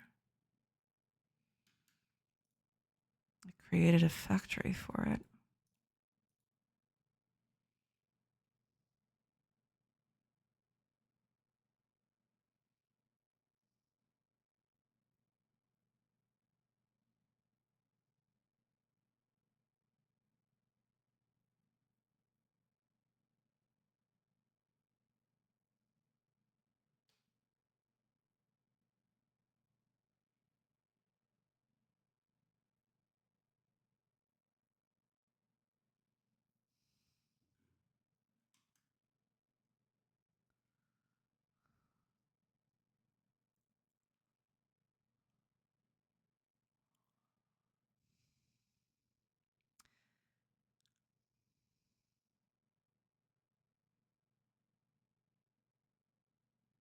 I don't, from what I've read, I don't want to turn this into actual methods and stuff, because then there's a sort of indirection that happens with interfaces. you'd want to call the stuff directly instead. You'd want to call this instead.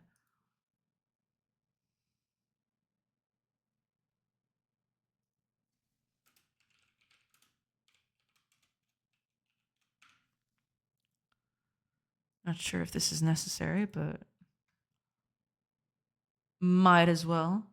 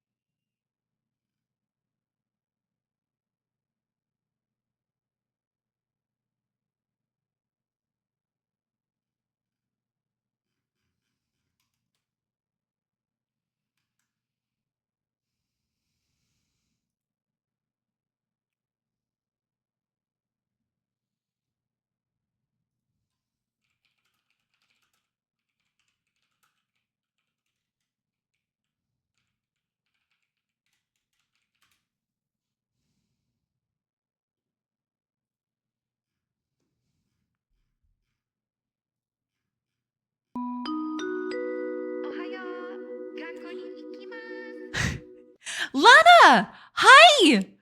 Hi, thank you. Thank you so much for the raid. Hi, everybody. Oh my gosh. Hi, everybody. Oh my gosh. There's so many of you. Give me a shout out real quick. Hi, Alana. Welcome, welcome. Got a raid and run. Hope you're doing good, though. Yes, yes. Thank you. Thank you so much for the raid. I appreciate it. Go ahead. Take care of yourself. Do whatever you need. It's totally fine. Thank you. Thank you. Welcome in, everybody. Well, to everybody who's never been here, hi. Have a good stream. Thank you. Thank you so much. I appreciate it. Thank you so much. Go ahead and take care of yourself. Do whatever you need. It's totally fine. Thank you. Thank you. So, to anybody who's never been here, hi. Name's Joanna. I'm a game developer, and I'm currently working on a colony sim. You might have seen this before. I did go on Lana's stream for a few times and showed her this. But it's basically a little colony sim. You got your little villagers and you gather resources, you build structures with them. You have to provide for them, so you got to give them food and a place to rest and all that. And I am currently working on a system to improve the performance of this game, because right now the game is a bit on. It's okay if your world is really, really small, right? So as of right now, seems totally fine, right?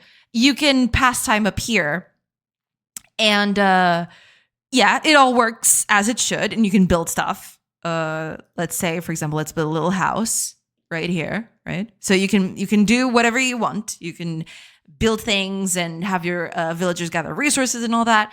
But as time goes on, as the world gets a bit larger, it does tend to get a little harder for them to move around, and it creates a lot of performance issues. So I am currently working on a bunch of systems to improve the performance of the game. I've finished a few things. I've managed to get the rendering to work pretty well. And I am currently on the process of creating a more performant way of managing all of this, which is what I'm currently working on at the moment. I'm currently working through a whole way of managing all the data in the game, because the game has a lot of stuff going on. There's villagers doing activities, and then there's buildings, and there's resources that can gather and also produce, because you can produce food and other things. It's not just you can build structures, but you can also build other stuff. So, for example, you can have a bunch of beds for them to sleep at night, which they don't have at the moment. So yeah, they won't be able to rest at night. That's a limitation. That's on me. But you can also use resources, natural resources, to create food right at the moment, because you have a milling stone and a oven, and you can use these two to grind both wheat and acorns. They're both around. You might be able to see them. Oh, here's an acorn right here. It's right there on the floor. You can do both wheat that you can plant. You can also do that. So I can create a little area here in front of this where I can tell villagers to just plant wheat. There's a little, sorry, my head's in the way. Sorry about that. But there is a little menu here where you can plant wheat, and they'll do that over time. They'll gather and they'll plant it and gather it over time. So you get a steady surplus of food that way. And then you can grind them using the grinding stone here, and you can cook that with other resources. So you'll have to have the flour and wood. So, pays off to have some trees cut off in advance. And you can create bread out of it. That's currently the only food that's available in the game. Eventually, there will be more, basically. But yeah, that's it. That's how the game is working at the moment.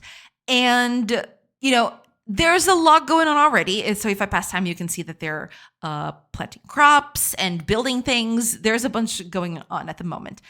The only problem is if I increase the size of the game a bit more, say, because right now this is the play area. As you can see, it's extremely small. And even part of it is not even usable because it's just covered in dirt. Grass is more useful because that's where trees can grow, right? There's that. But as the area of the game expands, it kind of becomes too much. And that's why I'm currently working on performance for this thing. And eventually I'll finish it, which is what you were saying when you came in. This is me trying to come up with a more performant way of managing all of these resources that the game needs and all the data that the game needs. And yeah, that's basically it. Yeah, because after that, I'll be able to add a bunch of new things. Right now, the game is a bit limited in terms of what the villagers can do, mainly because there's not the performance kind of tanks after a while. A lot of stuff happens as it goes, right? And the problem is trees grow over time already. You probably will see it after a while. But if you pass a few days, you'll see that the trees kind of grow and just spread out, right? And that means more acorns on the floor, which means more entities to just manage. There's a bunch of stuff going on around here that needs a bit more work for it to work correctly, let's say. Oh, they're already gathering the wheat there. So yeah, that's currently what I'm working on. Gonna try to make this as performant as possible, mostly so I can get, all the stuff working smoothly and have big villages, because that's the whole thing. I want there to be a lot of villagers and a lot of things going on all at the same time. And at the moment, it is possible, but I have to make a very small play area. Whereas I want to have very expansive cities. I want to have places that are kind of big and you have a lot of stuff to look at and see your villagers going on their daily lives and doing their things. And that's currently what's happening. That's currently what I'm working on. Yeah. That's the whole thing. That's the whole deal. But yeah, that is currently what I'm working on. Cool concept. Thank you. There was more to this at the very beginning. I can show you a little bit of how the game looked a while ago. But yeah, there was a time where the game had a bit more in terms of things to do outside of your village, but then the depth of the village mechanics weren't that good. I can show you that. Give me a second. Let's see. Should it be here? Yeah. Which one do I want? I think it's this one. It's probably this one. Let me see. Because I got a few old builds around here going around. Might be that. Yeah. So this is the game about a year ago. Also, thank you so much for the follows, everybody. I didn't say thank you to everybody, but thank you.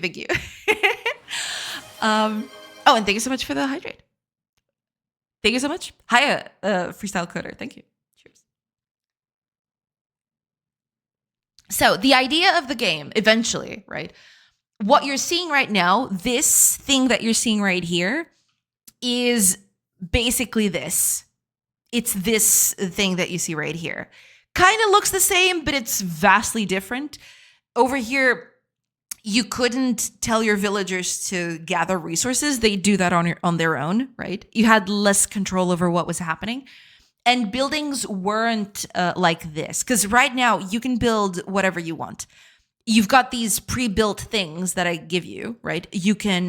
But you can build this on your own too, if you'd like. You can build with parts, so to speak. So there's building blocks that you can put together, basically like a Lego house, right? You have the basic building blocks and you can build whatever you want. But I just give you basic structures that you can put in so it's faster to grow your village, right? That's the whole idea.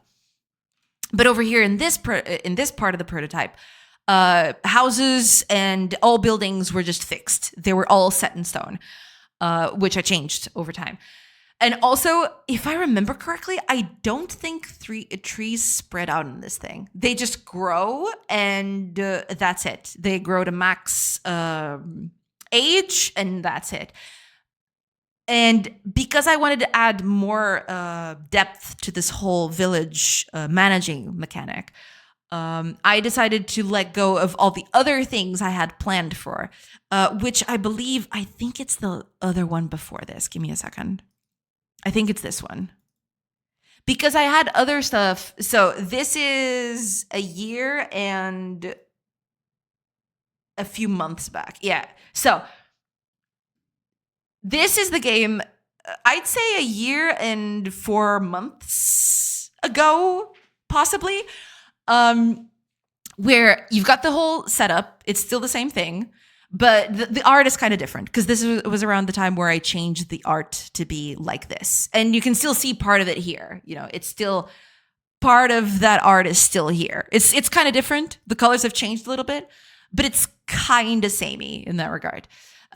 This was when I started getting to change the art. But here is where the game has more to do outside of your own village, right? Hi, Amanda Queen. Hi, welcome. I hope we're doing good. Welcome in. Got an art question? Sure, shoot away. Let me just snooze the ads because ads are coming, and I don't want ads to go through as much as possible. Just get rid of that. There we go. Okay. But yeah. Around this time, you had your village to set up, but you also could leave the village and you could go around the world and visit other places. So, for example, I'm not sure if there's any here. This is an enemy one. Here's a friendly one. You could actually visit other settlements and you could trade with them, right? You could get some of the resources that you produce, sell it, and then buy stuff that they produce. And then that's how the economy would go, sort of. Another thing that is in this demo, in this prototype that wasn't in the other one is combat. At the very beginning, I wanted the game to have turn-based combat. And it has in this one. It still exists in the previous it still exists here, right? But the game has changed so much that I think combat is just not even the same thing anymore. It'll probably crash and burn because I haven't touched it in so long. But yeah, the game has this component where you can actually attack other villages or get attacked on the road. You can, meet people. There's going to be random events as you travel. There's a bunch of that going on as well. But yeah, you've got this whole turn-based thing going on where you control your villagers, and also the enemies also have their own thing where they're basically trying to get to you, right? And the idea is that you get to them first before they get to you. That's the thing. But yeah, that's basically that. The game was supposed to be this whole simulation where these villages would grow and change over time. There's also a thing where you're going to get attacked in your village from time to time because there are people who want to get part of your terrain. They want your territory. So you'll have to defend your village from those nasty, nasty evildoers. And yeah, the idea would basically be just to, explore, find the world around you, manage a town and a village while you're at it. There's a bunch to it. But yeah, most of this stuff has been relegated to second place while I really honed down the whole village building aspect, because that was a huge important part. The idea over time is that you start out by building your village, and then over time, as the game progresses, your village will kind of automate itself, right? You set your villagers to do their thing. They have their own jobs. The places are built. The infrastructure is completed. The industries are all set in place. And the idea is after you get your village rolling, then you're able to go out and basically explore and adventure and fight your enemy, and also maintain diplomatic relationships between other villages around you. Yeah. Have you followed any paid online courses that you would recommend for art?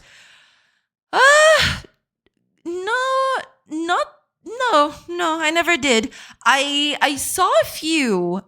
Depends on what you're looking for, right? But there's quite a lot of good stuff over on YouTube, I feel. It's just a matter of taking some time to sift through it and, manage to find something that speaks to you, right? But no, I never did any online courses for art. No, I don't think I've ever done online courses for anything. What I can't find on blog posts or on videos on YouTube, I just learn from books and stuff. So yeah, I don't think there's a paid online course that I could point you to. No, sadly. Hi, Nick. Welcome. Ugh, jobs. I know. It's a thing. Plot twist, you're the demon lord and then you conquer the planet. Yeah, I mean, you can definitely, the idea would be that the game would be open-ended enough that you can basically go at it in different ways. You could be a warlord who just goes around, stomps every village around you and conquers them, right? Or you could go the more diplomatic route. You can talk with other villagers, maintain diplomatic relationships with them, have trade flourish between the two of you. That was always the idea, that you'd have a path to victory from multiple ways, right? But yeah. You could be a demon lord. Who knows? Imagine needing a job. True. A lot has changed in a good way. I like the art style. Thank you. It's still not 100% complete. Some of this art will change a bit over time, but it won't be a drastic change. It will be mostly just refinement of what's already here. Yeah. This here that you see, this is a placeholder. All of this was done using Kenny assets. And yeah, I've moved away from that and I've tried to make the art a bit more my own. Yeah. So in a way, the style is not going to change all that much from this. What's going to change is the sprites might get tweaks here and there. Yeah. But thank you. I appreciate it. It's showing an ad for baby diapers, but I guess it'll be different for everyone. I guess, yeah. I learned pixel art by looking video on YouTube. The main channel I've followed, Adam C. Eunice. Adam C. Eunice is pretty cool. Yeah. There's a bunch of tutorials out there that you can get. There's very nice tutorials on YouTube that you can look for. I don't know if you're looking specifically if you're looking at pixel art, Amanda. I don't know if that's the case. But I do have, let me see. I used to have a list here of cool tutorials. Let me see if I can find it. Oh yeah, here it is.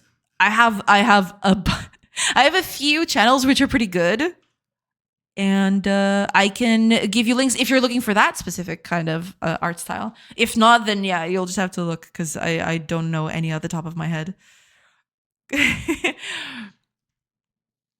Then suddenly Romans, the legions come. Exactly. Yeah. Deep Shadow Lay, welcome in, welcome in. You made me curious about your classes. Classes is in programming classes? There's a lot. I don't have it open at the moment, but let's just say that there's a lot. There's a lot of stuff in there. It's just it's a lot. It's complicated. What can I say? Game is very big at the moment, and it's only going to get bigger because I want to add a bunch of stuff to this.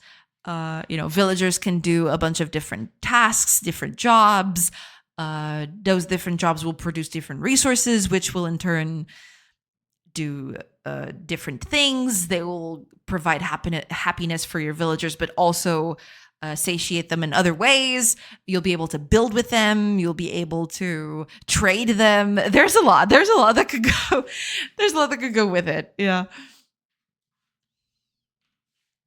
But yeah, at the moment, I am not working on the game directly because I am doing this as it's a separate project at the moment. I decided to start from scratch on a different project just so it's easier for me to keep everything in check, basically, and to have a smaller subset of things to worry about, I guess. Aren't you afraid of scope creep? I mean, it's always possible. Right now, I'd say, yeah, it is very much possible that scope creep is going to get to me at some point. But at the moment, my current plan is to just do the village building and add everything else over time. So right now, I am going to treat the game as if it was just the village building. And after that, I'll keep adding to it as I go, basically. So I have a current goal, but that's not the full game. Full game will happen over time, for sure. Yeah. But scope creep is definitely, yeah, it's a scary thing. I have to say, especially for a game like this, where I can just keep adding to it, forever, I guess. I could just invent things forever to add to the game. But yeah, I have a baseline that I'm aiming towards. And after that, then I'll get started with adding more things on top. Yeah. We'll see. We'll see how that goes. Yeah. Today I learned Abe will get blown up by full boxes. Yeah. Scope creep's going to get me. In more ways than one, because I have played the demo for scope creep, and it's just really cool. I really like it. I really like the game. I'm very excited to see the game come out because it's really, really nice. The little I've played of it, super, super excited for it. Yeah. But yeah, that's mostly it. Green Glass Apple. Hi, welcome. I hope you're doing good. Welcome in. I didn't say hi to everybody who came in during the raid. I'm so sorry about that.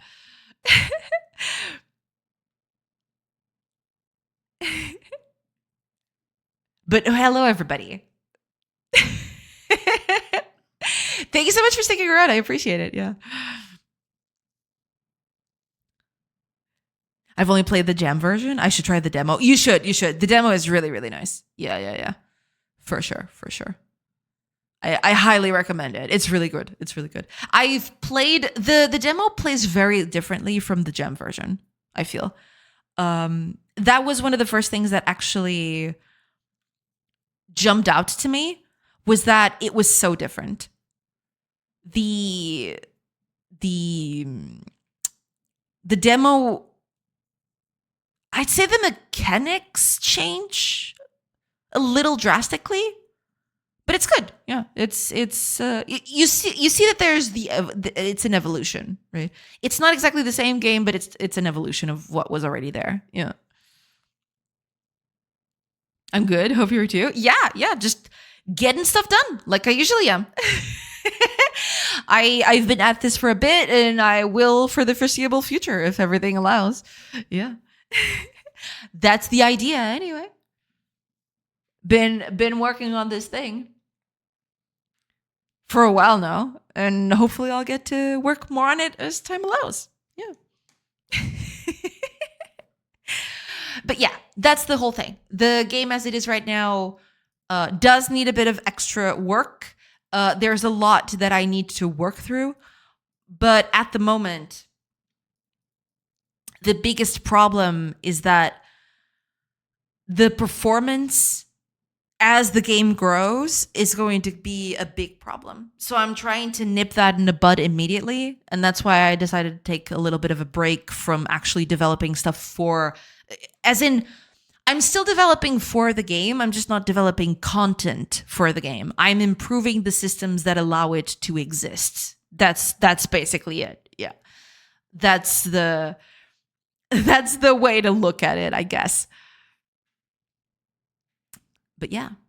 Oh, I can actually show you them producing food because they're building the things. Give me a sec. So you'll see that over time, now that they have the grinding stone, they can actually pick up resources, what either wheat or acorns will do, and they'll be able to grind them into flour. It shows up like this. It's kind of transparent. It's like this, basically because it's being produced right now, right? And after an hour passes, it gets produced. So it actually exists now. And after the oven gets built, which it takes a while. That's why it takes a few days to get it running. Let's see if they finish it now. Yeah, okay, there it is. Now that we're producing flour and we've got material, the only thing we need is wood because the oven consumes wood to create stuff. So we'll need to gather some more. So give me a sec while I deforest a whole area. Oops, that's not what I wanted to do. My bad. I didn't want to do that. This is what I wanted. There we go. Yeah, that was a mistake on my end. So now we'll need flour and wood. And eventually, you see, if I speed up time, it'll eventually happen. Oh, the wood is getting consumed by the building.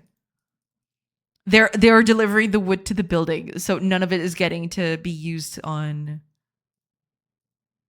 the actual creation of food. I guess they have to finish building the house. Let's gather some more. If we gather some more, that should help. We're going to deforest the whole area, but, you know, them's the breaks, I suppose. It's still not enough. Are you kidding me? Yeah, I have to tone down the amount of stuff needed to build things. Because otherwise, this can get a little hairy. But okay, I feel like they're almost finishing the house. I don't think that's still enough, though. Are you serious?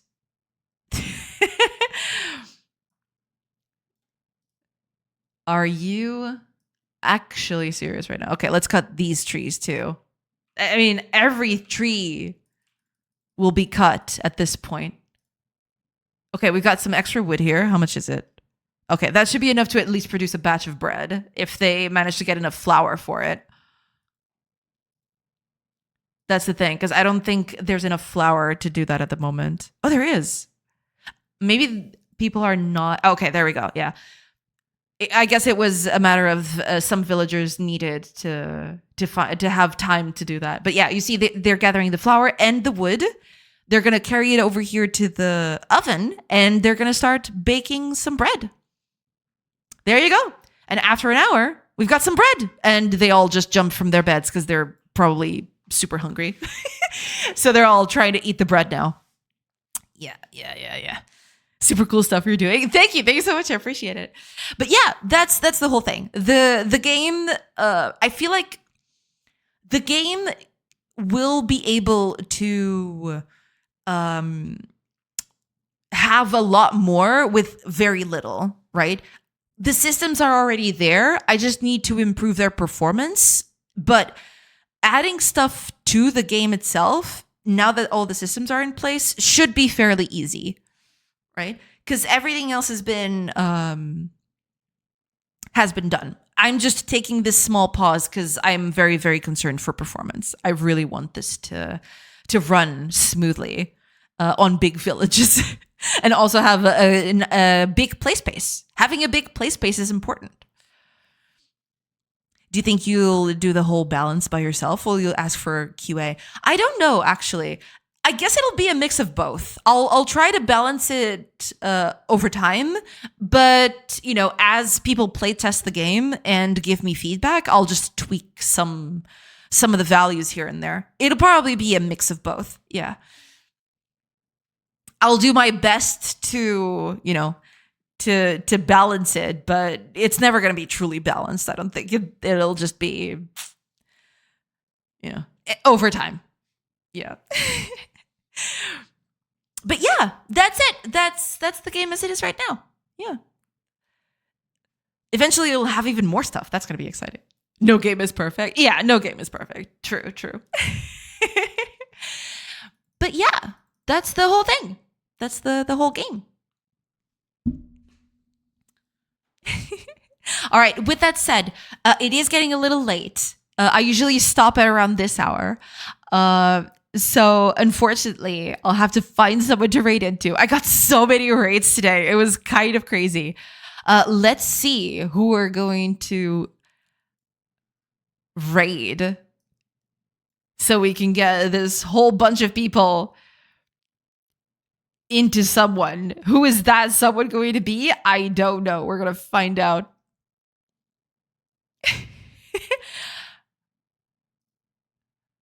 We're going to find out. Okay, I think I know who we're going to raid because we haven't been there in a while. And yeah. They also have a very cool game that you should check out. Yeah. You should ask about the bear. Oh God, there's only 50 seconds. Okay. Let's put in the raid because I hate doing ads then raid. It's okay. Let's set up the raid. Before I go, huge thank you to all the raids we had today. We had some huge raids today. So thank you so much, Nolkia, Altormenta, Jackie Coates, and Lana. Thank you so much for the raids today. I very much appreciate it. And thank you so much if you sticked around. I very much appreciate that. I hope you have a great rest of your day. I hope you have a great night. And hopefully I'll catch you some other time. Hopefully I'll see you some other day. Because I usually do this every day except for Mondays and the weekend. But yeah, thank you so much for being here, everybody. I hope you have a great rest of your day. And I got a raid because the ads are starting. So thank you so much. And I'll see you next time. Bye, everybody. Let's raid. Let's go.